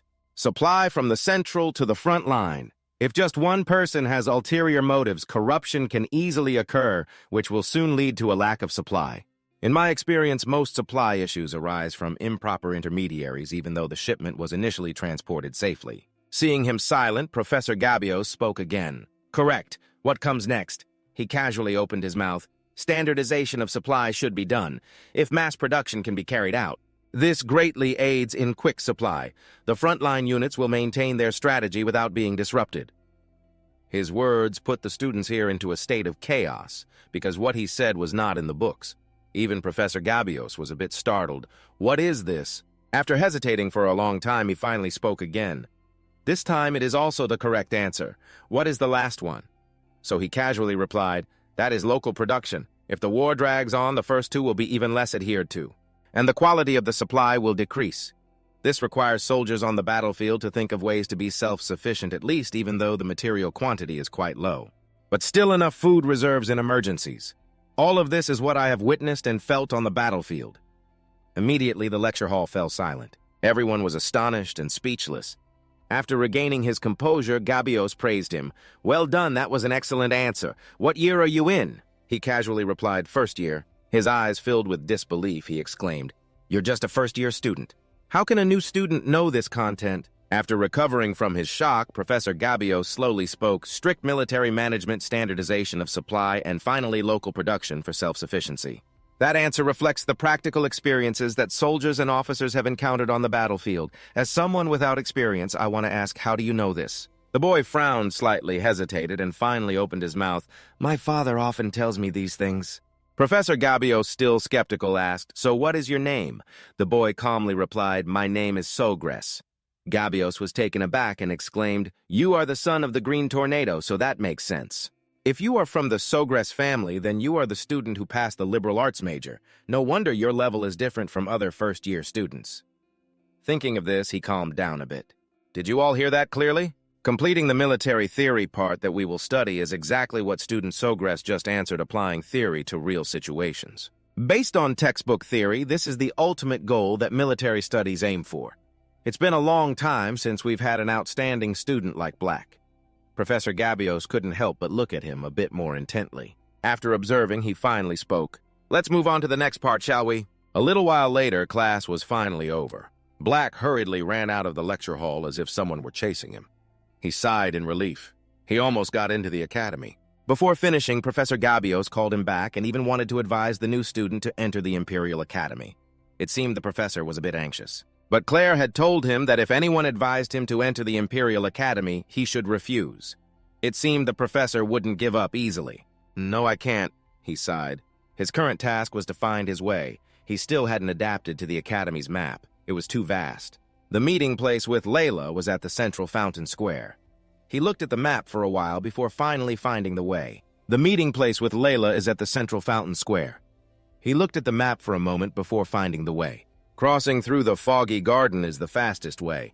The foggy garden is a place where even when the sky is cloudy, visibility remains limited, just like in fog, making it very easy to get lost and wander around. And this is also a vast garden shrouded in fog, so everyone tends to avoid it. Moreover, there are rumors of ghosts appearing at night, which is why I have stepped into the foggy garden. You looked around for a while and then smirked slightly, but this place seems different from what the eldest sister said. The weather is nice, and you have already arrived here in no time. Just then, a scream suddenly echoed. "Help, is anyone there? Is anyone there? Please help me."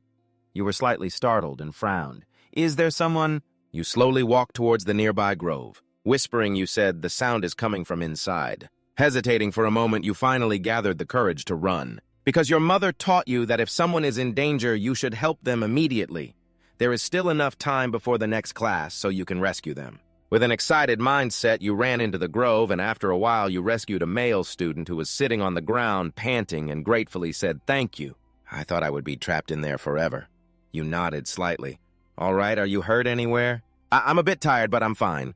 The male student smiled and replied, "I am Ernest Dillon, a first-year student in the exploration department, and you were a bit surprised asking you study exploration and yet got lost." Ernest looked a bit awkward. "It's because I was too excited and wandered around unconsciously." Hearing this explanation left you somewhat speechless, and you suddenly remembered something. You suspiciously asked, "If you are Baron Dillon, then you are from the Western family, right?" "The emblem is probably a ship and sailors," Ernest happily replied. "You know about it. My family has explored the seas and distant lands." From generation to generation, you smiled quietly at this feeling a bit emotional, but it seemed a bit difficult for you. Ernest then suspiciously asked, "What is your name?" "Surprisingly, you know my family." You honestly stated your name, and Ernest was astonished. "You are the freshman who passed the liberal arts major after 55, right?" You nodded slightly. "That's me." And immediately he excitedly exclaimed, "I've really wanted to meet you even just once." You refused giving him a look, and he said, "There's no injury on you." "But what about that bruise?" "And there's a scar, too. It's very different from the scars from exploration." The more you thought about it, the more confused you became, and you frowned in contemplation. After a moment, you suspiciously asked, "Are you exploring this garden?" Anis nodded slightly. "Exploration excites me. In fact, for me, not just the garden, but everything new I encounter is an exploration." Saying that, he took out his bag to show you. Inside there were many objects, and you exclaimed in surprise, "Are all these exploration equipment?" Ernest nodded slightly, his tone cheerful. "My goal is to explore every corner of the academy, and the foggy garden is certainly one of them." "There must be something here." "With the cloudy sky and thick fog, isn't that unreasonable?" You widened your eyes in surprise at him. "That's right." "So have you found out anything yet?" "Not yet." Ernest shook his head. "But I am sure there is some force in this garden. So I should doubt and ask again, but isn't it true that no one can clarify this?" Ernest continued to respond correctly, but what if there is a reason that no one thought of clarifying, or they tried but still couldn't clarify it? Hearing this, I couldn't help but frown, wondering why it couldn't be clarified. Ernest seriously said, "That's right. Right now it's impossible to know. But suppose it is a power generated by unidentified factors or entities such as the legacies of ancient kingdoms that have vanished or the summoned beasts from beyond the horizon. Then I should think a little before speaking. If it's the legacy of an ancient kingdom, that would indeed be interesting, just like finding a companion. Eric would be very happy. You think so too, right? I really want to uncover that secret." Just at that moment, madness shattered his joy. "That's right. I was on my way to the lecture." Ernest immediately jolted quickly, packing his things to prepare to leave. Unfortunately, before he could leave, the sky suddenly poured rain. Before long, the rain fell heavier and heavier, and Ernest panicked, shouting, "This is bad. I heard that if it rains here, the fog gets thicker, so I frowned and asked, 'If so, it would be hard to go outside, right?'" Ernest nodded slightly. That's right. We will lose our way. Saying that, he took out a compass to see, but the compass kept spinning in circles, not indicating any direction at all. His face grew even more panicked. He fearfully shouted, "Indeed, the compass isn't working! If this continues, we can't move!" I looked at him and asked, "Can't this be resolved with exploration abilities?" Ernest shook his head slightly. "The unknown force has trapped us and my body feels heavier. What should we do?" My expression quickly changed. Ernest was worried. "This is bad." I ignored him and glanced at the fog around somewhat surprised. I felt strangely empowered. Ernest, unaware of my thoughts, was still very panicked, sitting on the ground. "This is bad. If it continues like this, you will be in danger." But at that moment, a surge of magical power suddenly swept in, causing Ernest's eyes to widen in horror. At this moment, an extremely large flow of magical power was radiating around. Even the fog began to dissipate. Ernest raised his hand to shield himself from the incoming magical power, trembling and biting his lip. The magical power was truly terrifying. At this moment, the fog was dissipating from around me. I panicked and shouted, "What is happening?" I didn't answer and calmly replied, "Let's go, I think I know the way out." Ernest exclaimed in surprise, "Really, how do you know?" The two of us looked at each other, but our expressions were completely opposite. Facing Ernest's panic, I smirked, knowing that perhaps I could truly clarify the mystery of this place. Although the rain was still falling, it was no longer an obstacle of the night.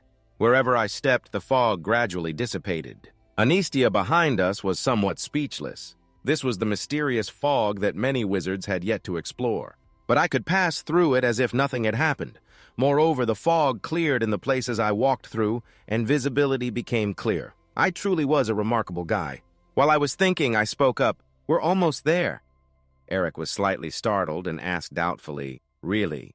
Did you find the way?" Not long after they stopped, but Eric's expression was somewhat astonished, because where they stopped was the center of the fog garden. Ernest looked up at what was in front of him, unable to believe it. He exclaimed that this is a magical fountain, which made him suspicious, and asked if there was something special about it. He quickly explained that the students entered the misty garden because of this. Saying that, he glanced at him and asked if he didn't know the legend about this place. Confusion filled his eyes as he asked, "A legend, is there such a thing?" Anis nodded slightly, saying that the legend states if you arrive at this place before the mist disappears, you will reunite with the person you wish to meet. It's just a typical romantic tale. Hearing this, Den continued to ask how the magic of the fountain still worked. It was already difficult to get here. How does it work? His words left Ernest stunned. He was right. Den observed the magical fountain for a moment before speaking up, saying that if no one continuously poured magic into it, perhaps there is a source of power even stronger than that, so it doesn't need it. It should be a source of power, right? Anist frowned, thinking that if so, the garden itself could be a giant body, and he spoke in a deep voice about the layout of this garden. It doesn't need to be complicated and convoluted like that. Perhaps that's correct. Ernest heard this and cheerfully exclaimed, "Isn't it true? If the garden is a large mechanism, then this magical fountain could be an ancient artifact, and the mist is also related to this." Thinking about it, he raised his hand and placed it on the fountain, feeling a quick sensation. This feeling must be right. There was something inside him reacting, as if meeting an old friend. After a moment, he immediately opened his eyes, clarity shining in them. This was indeed ancient magic. Sure enough, not long after, a line of text appeared. Ernest, seeing this beside him, exclaimed in astonishment, "Wait, this is ancient secret language." He frowned and looked at him, asking, "Secret language?" Ernest slowly explained that he wasn't sure because he couldn't see clearly, but now that he touched it, he was certain. It was the language used in the ancient nation that has vanished, and Secret exclaimed in surprise, "You know this too?" Ernest confidently replied, "Of course I'm a Dylan.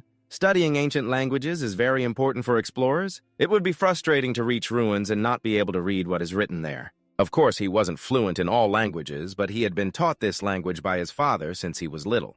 Then he suggested trying to decipher it, which was met with a gentle laugh. The instinct to explore was truly rising. Unaware of his thoughts, Eric was still very excited to explore the writing. Let's see, this word means qualified, and the next word is this world. Soon after, he began to write it down. But the more he wrote, the worse his expression became, yet the rustling sounds on the paper continued. After a while, he immediately cheered. "I deciphered it." Den frowned and looked at him, asking, "What does it say?" Ernest quickly replied, "It says those who are qualified will prove their strength." He seemed a bit surprised. "Qualified and prove, what does that mean?" "Qualified means ancient magic, right?" Being qualified means it's ancient magic, right? Somehow, the closer you get to the center, the more familiar it feels. Eris happily laughs and talks. It's really interesting. The qualification mentioned is ancient magic. There's no way someone like that could exist, so after hearing it, I nodded appreciatively and thanked you. Eris was astonished, her eyes wide open, because around my hand at this moment, a stream of magical power appeared as I witnessed this scene. Ernest exclaimed in surprise, "What are you doing?" But there was no answer. It is said that ancient languages contain power through their forms. I squinted and pondered for a long time. If I use this bracelet, perhaps it will react to those strange letters. Indeed, the bracelet in my hand continuously emitted magical power, and before long, strange characters appeared on the bracelet. Seeing this scene, I couldn't help but smirk. Then I reached my hand towards the fountain. Two streams of magical power quickly touched each other, and strange characters continuously appeared. They appeared more and more. After a while, the fountain suddenly made a noise, shaking violently. Ernest exclaimed in surprise, "What is happening?" Under the astonished gaze of the two, an object slowly emerged. It looked like a large gemstone.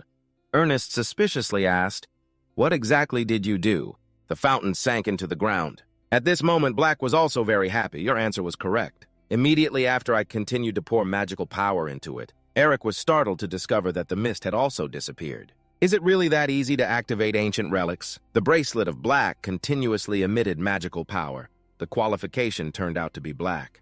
Before long, a light suddenly shone, so I hurriedly spoke up. "Look, something is glowing at the center." The light slowly appeared, and the two of us stared at it. After a while, that thing became clearer. Anis exclaimed in surprise, "It's so beautiful, just like a gem." "It must be the source of power that operates this fountain." I nodded slightly and replied, "Perhaps it is the reason behind all the strange phenomena in this garden." Saying that, I glanced towards the central fountain. Now I would check the ancient magic. Thinking about it, I stepped into the central area and placed my hand on the thing lying there. The moment I touched it, I was startled. This power is ancient magical power indeed, similar to my own, but at this moment I realized something was appearing. There were some strange characters on it. Akana had existed and perished. This is a legacy. This is amazing. I can understand the ancient language that I once couldn't read. This is truly the legacy of the Akana magical kingdom, so now I have absorbed this power. However, the more I absorbed, the more I felt a sharp pain in my heart. I bit my upper lip fiercely, and my forehead was covered in cold sweat. Something was flowing into my heart, a large stream of magical power, along with something strange pushing inside. It made my heart feel like it wanted to leap out, and then a strange circle appeared. The core and the circle have opposing roles, making it very difficult to have both due to the poor effect and also harmful to the body, so magic swordsmen often have to live with heart conditions. Therefore, I didn't want to create a circle. I could only use magic. But must I really do that? While I was thinking, Eric suddenly spoke up. "Are you okay?" My complexion had not been good all this time, so I was startled out of my thoughts and smiled slightly, replying, "Don't worry, I just have something to think about." Eunice, hearing that, didn't know what to say and had to change the subject. "You have no idea how surprised I was, but the power you absorbed earlier. The fog of words is the same. It seems there's something related to you hearing this phrase, but I don't know how to respond." Eric must be very curious since he witnessed everything firsthand, but it would be better for both of us if we didn't know each other. I thought. Then you chuckled softly and said, "I'm just responding the way my sister taught me. I also don't know the details." Eric had no doubts and nodded in agreement. "If you find out later, you must tell me. Today he is really excited. He keeps talking to Den about this, but Den hasn't answered any questions." After a while, Ernest glanced at Den and asked, "Aren't you supposed to have a class?" Den suddenly remembered that's right, he has an appointment with Layla. Immediately, he patted Ernest on the shoulder and said, "Sorry, I have to go now. See you later." Then he quickly took off. Ernest couldn't help but smile as he watched Den's back disappear. He really is an interesting friend. If I could explore with him, I would discover great things. It's so exciting on this side, so I used my magic and ran off. It just felt a bit strange. You feel more comfortable moving. You furrowed your brows, falling into contemplation. The circle and the core coexist, but there is no feeling of being separated. The magical power of the core would be interfered with by the circle, so the effect would be extremely low, but now, no matter how much magic power I generate, it feels nothing unusual. My magic power hasn't decreased? I smiled faintly. No, on the contrary, it feels like the magic power is circulating through the circle and gathering into the core. Moreover, the magic power concentrated in the core is even purer than before. You ran off with a joyful heart. "This is so miraculous," you whispered. "I must contact my sister." A little while later in Hankston District, Den and Layla were strolling around. Layla happily chatted continuously. It turns out this is the Hankston District that everyone talks about. Den looked over there, the entrance is right there. He was slightly startled following the direction of her hand. Layla slowly explained about the famous magic curtain over there. Furrowing his brows, he asked back, the magic curtain. Layla nodded slightly. It was created by Henston, a legendary wizard from the academy. This curtain is opened once a year for new students with magical talent. If you pass through here, different colors will appear depending on the quality and level of magic power. Originally, it is a device to detect dark wizards secretly infiltrating the academy. It seems that after the dark wizards were exterminated, it changed for this purpose. At this moment, Den suspiciously asked what colors correspond to each level. Layla slowly replied, if there's no talent, it won't change. If at a stable level, it will be yellow. If relatively talented, it's blue. If overwhelming, it's red. Den looked at her in amazement, feeling that she must have researched a lot. She nodded slightly, because I want to know everything about the academy. She told him that all his sisters were red, then she suggested she would go in first. As soon as she finished speaking, she stepped in and immediately a bright red appeared inside. Layla joyfully exclaimed, it's red, and nodded in praise. Awesome. She heard it and was excited. I have to be like this. Then I must try too, Den said with interest, and then he lifted his foot to step in. He thought he would also turn red, but suddenly remembered something and his foot stopped. You have absorbed ancient magic, perhaps making you stronger than usual when you step through the door that appears in color 6, so it's no surprise that you're astonished by the color 6. Layla was also astonished and asked, what happened? There's no level 6. At this point, she couldn't help but express her dissatisfaction, scolding, why are you always so different? So reluctantly, a quiet laugh escaped. It makes sense, but why is it like this? A little while later, in the magic classroom, whispers and discussions continuously echoed as they noticed his badge. He came from the finance department. Why is a guy studying finance in this class? Or maybe he just came to listen for the first session and then left amidst the chatter. Suddenly, a pair of long legs approached, and upon seeing the other person, someone suspiciously asked, Senior Arthur, why are you here? The one named Arthur nonchalantly replied, I stopped by because I have some matters to attend to after class. He scanned the room and then suspiciously asked, but isn't he here yet? The interdisciplinary student dancer, Grace, said, a male student said he would attend this class, but I haven't seen him at all. He nodded in understanding. Oh, he must be on his way. When he arrives, please take him to meet me. Since he is the younger brother of Senior Arabella, I must pay special attention to him. He said then turned to leave. Just as he turned away, he saw a male and a female approaching Den and Layla. Everyone was continuously discussing, and Layla also heard winking and playfully saying, how fun. This outstanding student, wherever you go, becomes a topic of discussion, right? On the contrary, Arthur was very pleased to see Den. Finally, he has arrived. He walked up to Den and greeted him. Nice to meet you, Den. I saw you at the opening ceremony with Grace. Very prominent Den frowned at him. Who is this guy? He seems to be a student from a higher class, but why is he acting so familiar? After thinking, he asked in a low voice. But who are you? Doesn't the magic department teach basic greetings? He said that if he had any business with him, at least he should introduce himself. His words made Arthur grit his teeth in anger, cursing silently, this arrogant brat. Even the students around couldn't help but be stunned. They didn't expect him to speak to a senior like that. Arthur, dissatisfied, said, I came here personally because you are the younger brother of a senior I respect very much, yet you act so arrogantly. Have you ever thought that your attitude could affect your family's reputation? So calmly responding, he said, I never thought about it, really. From my perspective, aren't you the one who is losing face? Arthur bit his lip in anger and said, you don't know who you are standing in front of. After saying this, he fell into deep thought. If he overlooked this, it would harm his reputation. He believed Arabella would understand. Thinking of this, he snorted coldly. You seem to need some lessons. Den narrowed his eyes at the stream of magic in his hand, frowning. On the contrary, he was extremely confident that he would defeat Den, but at that moment a low voice rang out. What's happening? Is there a problem? Arthur immediately turned around and explained, I just stopped by to greet the first-year juniors. The person who arrived was the head of the magic department, Dinabo, who coldly asked, Is that so? If you like socializing, do it after class. His words shattered the atmosphere. Arthur looked at him with annoyance and muttered, This time I'll let it slide. After saying that, he turned and left. Layla watched his back and quietly reminded Dinabo, Be careful. That guy looks unpleasant, he said before leaving. Arthur leaned close to the person next to him and reminded, Take him to that place. But the other person hesitated and said, He's the younger brother of Senior Arabella. Is that okay? He didn't care and coldly replied, "I'll explain to the senior, just take him there."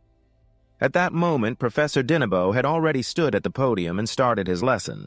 "Since today is just an introduction to the subject, I'll keep it simple. After class, since this is a practical combat course, we also need to measure mana." As he spoke, he placed his hand on the device in front of him and slowly explained, "If you place your hand on the device and channel your mana into it, immediately a stream of magical energy appeared surrounding the device." He glanced at everyone and asked, "You will know how many magic circles you have." Seeing the magic circles appear behind him, the students were immediately astonished, gasping, "6 magic circles as expected of the professor." Regardless of the students' reactions, Dinabo continued, "Of course, the number of magic circles is the same. But the higher the level, the darker the color. Sometimes the magic circles may not even appear, but not having magic circles doesn't mean you lack talent, so don't worry." His words made the students' expressions change. That's right. He's not wrong. Some people haven't even created magic circles yet," Dinabo continued. "Therefore, we can't just rely on checking magic circles. Since they chose this subject, at the very least, they need to know the basic magic." He would use this orb to accurately assess their mana. Seeing this, they were a bit surprised. "What do these orbs mean?" They saw Dinabo start to manipulate the orbs floating in the air. He slowly said, "Using basic magic psychokinesis, you all should demonstrate your ability to control this orb. For example, like this." After saying that, Dinabo raised his hand and a stream of magical energy flowed around the orbs. The students watched this scene in awe, but quickly began to exclaim, "Incredible." The spell was executed perfectly and the teacher moved them with such precision. However, Layla was a bit surprised by everyone's reaction and quietly murmured, "What's so great about it?" She slowly explained that the strength and accuracy of basic magic also depend on the caster. They must channel mana into each orb and move them. With their current abilities, 3 orbs would be the limit. Hearing this, Layla regained her confidence, thinking maybe he could control more. She rejected the idea, wondering why she was so confident. Just then, Professor Dinabo suddenly called out, "Arthur, you're just auditing. But can you demonstrate for the juniors?" "Yes, sir." Arthur did not refuse. He was sure he would show Dinabo a thing or two. Dinabo glanced at him, wanting to see where his arrogance came from. Shortly after, Arthur stepped up to the podium and placed his hand on the device. 4 magic circles immediately appeared, and the students below gasped, as expected of Senior Arthur. Immediately, Arthur walked up to the podium, placed his hand on the device, and 4 magical circles instantly appeared. The students below immediately exclaimed, "Indeed, it's Senior Arthur. He has already reached level 4, and the color of his magic circle is also very good." Dinabo nodded in praise, saying that he has made progress again. He was praised, but remained very humble, bowing his head politely, saying it was all thanks to his teacher's guidance. Dinabo chuckled and spoke up, saying that usually students only reach level 4 after graduation, but your senior has done it already. This is indeed an extraordinary talent. He wants them to learn from him. Who knows, his advice might help them. The students below immediately fell silent. Their eyes were filled with admiration as they looked at Arthur on the podium. Arthur cast a challenging glance at the dark-haired one, surprised that it was still too early. Compared to Grace, he would show him what the difference between them was. The dark-haired one did not back down and met his gaze without any fear. Right after that, Arthur began to use his magic power to control the floating orbs in the air. Seeing this scene, the students were immediately astonished, saying that the senior controlled the orbs so skillfully. At this moment, he had controlled many orbs, and for a moment they could not count them. Sweat was pouring down his forehead. He had exerted all his strength. He wanted to see how it would go. Below, the students looked on in a daze. After a moment, Dinabo spoke up, saying it was time to start stepping up in order. "Starting from the first row, okay?" As soon as he finished speaking, the students began to line up to step onto the podium. Those at the back grumbled, criticizing that this was called an orientation session, but in reality, it was just exposing everyone's abilities in front of the class. So they reluctantly nodded, agreeing that it was indeed so. That is what the Academy aims for in time past like that. A series of students stepped up, placing their hands on the device.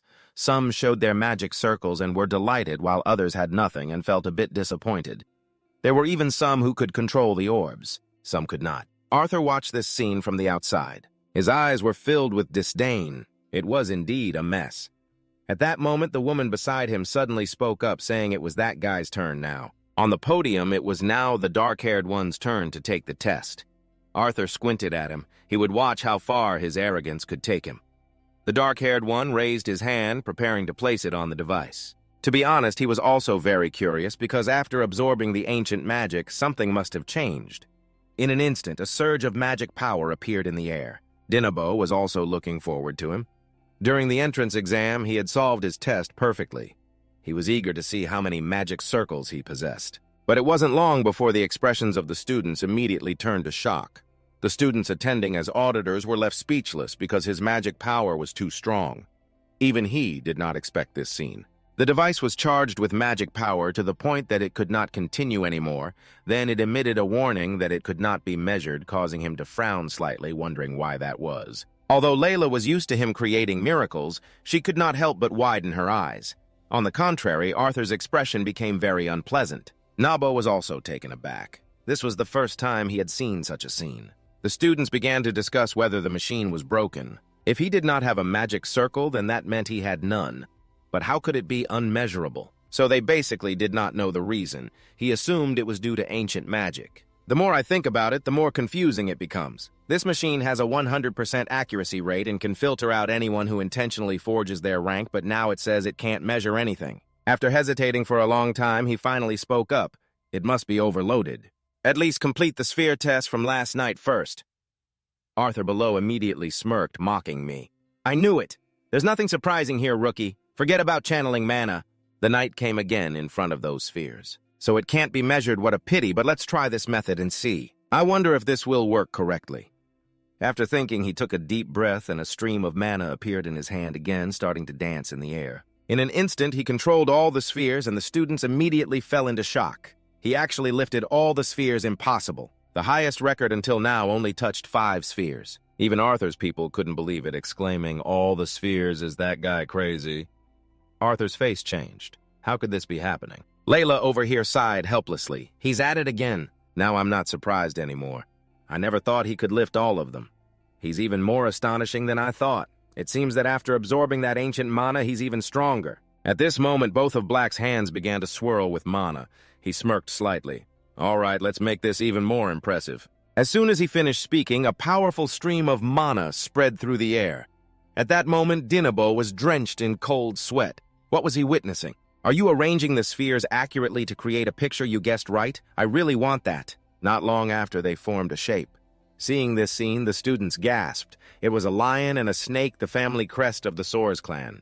Dinabo found it increasingly hard to believe. Even Arabella couldn't do this. I'm very happy that you actually did it. Layla below was a bit dissatisfied, mumbling, "It's my turn now, calm down." After a moment, Dinabo regained his composure and praised, "Well done even compared to Grayson's siren. Someone who has never taken a disciple would be proud to call you their disciple." He slightly bowed his head politely, saying, "Thank you, Professor."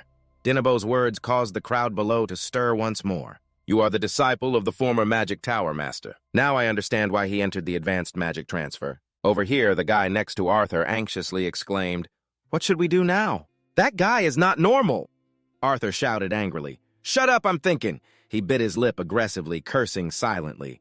Damn it, the Showgrace clan is too terrifying. Why are they all monsters? With that level, they need to change their plans. This frustrated him greatly, but if he caused trouble and was outmatched in ability, it would be embarrassing. If he couldn't defeat him with skills, he would have to subdue him in another way. After careful consideration, he slowly spoke. "We need to pull him into the student council, since he has one foot in that council.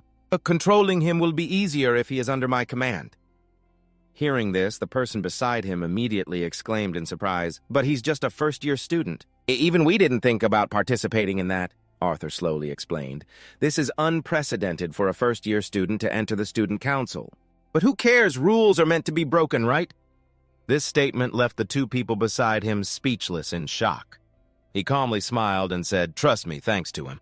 Even we didn't think about participating in that anymore." A slow explanation followed. This is an unprecedented event where a first-year student gets to join the student council. But who cares? The law is made to be broken, right? This statement left the two people beside him in shock, unable to speak. He calmly smiled and said, "Trust me, thanks to him.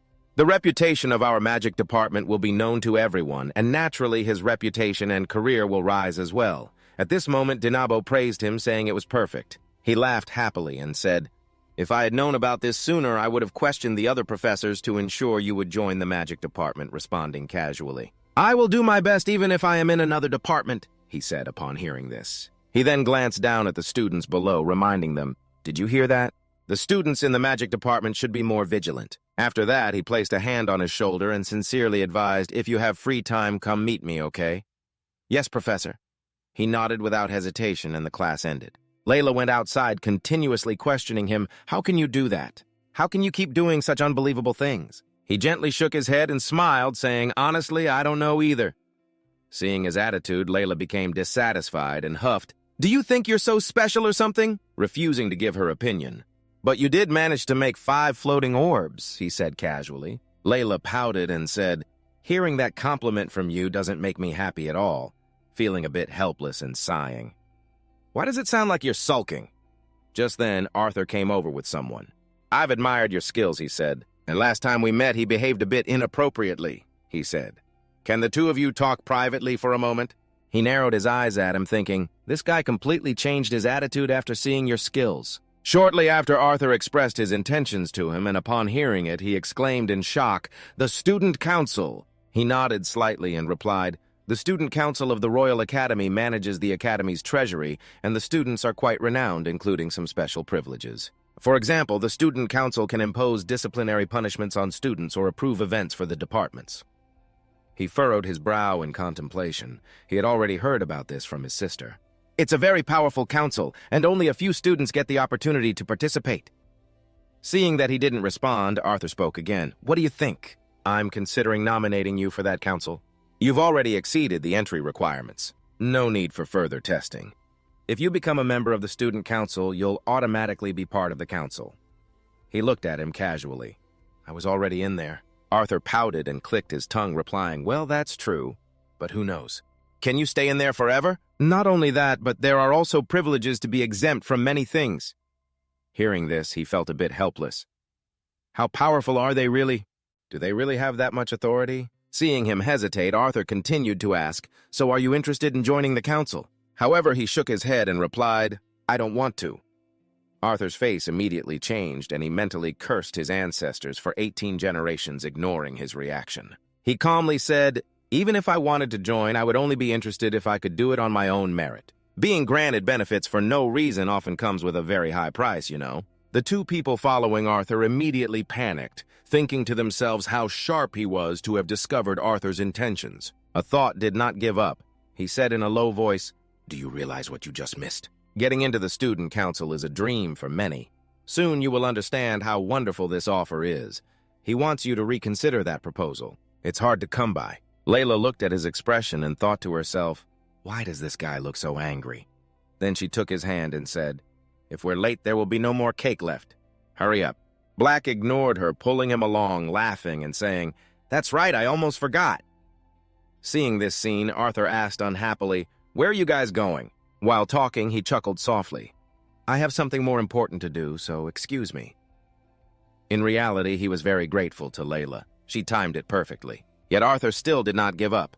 He looked after the two of them and shouted loudly, "Crazy, I haven't given up yet, I will convince you." Crazy, along with Layla, left. Layla walked away, dissatisfied, saying he was a nuisance. He really wanted to pull her into the student council. If she accepted the offer, it would be a great stepping stone for him to turn her into a pawn. Glancing at her, he gratefully said, "Thank you for helping me get away from him." Layla didn't notice his slightly angry attitude. More importantly, he didn't even look at her. He didn't even bother to ask me a single question. Hearing this, she couldn't help but be stunned, helplessly laughing and saying, "Is that why you're angry?" "That's what made you angry." Layla snorted coldly. "It must be because of your talent. It's all just silly jokes. Today's test proved it all." The two walked and chatted happily. Layla was really looking forward to going to the Tat Bakery and the Royal Academy. Meanwhile, in another room in the academy, a conversation was taking place. Dinabo sat across from Arthur and cheerfully asked, "Have you seen Night yet?" "Compared to Arabella, she might be at a higher level," Dinabo said. Arthur frowned slightly and asked, "Is she really at that level?" He nodded and replied, "Magic is an ambiguous field that's hard to define, but when it comes to innate magical talent, it's not impossible." Hearing this, Arthur furrowed his brow fiercely. "Does that mean her talent surpasses even the senior he admires?" At this moment, Dinabo continued, "Arthur, just keep half an eye on her. Take good care of her so she can get into the magic class." Arthur secretly clicked his tongue, feeling emotional. Everyone was like that. They were all overwhelmed by Black's talent. His performance that day was truly amazing. After thinking for a long time, Arthur finally spoke. Actually, I met her privately after class and suggested she join the student council, but she refused. Dinabo was stunned upon hearing this. He suspiciously asked if she had heard something from Arabella. Her talent is too amazing. We can't miss out on her. Arthur could only helplessly sigh upon hearing this. He suddenly asked the professor about the recommendation letter from earlier. Dinabo knew what he was asking about and quickly interrupted. That? It seems that everything is not going smoothly. He advised him not to rush. He still had 2 years left. Someone like him will be fine. The magic recommendation will come to him before graduation. Hearing these words, Arthur felt a bit angry. He also said the same thing last year. If he were to take away a spot in the magic tower now, it would mean losing a student. It can be a joke around, can it? He heard that he was the one who had cut down 2 magic towers that he liked. Now Arthur suggested that he would convince Cho Dam Mak himself, and he nodded. Dinabo casually said, "All right, everything depends on you." Arthur felt a bit dissatisfied. His future was already in his hands. Whether he liked it or not, he had no other choice but to obey.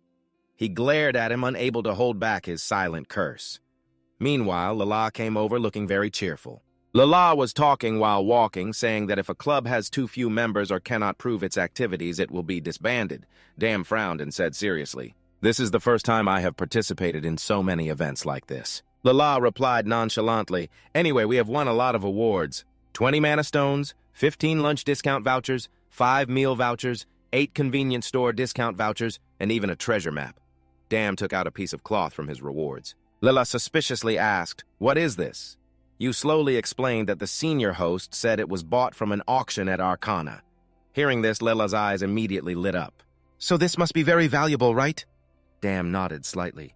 "Your father has said so before." The Arsender auction house collects rare and beautiful items from across the empire, and the most skilled appraisers in the country will evaluate everything and ensure that only the finest items are sold. Dam pointed to the seal and said, "Look at this. Still intact. It might be a treasure map." Lala thought for a moment before speaking. "I heard that this academy has many secret and mysterious places." Dam suddenly remembered Ernest. He would be very happy to see it. "Let's show it to him tomorrow in the lecture hall." Most classes take place here. Dam also had a class he was going to attend, a history class, thanks to the butler's guidance before coming here, so he felt quite at ease at this moment. Ernest came over from the opposite side, calling out, "So we meet again." He glanced at him suspiciously, asking, "You also take this class?" Ernest nodded slightly and replied, "First-year students all have to take this class. I didn't know if you would come to class. I was just looking around for you and finally found you. How have you been?" Unconsciously smiling, he cheerfully replied, "Not much has changed. It's quite a long story. I'll tell you later." Ernest nodded in agreement, then remembered he had something to say. He hurriedly spoke up, "I have something to tell you." The two of them were talking while walking, but after just a few steps, they were blocked by a group of students.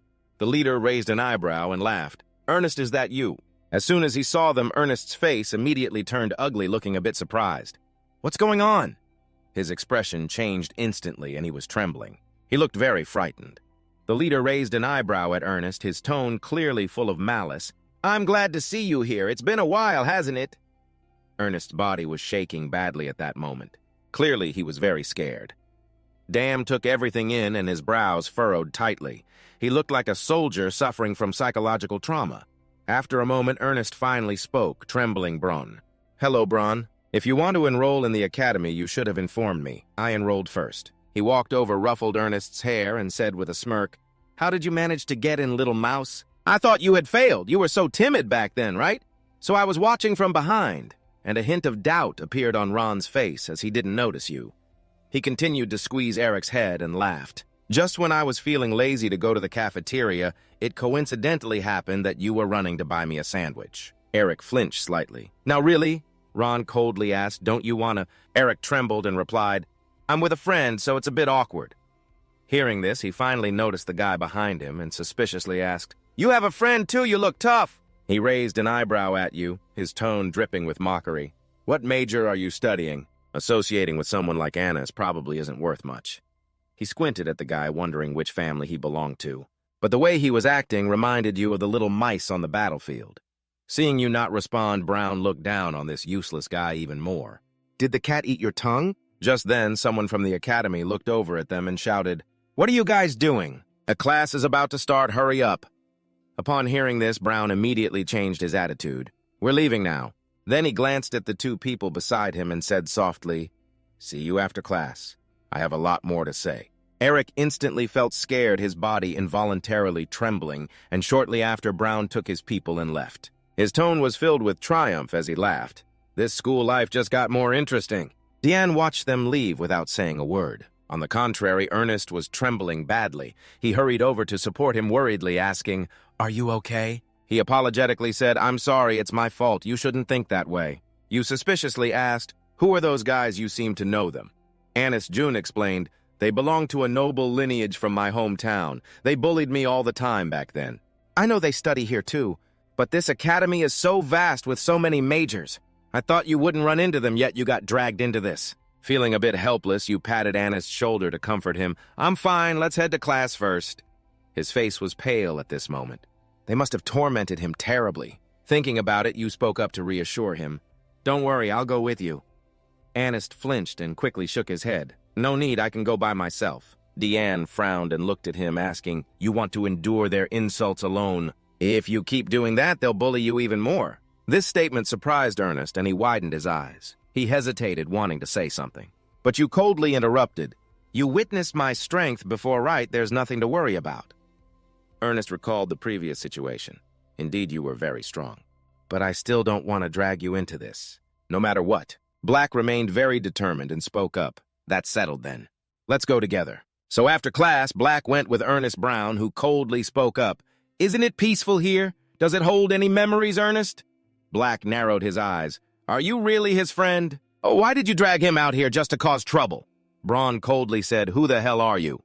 Aren't you annoyed trailing behind? I wanted to ask you the same thing. You weren't backing down either, speaking coldly, which made Braun furious. He gritted his teeth and cursed, this brat thinks he's so impressive just because he got into the academy. He asked if you had ever heard of the House of Sahu. He's the heir of this most powerful family in the Western Empire. Hearing this, Black immediately rolled his eyes in disdain. Never heard of it. Ernest looked at you in shock, a bit flustered. Even Brown's group looked somewhat fearful. Brown started cursing his face, looking very bad at that moment, and coldly ordered, you guys take him down. His subordinates immediately became excited and smiled, then they moved forward, mocking Ernest. When choosing friends, pick someone who can help you. You must be ready to fight double. Ernest saw this and trembled in fear. Stop while we still can, let's run. No matter how strong you are, they're too dangerous, especially Braun. He's been called a swordsmanship genius since childhood. Black casually said, a swordsmanship genius sounds interesting. You glanced at Ernest and smiled. I'll leave one for you to take down. Ernest exclaimed in surprise. Me? You calmly nodded. Trust me. Are you really going to let them bully you forever? Ernest stared at you. Your actions are unpredictable. Just as he was about to think it through, his expression changed because at that moment, one guy rushed towards Black disdainfully saying, look at you so confident. You're dead for sure. After saying this, the guy's eyes were filled with malice as he threw a punch at you, but you didn't dodge, letting him hit you. Eris gasped in shock. Are you crazy? The guy raised an eyebrow provocatively, asking, how's that you awake now? Seeing this, Brown smirked with satisfaction. You're not done with me yet. The guy coldly snorted and then threw another punch, but this time it was blocked by Black. You narrowed your eyes at him. No one bathes in the same river twice. You spoke in a deep voice which was hard to understand. You hit me first. The guy hadn't even realized what was happening. You continued, that means everything that happens next will be self-defense. Hearing this, the boy immediately got angry and shouted, what did you say, you bastard? Right after that, he swung his fist again, but unfortunately he bent down to dodge, and you took the opportunity to punch him in the waist, causing him to groan softly in pain. But it wasn't over. You stepped back without saying a word and swept your leg across him. He didn't have time to react and got hit by your move. He immediately fell to the ground, and you looked at him with no sympathy in your eyes. Seeing his companion fall, the remaining guy rushed in.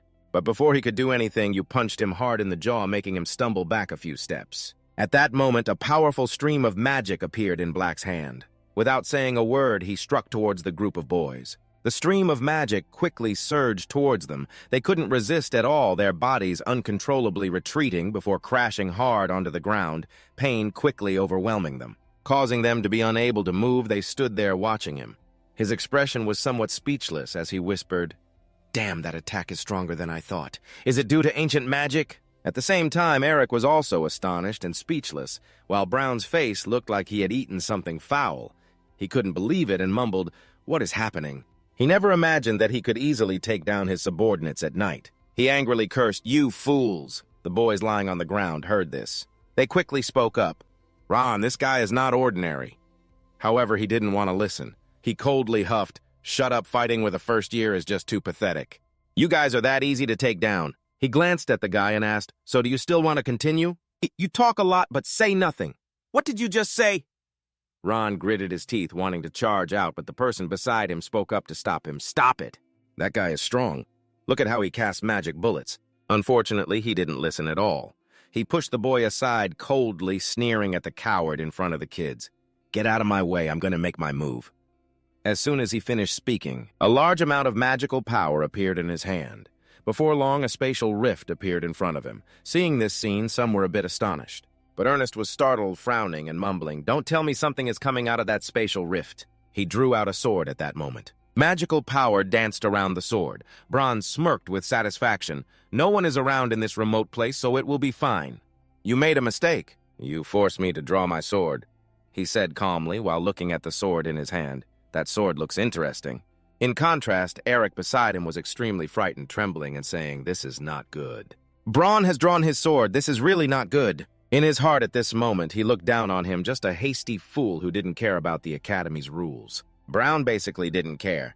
He coldly spoke, "Do you know that when the sky is cloudy, thick fog will come and no one can find the missing person?"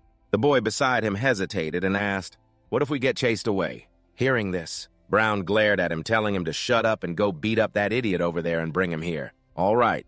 After a moment of hesitation, the boy agreed to run forward with Brown, while Anis felt even more scared. "What should I do if you fight Brown? He hadn't finished speaking when he reassured, "Don't worry, those guys are nothing. You can win." Ernest, not believing it, asked back, "Really?" Dee nodded without hesitation.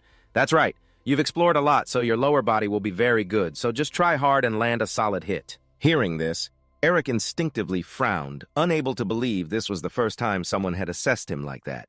Meanwhile, over here, Brown and his gang approached the boy, who pursed his lips and scoffed, "You guys are dead for sure." As soon as he finished speaking, he acted, but the boy circled in another direction. Seeing this, Brown was a bit surprised and shouted, "You won't let me approach? Turns out you have some combat experience, huh?" That night, he lifted his lips in a subtle smile, his tone full of provocation, while Eric was still struggling with himself. Yes, Eric was right. He couldn't continue living like this forever. In the meantime, Brown's underling slowly stepped in front of Eric, scoffing coldly. "Why are you clenching your fists? Your eyes look fierce, too. Friends are really important, huh?" He twisted his own fingers, smirking. "Looks like you're feeling confident because you're standing next to him. Just take a few hits and then leave, right?" "I'll hit you lightly." Ernest narrowed his eyes at him, trying to force himself to stay calm and not panic. "Think carefully. In a situation like this, what would a madman do?" He recalled the previous encounter, when the madman fought that student. While he was deep in thought, the guy sneered coldly, "First take a few hits." Immediately after, he swung his fist to attack. Just at that moment, as his fist approached Eric, he tried to bend down to dodge, but his speed was too slow and he took a punch to the head. But he didn't get discouraged. He stepped back and said in a deep voice, "The person you knew, the old me, is no longer here." His words left the guy momentarily stunned in that instant. Ernest seized the opportunity and punched him in the face, leaving a bruise on one side of his cheek. This punch served as a psychological release for Ernest, and he was quite satisfied with his action. At this moment, Ernest withdrew his hand, panting. The opponent's face was swollen, looking no different from a pig's head lying on the ground. Ernest's legs were still trembling. His whole body was shaking, not out of fear, but excitement. He joyfully shouted, "I really did it!" At the same time, over here, the match between Dean and Bron was still ongoing. Dean raised an eyebrow and smiled. "Looks like your last teammate has finally fallen." Hearing this, Brown immediately turned his head back, unable to believe it, shouting, "What? That can't be." Yet he truly saw his comrade lying on the ground. Brown angrily yelled, "So now you're losing to a pathetic loser like him." While he was busy scolding, he noticed something. He saw 2 brooms lying in the distance. Finally, he found something useful. Immediately, he ran over to grab a broomstick. Seeing the broom head thrown far away, Ron couldn't help but speak up. "Do you think you can deal with me using that?" Chuckling softly, Black calmly replied, "This is enough." This made Brown feel insulted. He gritted his teeth and cursed, "You little brat, I will crush you."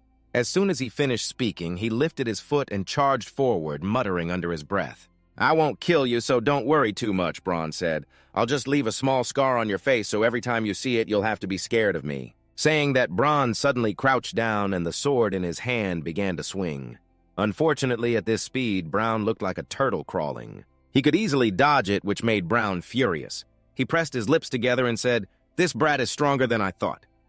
Chuckling softly, Black casually replied, "Your swordplay is too predictable." This provoked Braun's rage, and he screamed, "What did you say about my swordsmanship? Do you think you're the son of a duke? Termian or something?" Immediately, he quickened the pace of his sword strikes. Unfortunately, they were all blocked by Black's staff. Braun frowned deep in thought. Black was channeling magical power into his staff. "But you won't hold out much longer," he thought, then shouted, "You're just a little mouse caught in a trap. What can you do with that stupid stick?" Den was extremely confident with the sword in his hand, but on the contrary, Braun showed no signs of fear at all. At this moment, he began to strike back the stick in his hand, enveloped by a powerful energy. As he continuously swung it towards Braun, his speed was too fast. He basically couldn't dodge in time and ended up getting hit.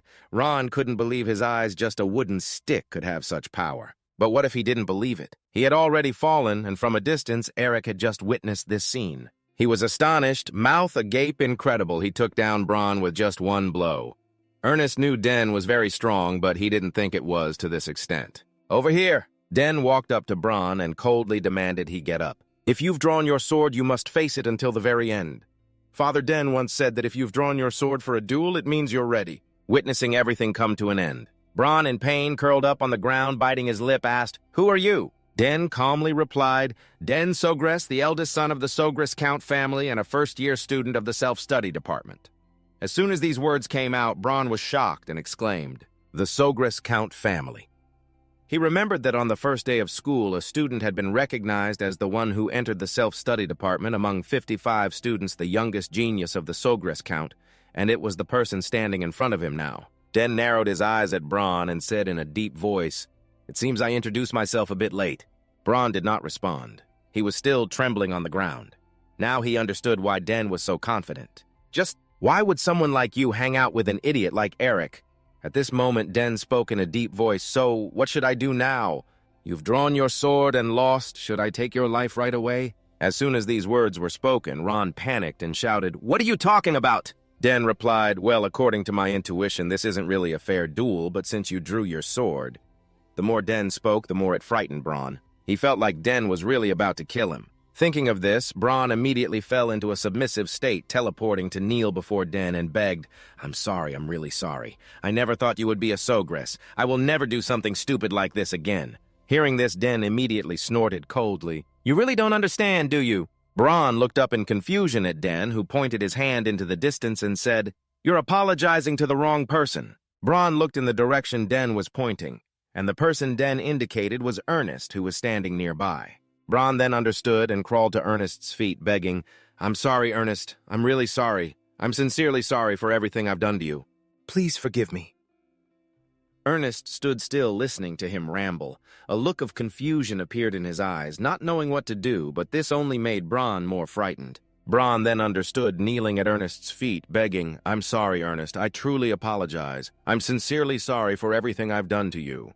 Please forgive me."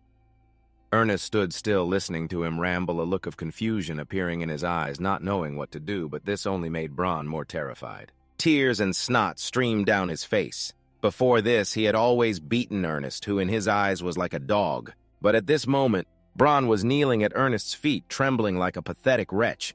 Indeed, life can be a roller coaster, and no one expected that. While Ernest didn't know what to do, he spoke up. "Ernest, you handle it yourself, okay? You can hit him until you're satisfied or accept his apology and just keep living. That depends on you." Ernest, upon hearing this, bit his lip and hesitated standing there. Brown, like a drowning man clutching a straw, tightly grasped Ernest's arm, trembling and mumbling, "That's right, you can hit me as much as you want. I deserve this." Ernest bit his lip. Honestly, he wanted to punch him to feel relieved, but he didn't do that. Instead, he narrowed his eyes and seriously spoke up. "Brown, next time fight me fairly and I will forgive you afterward." This statement left Brown a bit confused. He didn't understand. Eric didn't explain and turned to leave. "Then I will let this go." So standing beside him, satisfied, nodded, "You did well." Eric chuckled softly, and Ernest gratefully said, "Thank you." Just then, a female student approached from a distance and spoke up. "I've been waiting for you for so long, but I didn't see you, so I came to find you." He looked up at the person and smiled softly, saying, "Layla." Layla looked at his face, puzzled, and asked, "What? Did you get into a fight?" He casually replied, "Someone wanted to challenge me." Layla frowned and asked, "Who?" He glanced back, and Layla followed his gaze. She immediately saw Brown behind them, smiling and saying, "Why did everyone choose him?" At the same time, Brown also noticed her, and surprise appeared in his eyes. "The daughter of Duke Termion is approaching." The group over here didn't pay attention to him and quietly asked Layla, "They say he's in the martial arts department with you. Do you know him?" Layla shook her head slightly and replied, "No, I don't really care." At this moment, she realized there were others here and curiously asked, "But who is this?" So she wrapped her arm around Ernest's shoulder, introducing, "This is Ernest Delian, a first-year student in the exploration department." Ernest also happily greeted, "Nice to meet you, Miss Termion." Hearing this, Layla was a bit dissatisfied and said, "Oh, don't add miss to it, just treat it like we're friends." The three of them continued walking and chatting. Layla glanced at Eric and asked, "So what are you studying in the exploration department?" Eric hesitated and replied, "Things like ruins, secret locations, and exploration." Upon hearing this, Layla couldn't help but excitedly exclaim, "Then shouldn't we show him the map? Did we find it? I'm sure he knows something about it." Ernest looked at her in confusion and asked, "What map?" Layla slowly began to explain, "We participated in the club event and received a treasure map." Upon hearing this, Ernest exclaimed in astonishment, "I've heard rumors that someone received a treasure map. Was that you?" Layla, confused, whispered, "He seems to have turned into a different person." So it was awkward to say, "It must be some kind of obsession with artifacts." Ernest, on the other hand, remained excited. He hurriedly suggested, "All right." They passed through the quiet place first, and the three of them soon found a spot to talk. Ernest took the map from the knight and examined it for a long time before speaking up. "This map looks quite complicated, so since it's a treasure map, it's understandable that it's hard to comprehend. Just with a glance, it's obvious. Instead of showing the entire academy, it seems to point to a more specific location at this moment." Ernest suddenly saw something on the map. He didn't know when those strange words appeared. Ernest could read them, but couldn't make sense of them. Layla beside him frowned and asked, "So what do we do now?" Eric thought for a moment before speaking. "First, we need to find out who created this map. Knowing its creator will give us a perspective to imagine from here." After hearing this, Layla frowned and muttered, "So decoding it right away will be quite difficult, huh?"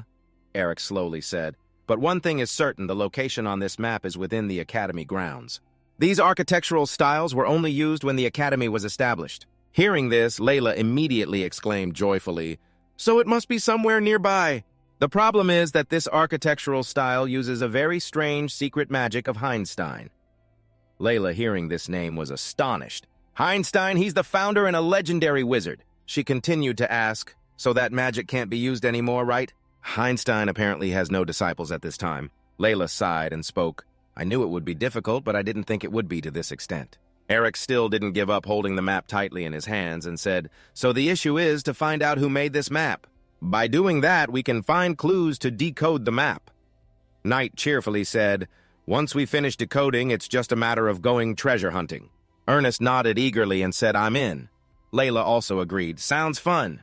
Before coming to the academy, I always worked with my family, so this is my first time being independent." Seeing their reactions, Eric felt a bit speechless. "You two seem overly excited," he thought, then slowly said, "But it might take quite a bit of time, so let's take it slow." At this moment, Eric suddenly handed the map back to Eric. He asked suspiciously, "Wouldn't it be better for you to keep it during the decoding process?" Eric chuckled softly and replied, "It's fine, I remember it in my head." This made both Layla and Knight astonished. "How good is your memory?" Eric casually replied, "For some reason, I'm good at remembering maps and codes." Hearing this, Layla couldn't help but laugh and joked, "So you must have a talent for it. It must be easy for you to take tests, huh?" Knight didn't say much. He took back the map and slowly said, "If you need any help, just call us."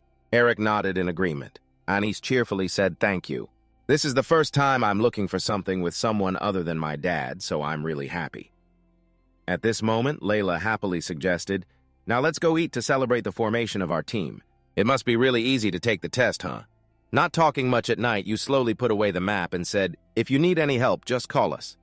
Mac nodded, and Annis cheerfully thanked him.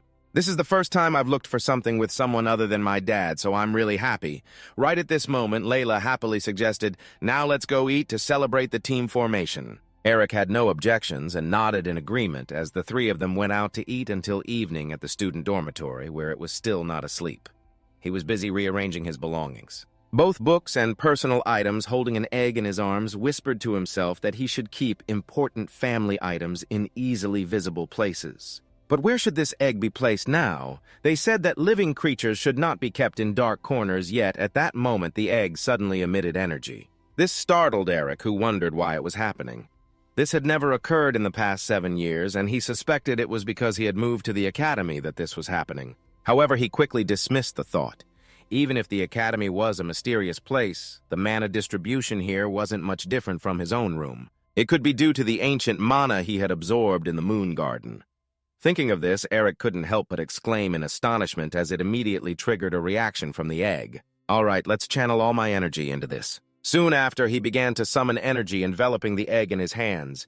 In just a moment, the egg was filled with energy, illuminating a corner of the dormitory. Eric exclaimed, "It's absorbing my mana fiercely. I've poured mana into this for 7 years. How much mana is contained in here?" However, after a while, the energy still did not dissipate. Eric panicked and shouted, "I can't do this here anymore. This room is about to collapse." What should he do? This seemed like a once-in-a-millennium opportunity. In Eric's eyes, a glimmer of inspiration sparked. Perhaps he had thought of a way. A moment later in Claire's laboratory, Eric brought the egg to show her the energy it was emitting. Claire exclaimed in astonishment, "It's reacting extremely intensely." "What have you done?" Eric slowly explained. "It's still vibrating continuously even though I'm no longer providing mana." This statement surprised Claire even more. She looked at him in disbelief, but as if remembering something, she hurriedly said, "It seems like it's time for the dormitory roll call, right? If we miss it, it'll be a hassle." "I've got that covered," he replied nonchalantly while smiling. At that moment, outside the dormitory, the sound of footsteps suddenly echoed. A bespectacled male student, accompanied by another male and a female, approached. He boisterously announced, "I am Bach, the president of the dormitory. Now I will proceed with the roll call." Immediately after, everyone gathered outside the dormitory waiting for the inspection. All dormitories in the Royal Academy strictly adhered to the roll call protocol. Therefore, everyone was worried because Priscilla and Dean had yet to appear. If they were late for the monthly roll call, they would lose disciplinary points. If absent, they would lose 2 points. Being late 3 times in a semester would result in immediate disciplinary action and labor punishment, while being absent more than twice would lead to demotion from the dormitory. At this moment, Albert shouted loudly for everyone to stand still. "No talking. The 9th floor of the Dante Hall today, you should not expect to be at ease." This statement startled Arnold. He didn't understand why today was so serious. Confused, he asked, "What do you mean?" At that moment, someone spoke up. "In the newly installed mana surveillance footage, there's a clip showing Priscilla sneaking away. After monitoring, we confirmed that she completely left the dormitory premises just 5 minutes ago. But now it was showing Priscilla currently in Albert's room."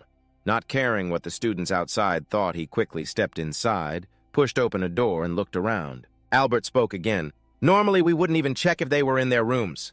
But from now on, the rules will have to change." As soon as these words were spoken, the students of Dante Hall felt doomed. A storm of penalties was about to hit, and so it was. They watched Bach go around, checking nervously, moving from one room to another. After a while, Beck finally spoke up, and the others looked at Chung. All was well. "Priscilla will be deducted 2 disciplinary points for being absent without reason. Remember to inform everyone." The students nodded in response. "Yes, ma'am."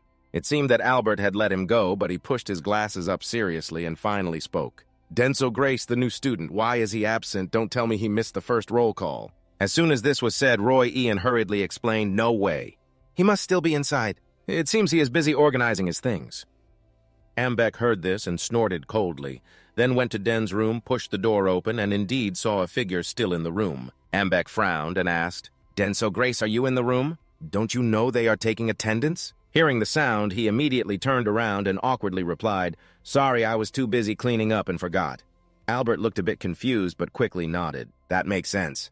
Today is your first day, so this can happen. But actually, it's just an illusion. So right now, they are in Claire's laboratory, and most people would not recognize it. Your image is projected from the connection station to this generator." Claire frowned upon hearing this. As you know, this thing is extremely difficult to use because it is controlled remotely and the connection can be unstable. Just a little interruption and it will be exposed. But I anticipated that, so I checked many times. As long as they don't get too close, it will be fine. Claire became even more confused after hearing this. She sighed and remarked, "You are really bold." Putting this aside, she looked at the egg and asked, "So how's the egg?" "It is definitely reacting to your mana. That means the chance of it hatching is very high, but there are also many cases like this.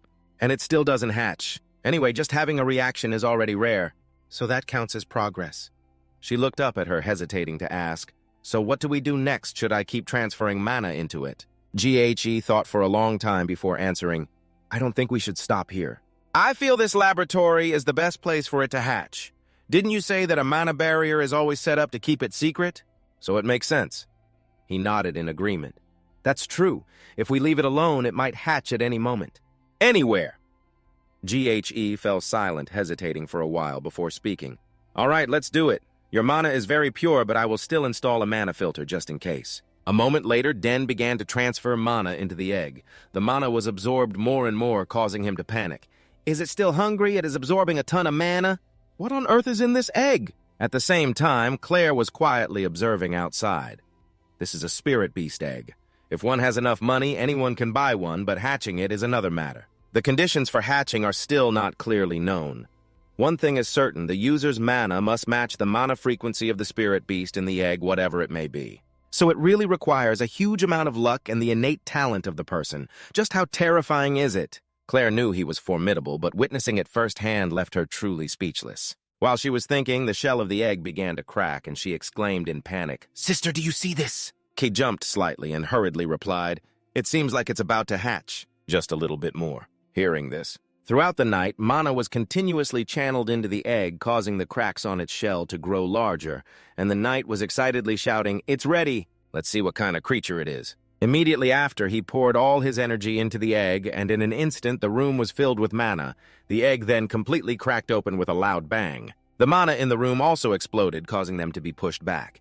She was no exception, affected by the large amount of mana waiting for it to dissipate. A strange object appeared where the egg had been placed. At that moment, the figure rushed over to Black, anxiously asking, "Are you okay?" Black shook his head slightly and replied, "I'm fine, just a little dizzy. More importantly, look over there," saying this. He pointed behind them, and the figure glanced back to see a round-eyed spirit beast staring at the two of them with a pair of 4 wings and claws on its back. Although still quite small, after observing closely, Claire immediately exclaimed, "Wait, is that a wyvern?" At this moment, the wyvern joyfully breathed fire throughout the room, leaving the two of them stunned. Once they reacted, Claire immediately urged, "Don't just stand there. Quick, come closer to it." There have been cases where spirit beasts recognize the first person they saw as their master. That one is your spirit beast. So hurry up. Hearing this, Black was a bit flustered, then stepped forward towards the wyvern. After a while, he finally spoke, "Up close, you're quite cute." The wyvern looked at him in confusion, not understanding anything. Black smiled sincerely. "It's nice to meet you, I'm Black." And as he finished speaking, he reached out towards the wyvern. A moment later, Claire's laboratory echoed with her joyful laughter. "You've already bonded with it, so excited," she said, laughing. "That's right, this little one is super cute." The wyvern was now standing on his hand, making some sounds. Claire slowly approached, praising, "You're amazing. How did you make it so easy? Show me." Immediately after, she began to observe the wyvern on Dean's hand, and she suddenly gasped, "Wait, this!" Hearing the sound, Dean looked at her in confusion. Even the wyvern was staring at Claire intently. Claire's face showed disbelief, and then she shouted again, "It looks like something summoned from the outside world." Hearing this, he furrowed his brow, looking at her with suspicion. "Are you serious?" Claire nodded firmly. "Yes, only a few summoners can do that. Even I can only summon half a spirit. I never thought the youngest in the family compared to Grace could summon something like this. It's huge." The more he heard, the more anxious he became, and he voiced his concern. "Does that mean this is not a creature that truly exists in this world?" "That's right. So Slow explained to me all the summoned creatures that can be called normally even in their pre-adult stages. But she doesn't know which summoned creature has similar traits to this one. The creature that resembles it the most could be a wyvern, but clearly the details are somewhat different. So she turned her gaze to the spirit beast in her hand. After a while, she smiled and said, "It's not that special. So no one really knows what this is." Claire calmly replied, "We will have to find that out from now on. The issue is, There is no record of a summoned entity like this. She frowned slightly and murmured, "A new entity, huh?" At that moment, the wyvern breathed out a flame, so she silently observed it. "How did something like this come to you? Could it be related to the magic you absorbed earlier?" Right at that moment, Claire reminded her, "That's right, keep the eggshells safe. Some species born from eggs will eat their own shells to ensure nutrition." She nodded slightly and replied, "I understand, so what should I do?" Claire slowly explained. "First approach it cautiously and try to continuously record everything. What it likes and dislikes, how long it sleeps, and whether it can show aggression. How much it grows each day, things like that." She sighed helplessly. "That's quite a lot. But this is definitely worth it." He focused on the wyvern in his hand. Its eyes sparkled as it looked at him, so even though he didn't know what it was, he began to feel the need to protect this little one. While he was deep in thought, Claire suspiciously asked, "By the way, are you planning to keep it close? People will be shocked if they see this creature. Instead, I won't keep it in the lab." After hearing that, he frowned, thought for a long time, and then nodded. "That's fine. But we can't hide it forever." Claire naturally knew this. But what she worried about was, the wyvern will feel cramped if it's stuck in the lab for too long. After thinking for a while, Claire spoke up. "Then let's take this as an opportunity to create an official mark for you." Dean looked at her in confusion and asked, "An official mark, a summoning mark from the past?" She nodded and replied casually, "That's right. You are still a newcomer, but your talent is already clear. It will be very difficult to untangle everything like this. Now that you have a summoned entity, this will be your opportunity." He felt that this made sense and muttered softly, "That does sound right." "Then let's get started," Claire said cheerfully. "I registered for the summoning class right perfect. If you show your talent in class, a special approval will come. Usually it's very difficult to meet the requirements, but Dean is different. Of course, the department will have to recognize that, but Claire is sure you'll pass." Upon hearing this, Dean frowned. Special approval sounds interesting, saying that he glanced at the spirit beast on his shoulder, unsure of what to name this little one. A moment later, Dean returned to the dormitory. As soon as he saw him, Roy Ian anxiously asked, "Where have you been?" "You weren't in the room during roll call," Dean replied nonchalantly. "I had something urgent to deal with." Roy Ian leaned closer and asked, "How could you skip roll call?" Priscilla was immediately caught by the Grace family, always full of surprises. Hearing this, I was a bit shocked and exclaimed, "Is my sister the same?" Roya winked and smiled softly. "Of course. Your sisters are legends of the Dante Hall. Just grab any student in the dorm and ask, and you'll see the desired reaction." Saying this, he patted my shoulder to reassure me. "Anyway, I'm the only one who knows you sneaked out, so don't worry." I nodded gratefully to thank him. The two chatted for a while, then Roy Ian left. At this moment, the wyvern dared to poke its head out to see after a night of struggles. Finally, it returned to its soft mattress. It sighed in relief. Thank goodness we are safe. What was Priscilla thinking just stepping out like that? Just then, I suddenly noticed something. And Ivan, upon entering the room, was jumping around excitedly, seemingly very thrilled, and even breathing fire all over the room, so I couldn't help but marvel at how special this creature was. Remembering what happened earlier, Black had gone to the secret gate that Claire mentioned, but the entrance was closed, so this was the only way out.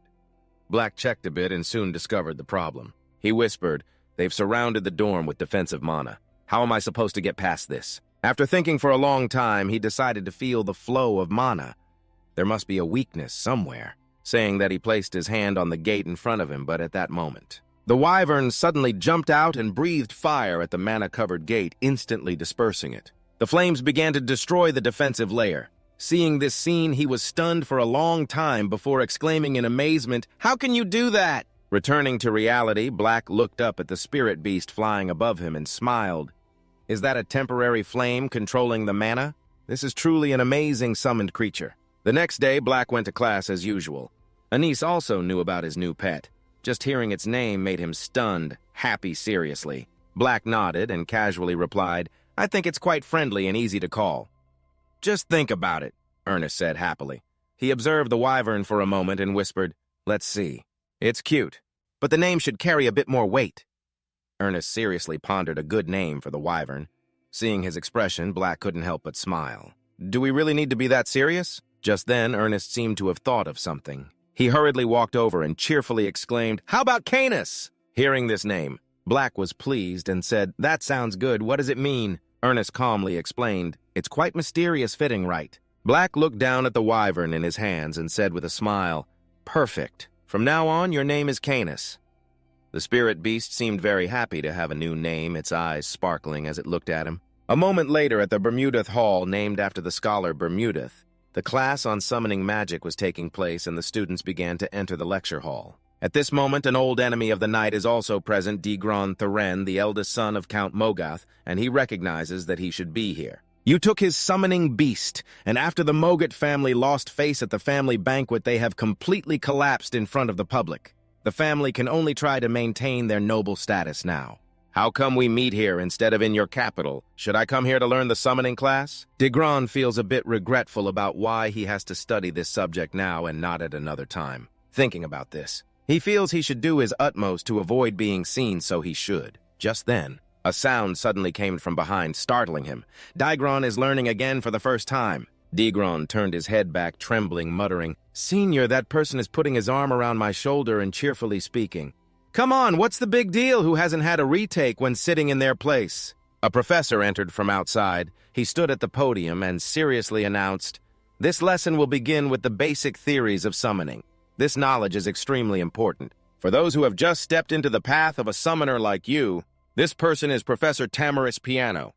He focused his gaze down below and continued in a deep voice. "This theory will appear in the summoner certification exam, so study it well." Hearing these words, the students below immediately felt that this subject was a disaster for them. This professor seems very strict. They have also heard that the official summoner exam is really difficult. At this moment, Tamarick spoke again. "Of course, if qualified. You can pass the special entrance exam." As soon as these words came out, someone skeptically asked the professor what the necessary conditions for that special entrance exam were. "I knew you would ask." Tamarick anticipated this. Calmly responding, he then lightly snapped his fingers and a screen formed from mana appeared in the air. Tamarick slowly explained, "Look here, first you must summon a level 5 or higher beast with 1,000,000 mana as a blank seal. Second, maintain the summoned beast for more than 30 minutes. Hearing these words, the students below immediately erupted into whispers and discussions. Level 5, even with a summoning seal of 1,000,000, summoning a level 7 beast is already difficult enough, and it has to be maintained for 30 minutes more. Hearing the noisy sounds, Tamarick immediately frowned and seriously continued. Finally, you must show your uniqueness to qualify for the special entrance exam. Even if you succeed in the first 2 conditions, you will fail if you do not meet the third. No matter what, you must make an impression to be considered special." This statement once again stirred up the dissatisfaction of the students. They kept criticizing, only one person remained calm. So simply put, they think they will pass only if they are liked, regardless of the students' dissatisfaction. Tamarick spoke again. "Now you understand why it is called the special entrance exam recently. And you must have a recommendation letter from at least 2 experts in this field to apply." The students fell into shock again. Seeing their reaction, Tamarick was extremely satisfied. He knew that they would be speechless. No one would dare to try. But at this moment, Tamarick noticed someone below in the lecture hall. It was Dean. What if it's that interdisciplinary student? He had heard about Dean's entrance exam from Professor Dean Pineso, about how he could create a first-level link with Ezrock level 4, whom she had summoned. But unless he saw it with his own eyes, Tamarick would not be able to believe it. "I can't believe it. Black can do this." It could be that Black has connections with Count Sogras, so he made up this story to help you, but he wants to verify it himself. Thinking of this, Tamarick opened his mouth again. "Your first goal is to pass the regular exam, so keep trying. If you can summon it, will be easier. I don't think first-year students can handle this." It made the students below fall silent. Even Digron was no exception, his expression somewhat grim. Meanwhile, over here the knight was deep in thought. The new students must be quite confused since they only went through the theoretical test and compatibility. Seeing the silence below, Tamarick couldn't help but laugh. Is there really no first-year student who knows how to summon? This year's batch is disappointing. Feeling the gaze of his brother on him, he sighed helplessly. He wants to verify his ability himself. But if that's the case, how can I let him down? Thinking this, he immediately stood up and spoke loudly, "I can, Professor!" Seeing Dean stand up, Tamarick smiled with satisfaction, but still put on a troubled expression. "May I ask what your major and name are?" Dean calmly introduced himself as a first-year interdisciplinary student, Dean Sogras. Everyone began to whisper and discuss him. Hearing his name, Tamarick pretended to be surprised and spoke up. "I've heard about you from the department head. I heard you have exceptional talent," so he replied nonchalantly, "Yes, if that's what the department head thinks of me." This made Tamarick fall silent watching this kid. Usually people would either be modest or overly self-satisfied. Thinking this, he continued. There are many rumors about you, but that talent, to put it simply, is indeed unreasonable. Just saying that. You can demonstrate your ability for everyone to see right here. Not now. Hearing this made him frown. Now he has completely rejected it, but the boy remained calm and replied, If you want, I can do it, no problem. But then the knight suddenly paused for a moment before declaring loudly, If you can prove yourself, then... Can you ask the teacher to write a recommendation letter for you to apply for the special admission exam? This made Taming freeze, and the first-year students below were equally confused.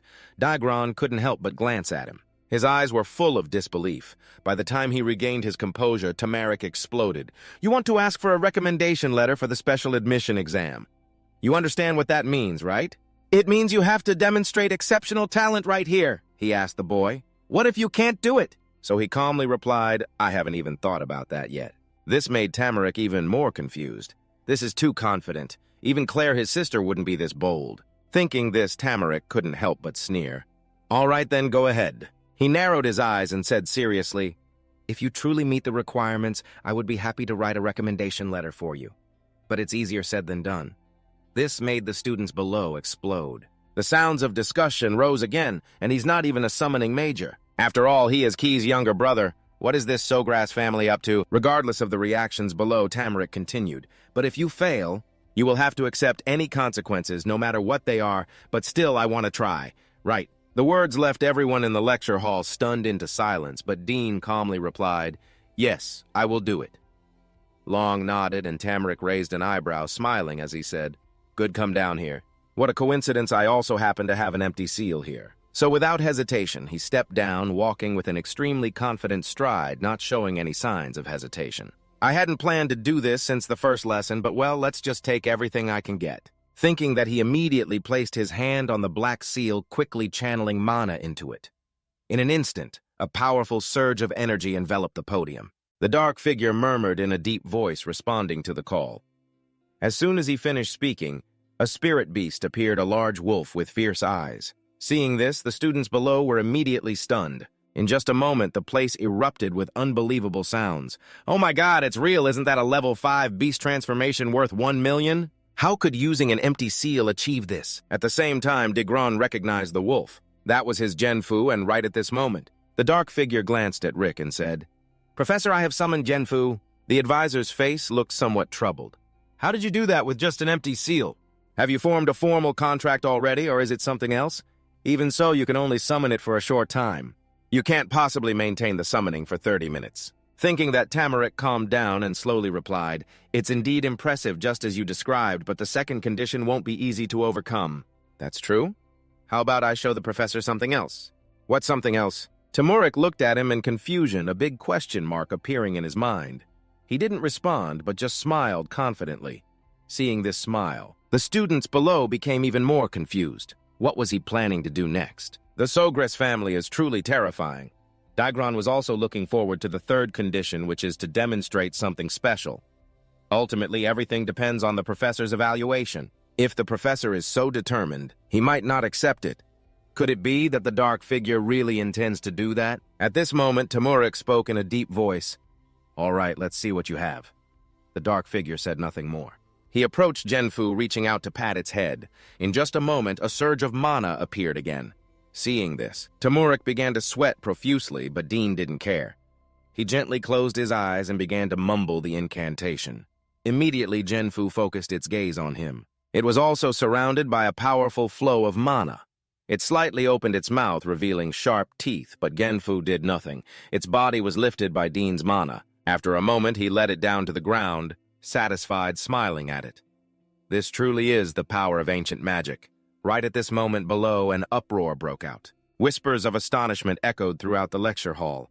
Enhancing the summoned beast, isn't that something only a level 5 can do? And he isn't even from the summoning department of the academy.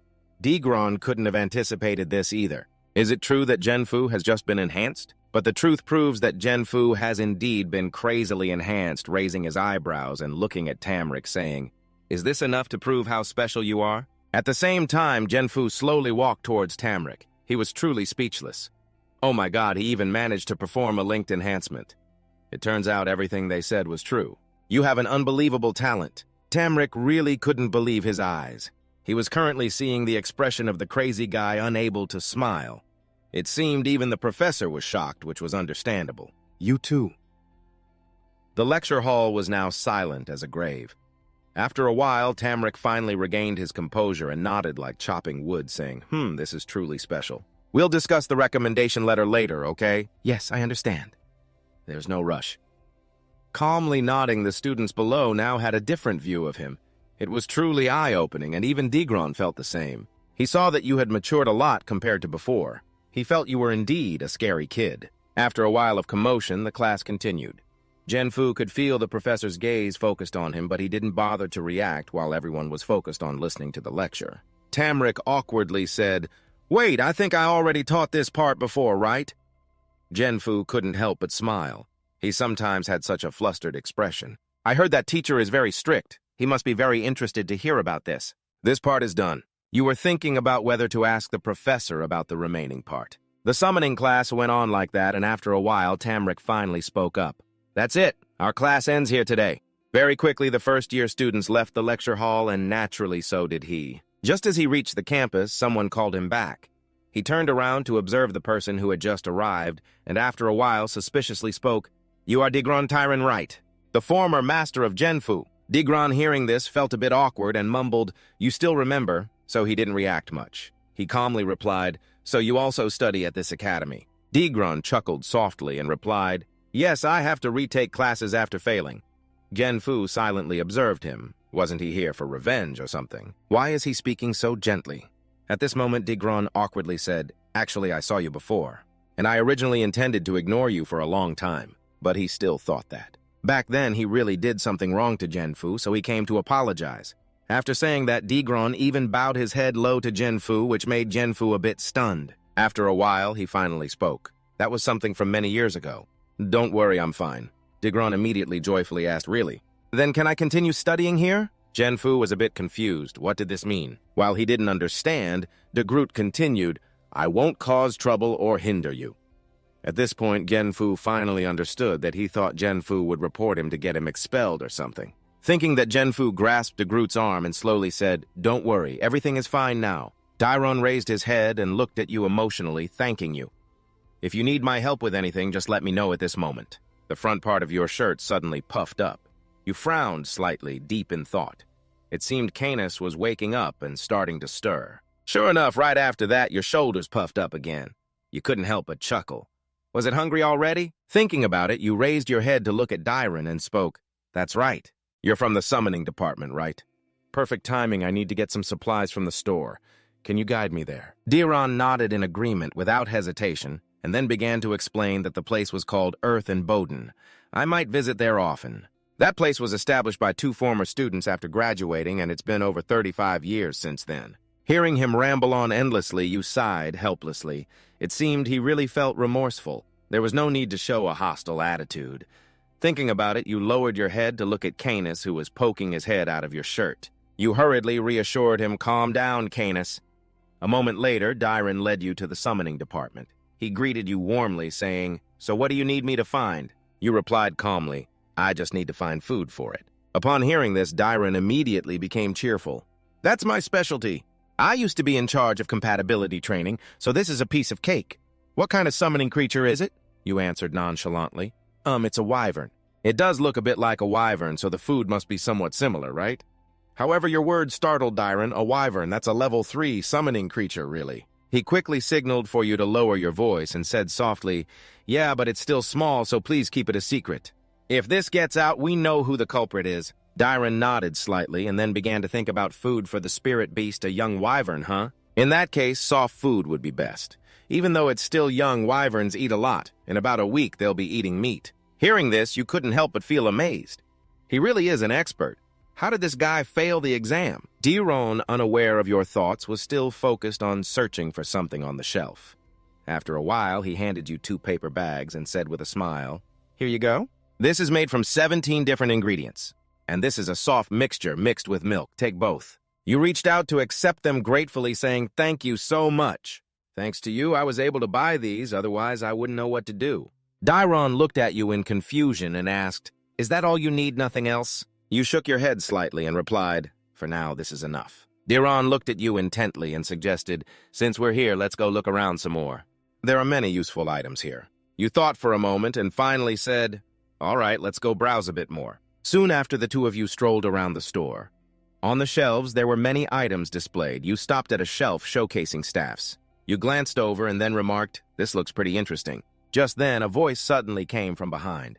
Wait, this isn't something a newbie should use. The two of you turned around in surprise to see a white-haired person approaching. The person not wearing the academy uniform raised an eyebrow seriously and spoke, not fully grasping the summoning yet. Don't go looking for weapons. Don't let yourself fall under the mana curse. Step back! At this moment, the two black-clad individuals could finally read the warning posted on the wall. Degron glanced at Black and said, That's right, Black. The staff is only for Year 4 male students. Just touching your mana will drain you. But Black feels that's just overreacting. The more they said not to touch, the more he wanted to. Seeing Black wanting to touch the other person, he reminded, Hey, new student, don't get hurt, don't touch. I already said it's dangerous. Unfortunately, Black didn't pay attention and had already placed his hand on the staff on the shelf. At that moment, a surge of mana suddenly erupted from the staff. Black smirked. It's craving mana so much, thinking that he let the staff absorb his mana. In just a moment, the staff was enveloped by a large amount of mana. Seeing this scene, the young man was immediately astonished. What the hell is happening? The staff has absorbed enough mana and stabilized. Even if it has enough mana, hardly anyone can control it. A moment later, he chuckled and said, This isn't too bad, is it? Degron beside him also expressed his admiration. I knew you were good, but you're really impressive right now. The other person had approached the two aggressively questioning, Are you really a first-year student? I've never heard of a student like this. Dylan awkwardly explained, this is Denso Grace, the younger brother of Senior Claire. Upon hearing this name, the other person exclaimed in surprise, The outstanding student of the interdisciplinary department. Even Claire in her first year couldn't handle this staff. I underestimated you. If you had said so earlier, I would have advised you. Dylan was a bit speechless. His attitude had changed 180 degrees. At that moment, the young man continued to ask, Are you planning to buy that staff? But Denso shook his head in denial. No. This response left a Groot and the young man astonished. He asked in confusion, Why not? You know how to use it, so why not buy it? Denso calmly replied, It looks like trouble. Hearing this, he exclaimed in surprise, That staff is more than enough for 5th and 6th year students to use. Denso said nothing. He felt like pouring all the water from a well into a teapot. Thinking this, Denso immediately spoke up, I will buy some bags of food. The young man sighed and muttered, The Count's son Grace is like this too. Claire is the same. Denso heard this and curiously asked, What about my second sister? He thought of her and, dissatisfied, said, In her 4th year, everyone is excited to hold the staff, but she refused, saying it doesn't look cool.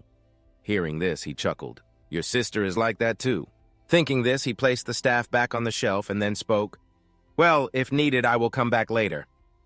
The young man still wouldn't let go and hurriedly wanted to advise. After all, you came all the way here. Just as he hadn't finished speaking, Denso coldly interrupted. Ron, let's go, we're taking this. He then brushed past him and left. After that, he brushed past him and left. He looked at your back and sighed helplessly. Why are all geniuses like this? A moment later, after leaving, he fed Kanis, who was extremely happy, and poked his head out to eat, watching him eat attentively, continuing with the basic class. Lela said in 5 minutes we're done. You have to hurry back to the dormitory. Just at that moment, he suddenly heard something. Inside the alley, there were noises, and someone was throwing objects outside, accompanied by extremely unpleasant curses. You little brat, bow your head and get beaten up for me. The cowardly fool can't even speak after just a few punches. Hearing this, he sighed helplessly again. Another person wanted to show off. He thought and then stood up, walking towards the alley. The closer he got, the clearer the curses became. Immediately, he recognized that voice as somewhat familiar. Inside the small alley, a group of students was blocking a male student. The one being blocked was Ernest. He was trembling continuously. One of them snorted and spoke. Did you hear what he said? He said he's not afraid, but his mouth says that while shaking like a leaf. Ernest bit his lip and cursed silently. These bastards wait until he's alone to strike. In the small alley, the curses echoed continuously. Seeing them about to make a move, Ernest hurriedly warned them not to come closer. His action made them laugh. They looked down on him, mocking, This failure dares to raise his fist. Just got lucky once and thinks he's tough, huh? Panic rose in Eric's eyes. Oh no, can he handle this? Just then, someone appeared in the small alley accompanied by a deep voice. It's you guys again. Hearing the sound, the group of brats immediately turned to look back. Upon seeing the newcomer, they were instantly startled. The one who came was, of course, Dean. He waved his hand in greeting, "Hello!" and in an instant, Ernest felt as if he had come back to life. Dean walked up to the group of brats, making them fearfully step back immediately. In the small alley, the shouts and accusations from the group of brats echoed continuously. But Dean didn't care. He stood there calmly. At night, he was thinking about how to resolve this situation. He looked around. There was currently no one around here, so he would give them a little scare. Thinking of this, Dean summoned magic. In an instant, magical arrows hovered in the air.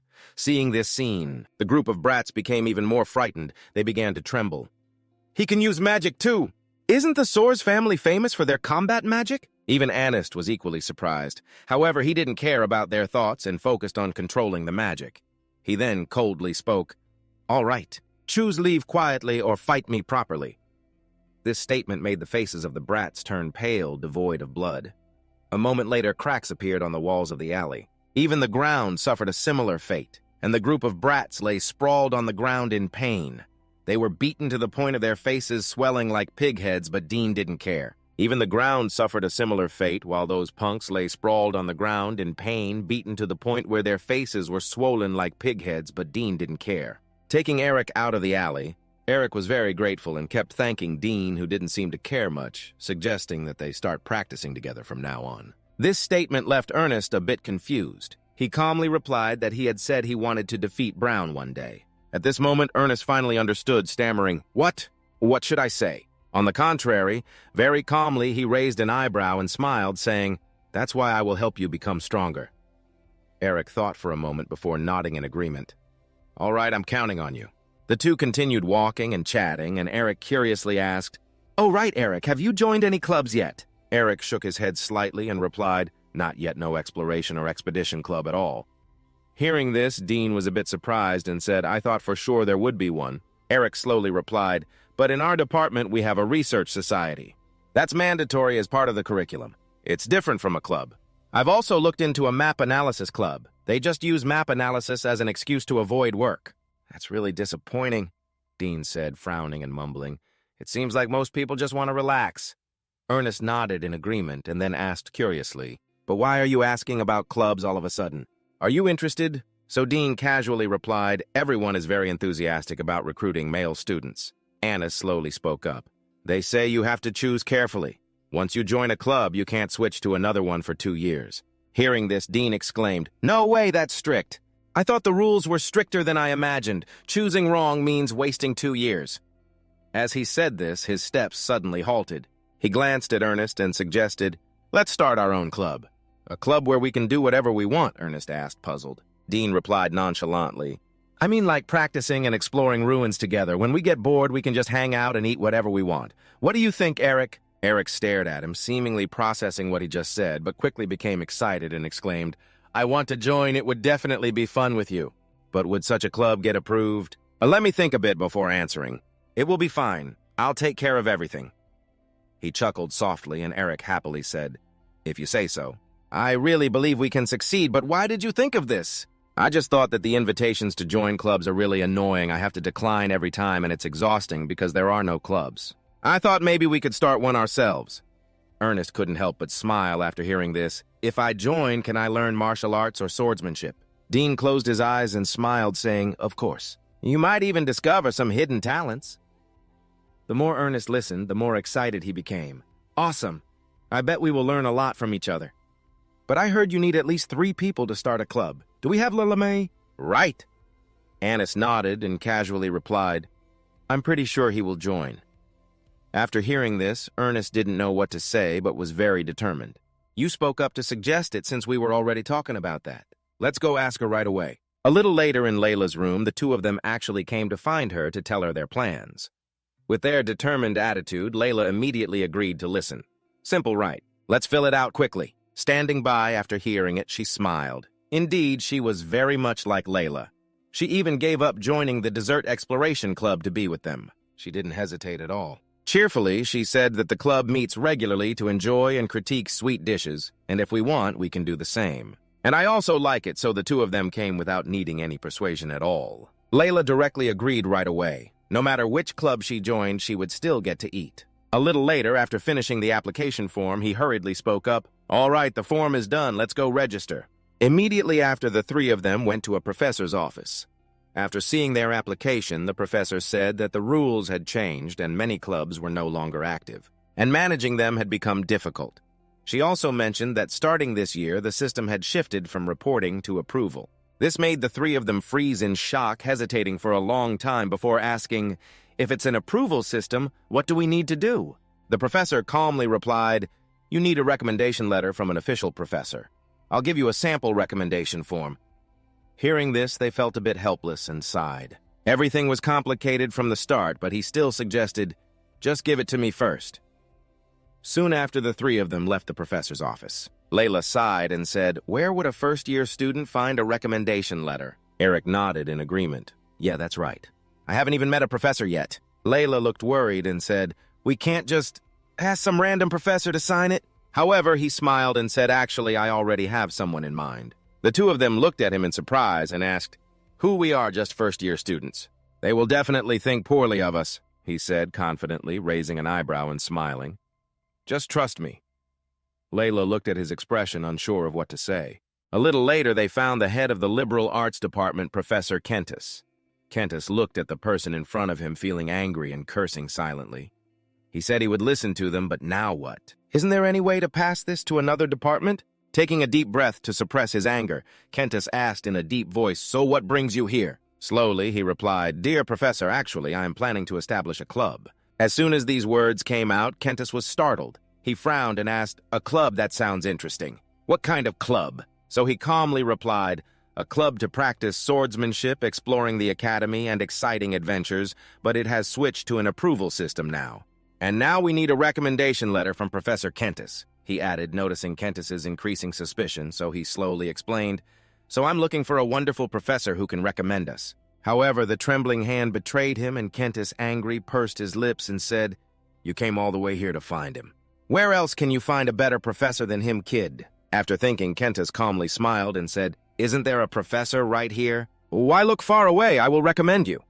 Hearing this, the student hesitated a bit and spoke up. "The professor is always very busy, so I'm afraid it will be a bother." Kanis shook his head and smiled, saying, "No matter how busy I am, at least I can do this.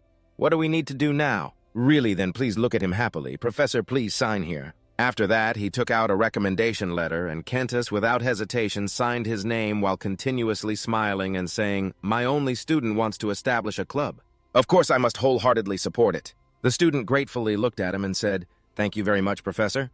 Thus, he successfully obtained the professor's signature and left his office. He handed the recommendation letter to Layla, who looked at it in disbelief and exclaimed, "I can't believe we got the recommendation so quickly. Do you know the professor personally?" The student calmly smiled and said, "I pretended to ask about swordsmanship and luckily won his favor, but no matter what, we succeeded." Layla immediately spoke up. "So are we really going to establish a club now?" The student nodded and casually replied, "Now we just need to submit the application." Anis happily said, "I'm so excited, it will be so fun." Layla also nodded in agreement. "I thought this would be difficult, yet it turned out to be as easy as pie." The student then became serious and said, "We need a name to register. What should we call it?" This made Eric startled. He frowned and muttered, "The name represents our image. It's an important issue." Layla pouted and said, "I don't want a name that's too childish or meaningless." Thus, the two began to think of names for their club. Watching their expressions, the student couldn't help but chuckle. These two were really thinking hard about this issue. At that moment, the sleeve of his shirt suddenly puffed up, and he panicked as Kanis woke up. "Now!" Yes, Kanis had woken up. It started crawling along his body. Before long, it ran up to his chest. He really wanted to scream, "Not now, Kanis," but he couldn't. At the same time, Layla and Eris were still chattering about naming the club, but when they looked at his shirt, Layla exclaimed in surprise, "There's a lump under your shirt." He felt a bit flustered. He hadn't introduced it yet. Seeing his expression, Layla and Eris became even more suspicious, frowning and asking, "What are you hiding?" Just as he was about to answer, the lump in his shirt swelled up, and finally the creature jumped out.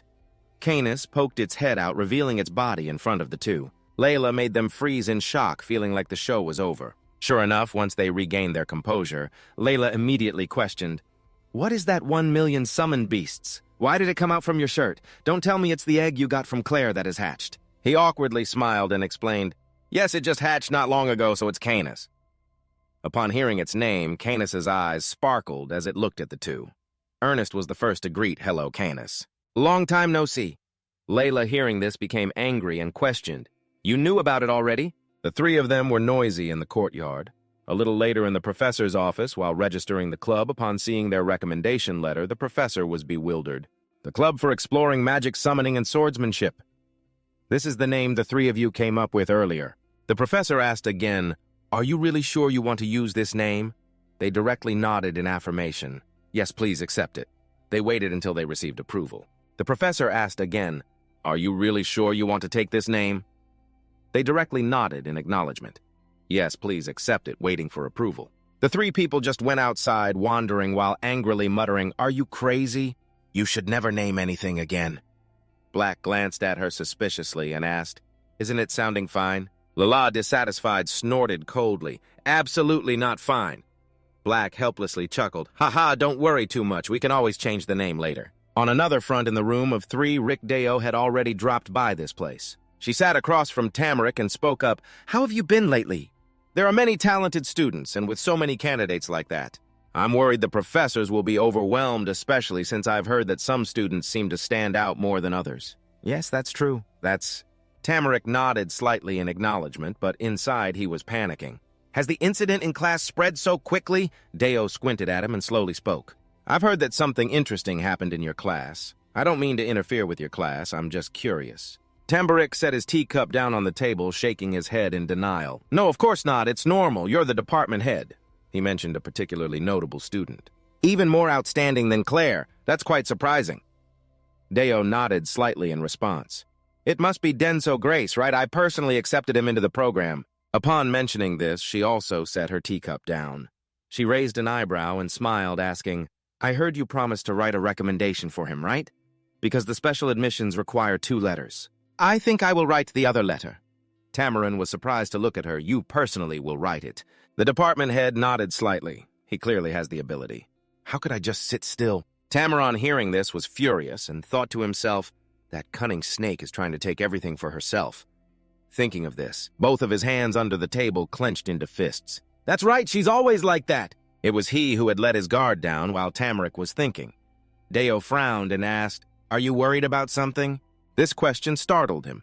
When he reacted, he shook his head in denial. "Not at all." He chuckled softly, pouting, "Is that so? When will you finish writing the letter for me to see? We should be straightforward with each other about this." Gritting his teeth, Tamarick unwillingly nodded. "Of course, to achieve what you want." Deo then spoke up, "Then I'll take my leave." And she stood up to leave the room. Watching her back, Tamarick was so angry he gritted his teeth. He sat there silently, beginning to think, does he think he will just sit still and let things unfold this way? She is trying to pull him to her side, but this time Tamarick will not let that happen. He must win that talent before her. Outside the academy, he had just finished a class. Today there's only the class on the history of the Empire left, and then it's done. "You still have time, so decide to go eat some pastries or something." Just then, someone approached from behind, calling out, "Denso Grace." Denso was startled and turned to look only to see a stranger. He frowned and asked, "Who are you?" The girl slowly introduced herself. "Hello, I am the messenger from the academy. Professor Del Pineso summoned you." Denso frowned at the person in front of him, a hint of suspicion rising in his heart. "Isn't it Professor Tamarick?" Thinking about it, he suspiciously asked again, "For what reason?" The girl shook her head gently and replied, "He only mentioned it was about the recommendation letter. He asked you to come immediately. Shall we go?" That night, after hearing it, frowned deeply. 4,000,000 sudden volumes, something was off at the Royal Academy, the cradle of the brightest talents of the nation where countless academic passions flourished. Known as a place of fierce competition beyond imagination, especially the power struggles among professors, the influence of each department decided the budget. Equipped in the facilities it received, the trio of the supreme arts of swordsmanship, magic, and summoning received the most funding. Naturally, the reputation and evaluation of a professor also changed. Accordingly, it affected their core responsibilities at the office of the head of the summoning department. Black was contemplating this issue. He couldn't remain stuck in third place forever. He couldn't let those guys win forever. If Black joined the summoning department, he could easily surpass the magic department. The issue lay with Professor Kanis from the interdisciplinary studies, but they also had Black's sister Claire, so he wouldn't refuse quickly.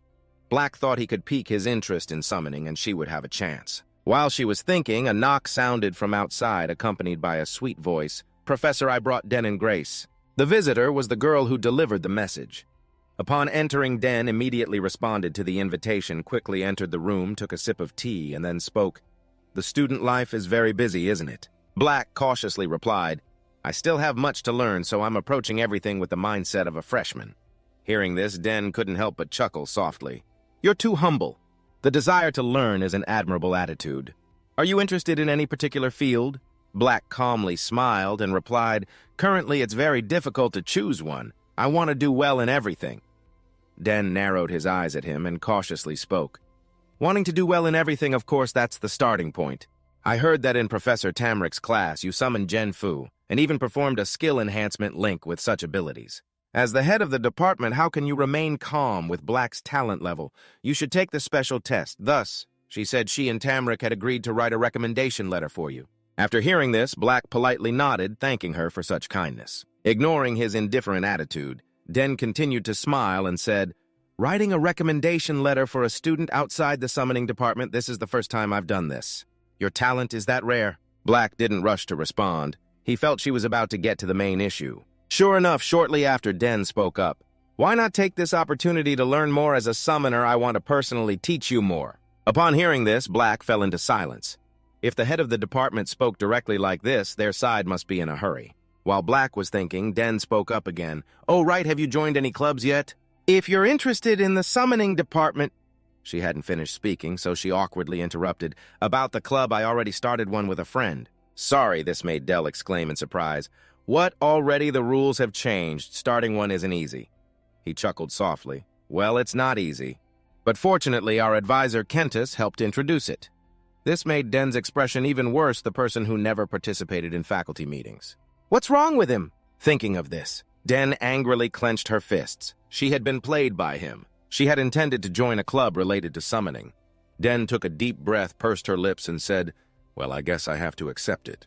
Anyway, congratulations on starting your club. When you have some free time, come visit me. There are many interesting things here." Now she has started to bait the hook. She said there is even a very rare, unhatched spirit beast egg, which made Den's eyes look at her a bit more, thinking that the fish had bitten the bait, and he smiled happily. An unhatched spirit beast egg is known to be worth as much as a castle. It's that rare, so you should come and take a look. But little did she know that she was already raising one. Seeing that he didn't respond, Del continued to say, "Don't worry about the Summoning Association. It will be announced soon. Professor Tamarick and I will officially announce it. If you have any questions about the testing process, feel free to ask." To be polite, he nodded and replied, "Thank you for your kindness, Professor." Del didn't say anything, took a piece of cake from the table, and then suggested that they talk while enjoying dessert. "The dessert you brought looks delicious," she said, taking a bite of the cake, but in her heart she was secretly calculating that Tamurick might try to outdo her. She had to quickly write a letter. I wonder how far their jaws will drop when they see it. The next day at the dormitory, Claire came to find Dean and said, "I want to let you know that Del has contacted me." Dean was astonished upon hearing this and slowly explained that after sending the letter, the Summoning Association had contacted her, and today they were sending someone to the academy right away. So after hearing this, he was even more surprised, thinking, "This is openly recruiting you." While he was pondering, he asked with suspicion, "Professor Del Pineso seems to value you very much. What have you done?" She casually shook her head. "Who knows, maybe it's because I'm a top student." GHE seemed to not believe it much, but she continued. "Anyway, you will probably be tested soon. For us, we had to summon 3 spirit beasts at the same time to maintain them. And then perform the enhancement link," she added. Hearing this, he exclaimed in shock, "3 at once, that's really difficult." "Your sister passed the special test at the age of 16, really?" GHE nodded and replied, "But this time I don't know what the test will be. They haven't informed us in advance. Just being recommended by Professor Del Pineso is already above the standard." "But in the association there are power struggles," she said, frowning slightly in doubt. "Power struggles."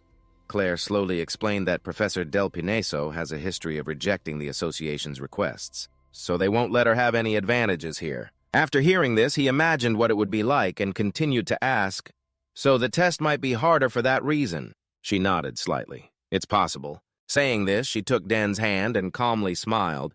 But I don't worry about you.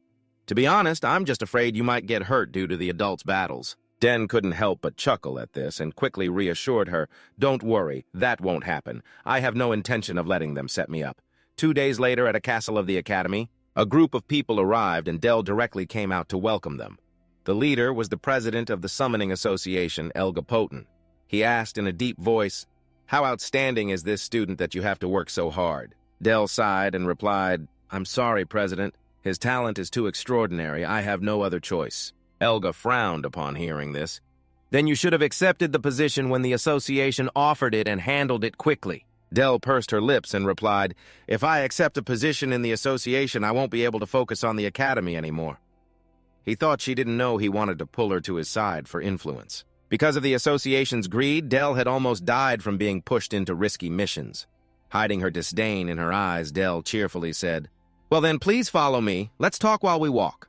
The letter has been sent, so I must comply for now." But Elga doesn't like this kid at all. He was walking while asking, "So Denso Grace, I heard he summoned a 5th grade Gen Few and even successfully performed a bonding enhancement during the interschool exam. He even managed to bond with many of her memories." She nodded slightly in acknowledgement. Elga continued to say that his abilities are extraordinary, causing quite a stir in the association. "I didn't expect the younger sibling to overshadow the older ones.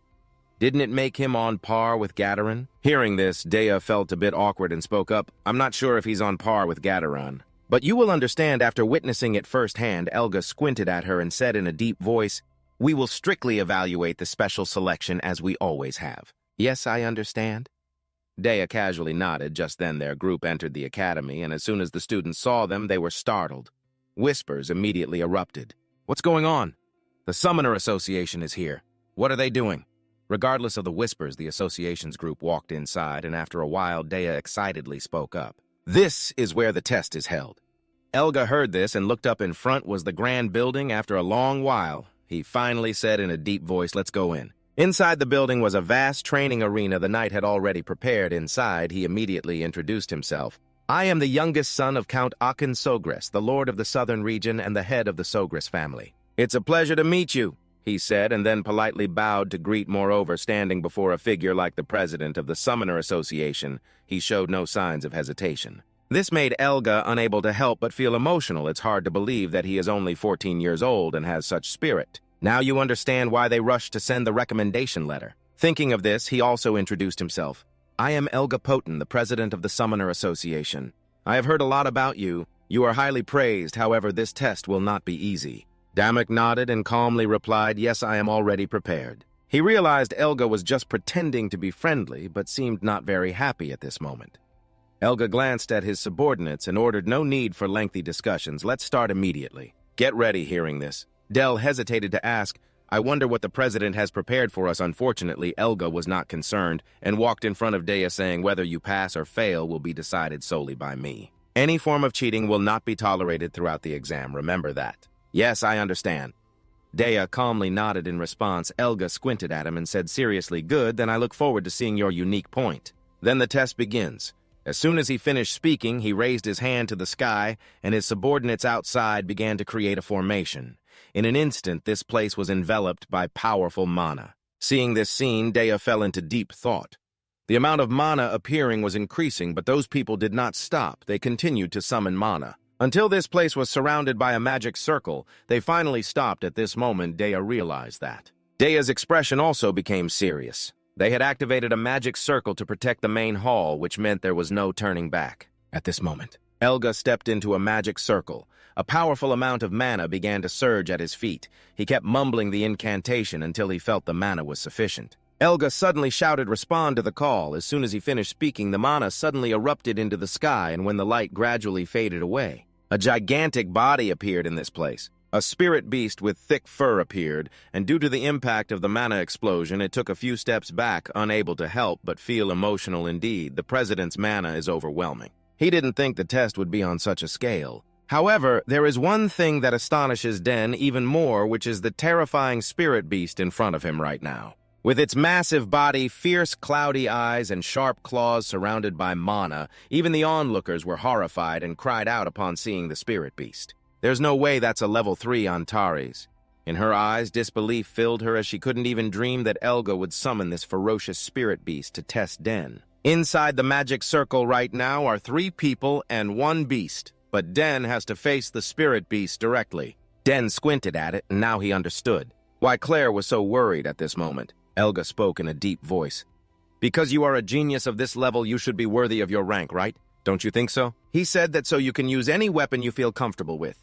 You must control Antares by any means necessary. This is the mission for the special entrance exam. Hearing this, Den gritted his teeth in anger at that old man. Clearly, he wanted her to fail. He completely intended to humiliate her. Elgrath, of course, didn't care about her thoughts and continued. But with your incredible talent, there's surely nothing to worry about, right? Of course, if you're scared, you can withdraw right now, but Den coldly replied, "No, I will take the exam as planned," which left Elga stunned, not knowing what to do. But he didn't care. He quickly summoned his own space and then reached inside. Den had something suitable for this moment. Very quickly, he pulled out a weapon and was extremely satisfied with it. This was something his father had given him on his 7th birthday. Since the spirit beast in front of him was massive, it would have many openings, so he planned to strike quickly and then retreat. Seeing what was in his hand, Elga couldn't help but feel emotional. He was using a spear. Indeed, he was worthy of the Count lineage, but just as he finished speaking, he noticed something. He saw Tamurik, who had appeared on the 2nd floor, his face somewhat grim, shouting, "What is this?" Making him fight against a level 3 spirit beast like this. Isn't that too much? Den, hearing this, was also startled, stammering. "It seems Professor Tamurik has arrived. He might protest." Elga calmly replied, "It's fine, it seems he is ready." Saying that, he stared ahead for a long time and then shouted loudly, "Antares, destroy the enemy in front of you!" Antares growled in front of him as if acknowledging the order. Its teeth clenched, making a grinding sound, its red eyes fixed on Den, and then it charged forward without any fear, calmly standing there. At this moment, Den's face was filled with determination. All right. Charge! Until the spirit beast appeared in front of Den, he only acted then. He saw a surge of mana suddenly appear, followed by a display of mana dancing in the air. Swift as lightning, it zipped past the massive, slow body of Antares. Its speed was too slow to keep up with Den outside. Upon seeing this scene, Elga's face turned as dark as a pot bottom. Even Del found it hard to believe what he was witnessing. Tamarick was no exception. He had just been worried, but was now frozen in place while the group of students who had just rushed over were also stunned like trees. It wasn't until they reacted that the sounds of exclamations began to echo, "Oh my, what was that movement just now?"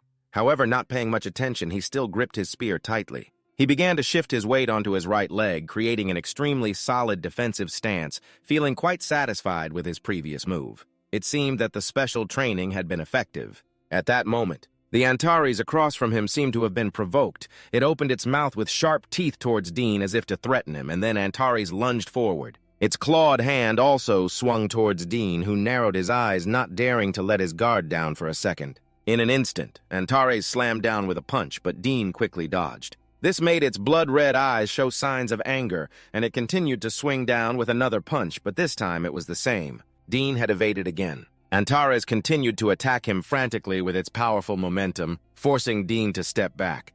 Now he understood why it was a level 3 beast. With that size, moving at such speed was indeed miraculous. While Dean was pondering, the Antares attacked again. This time it conjured magic, a flame igniting in the air, then it charged forward without hesitation. Seeing this scene, Dean remained undeterred. He began to summon his own mana. At the same time, the fire from Antares grew larger, engulfing Dean's entire body in flames. Witnessing this, Dean panicked and exclaimed, "He's taking a direct hit." Elga, on the other hand, was secretly pleased. Even with the enhanced mana facing Antares was completely insane, and the quick end of the test seemed predictable. However, amidst the brilliant flames, Dean had not fallen. Regardless of the heat enveloping his body, he gripped the spear tightly and began to spin in a circle. Before long, the flames began to weaken. Seizing this opportunity, Dean charged forward. In the blink of an eye, he was right in front of Antares. All right, it's time to finish this, he thought. Once again, Dean summoned mana into the spear. Quickly, a stream of mana appeared around him, a warning before he dashed forward like the wind thrusting the spear in. At the same time, Antares raised its claws. It immediately slammed down towards Dean, but he had used the spear to block it. In this finishing blow, Dean would use what his father had once shown him. Focusing mana into the spear to create a single-point explosion at that moment, Dean lunged forward and his spear pierced Alastair's abdomen. The spear, infused with powerful mana, pierced through the belly of the spirit beast, causing it to howl in pain. But Dean did not let go. He still held onto the spear tightly. Striving to push deeper into Antares' body at that moment, the mana on the spear grew stronger, and before long, a mana explosion erupted, causing Antares to lose a large chunk. Seeing this scene, Dean smiled with satisfaction, but Antares did not fall. In its hands, 2 large flames appeared, and it threw its head back, roaring in fury. Tamric, watching from the outside, had a somewhat grim expression, and Elga was no exception. He did not think Dean could hold out for this long. Observing Dean's absolutely cinematic performance at that moment, the students, initially a bit stunned, quickly began to whisper among themselves, "Incredible, the spirit beast's attack barely hit, and what was that mana?" At that moment, the flames in Antares' hands grew larger, and in an instant they spread across its entire body. Antares was now extremely furious, its eyes filled with rage. It bared its sharp teeth and growled at Dean, then began to attack. Faced with Antares' aggressive momentum, Dean could only dodge. It bared its sharp teeth, growling at Dean, and then began to attack. Standing before the aggressive momentum of Antares, Dean could only dodge, causing every place you just passed to be struck by Antares' fire, shattering the ground and sending dust flying everywhere, yet Antares did not stop. Frantically attacking with fire, it seemed that it was truly angry now. You did not dare to be careless, focusing on countering Antares' attacks, but at this moment, an event that left you bewildered occurred. Your staff had fallen. At the same time, outside the building where the survey was taking place, Kenta was frantically running towards this direction. He kept mumbling to himself, "Could it be that I'm too late?" He did not understand why they chose such a remote location to hold the competition, but shortly after, Kenta pushed the door open and stepped inside, only to be stunned by the scene before him. He saw the barrier in the competition area and his eyes involuntarily narrowed. Kenta gasped, "What have they summoned?" By the time he got closer, he saw the spirit beast rearing its head and roaring. He immediately recognized it. He muttered in disbelief, "Oh my God, it's a 3-star Antares." Inside the barrier, the spear of the Dark One had been knocked away by Antares.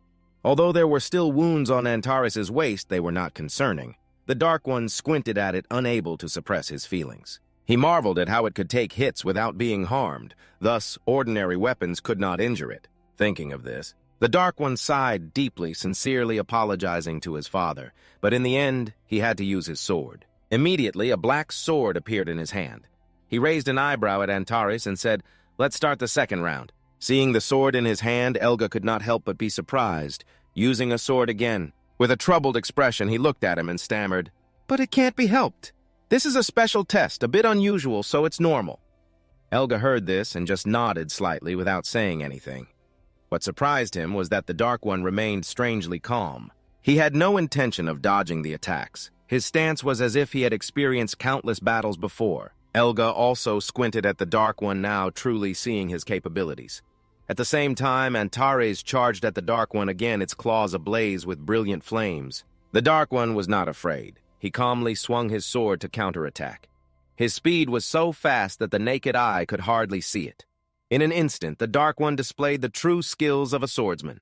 He stepped back 2 paces to gain momentum. Then he charged forward again, directly confronting Antares, but he realized that Antares was not bad either. After just a few moves, it had shifted from strength to speed. It accurately reacted to each of his attacks. Moreover, both of Antares' hands were enveloped in flames, making it hard for the Dark One's sword energy to penetrate, but of course he did not feel discouraged. While defending, he thought of ways to counter. At this moment, Antares threw a punch, so he did not dare to be careless and hurriedly used mana. His speed of attack was very fast. In just a moment, he had unleashed several moves wanting to crush Antares with ancient magic, but too many people were watching, and it did not give him any time. Charging forward madly, thinking of this, the Dark One couldn't help but smirk. Then there's no other way. Meanwhile, outside, Elga and Dell were still observing this battle. Dell's expression grew increasingly serious. She hurriedly spoke up. "Chairman, this is too dangerous. If a student gets hurt, everyone will face punishment." Elga heard this but did not respond. Dell became more anxious. She pressed her lips tightly and said, "I will immediately enforce a recall." Just then a scream suddenly rang out. "Wait, just keep observing." Startled, she turned her head to see the person arriving and exclaimed, "Professor Kentas, when did you get here?" Kentas did not respond but calmly said, I understand your concerns, but it seems Den has found a way to cope. At the same time, inside the dark barrier, he was now charging like the wind, swinging his sword continuously. Suddenly, a surge of magic appeared before him, and in an instant, a magic circle manifested, bringing forth a sword enveloped in energy.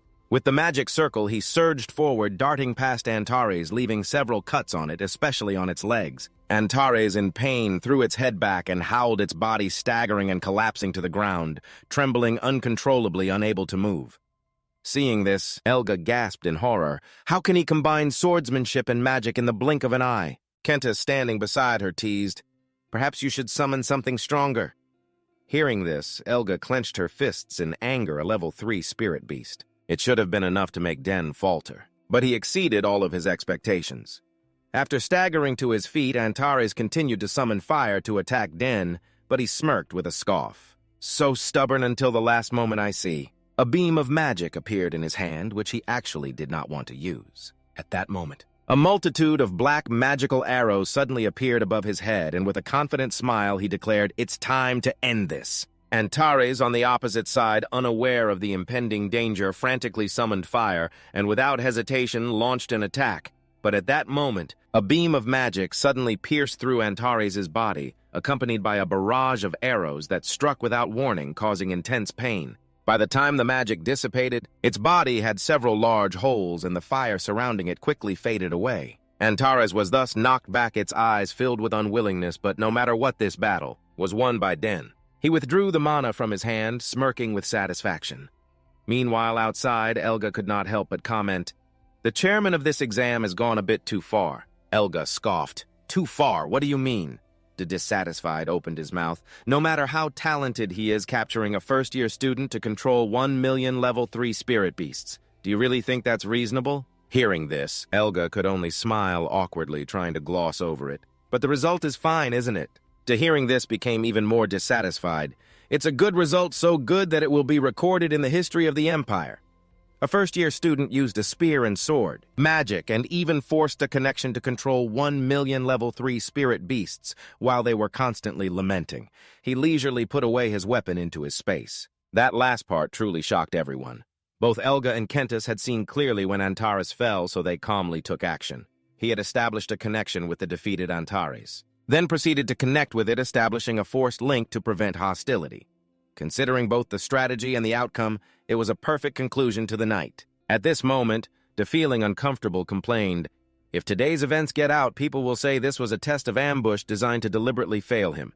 Hearing this, Elga immediately retorted, "Professor Del Pineso, I have set clear safety measures and worn a protective mask," yet he still sat still when facing it directly. What she said was that as a professor, she couldn't turn a blind eye to this matter.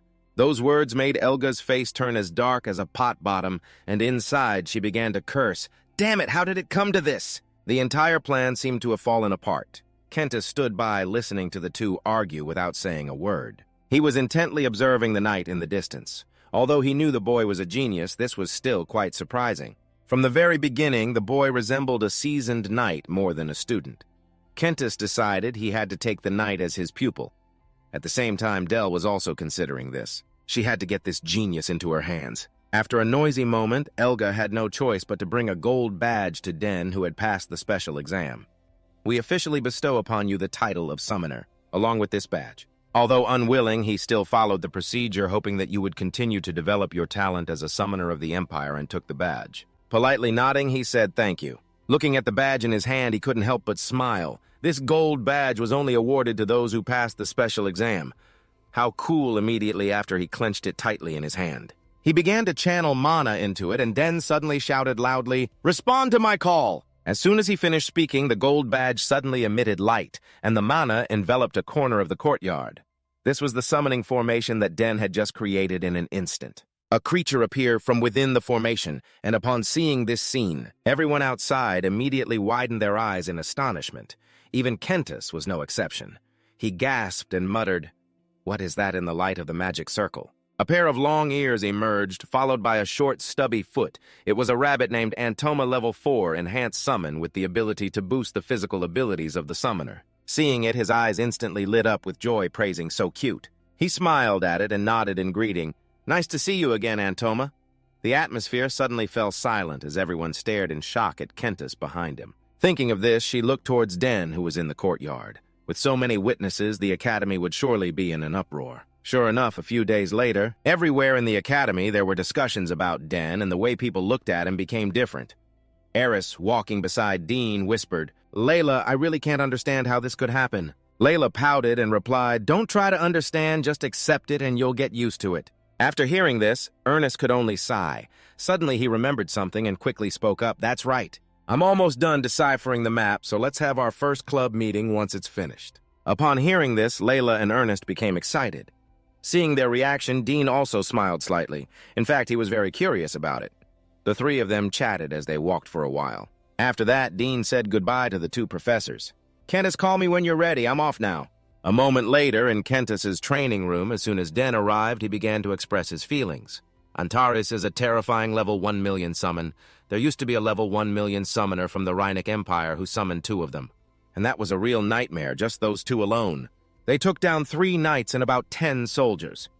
Hearing this, he remembered something. He had heard that Professor Kentis was also present in that battle. Seeing him not respond, Kentis continued, "Yet you managed to summon that creature without a scratch." He focused on him, shaking his head. "I was just lucky." Hearing this, Kentis began to teach sometimes being overly humble can be a double-edged sword, just like now. "In my opinion, your strike is the decisive blow, right? So unexpectedly I thought to myself that Kentis is not an ordinary person while you were deep in thought." Kentis suddenly lifted his foot and started to walk. He spoke as he walked, just 14 years old, but the skill and mastery in your swordsmanship far exceed your actual age. At this point, he suddenly paused for a long time before continuing. "So I want to ask you this. Do you want to officially learn swordsmanship from me?" As he finished speaking, he looked at you intently, waiting for your answer, leaving you a bit surprised, not knowing how to react.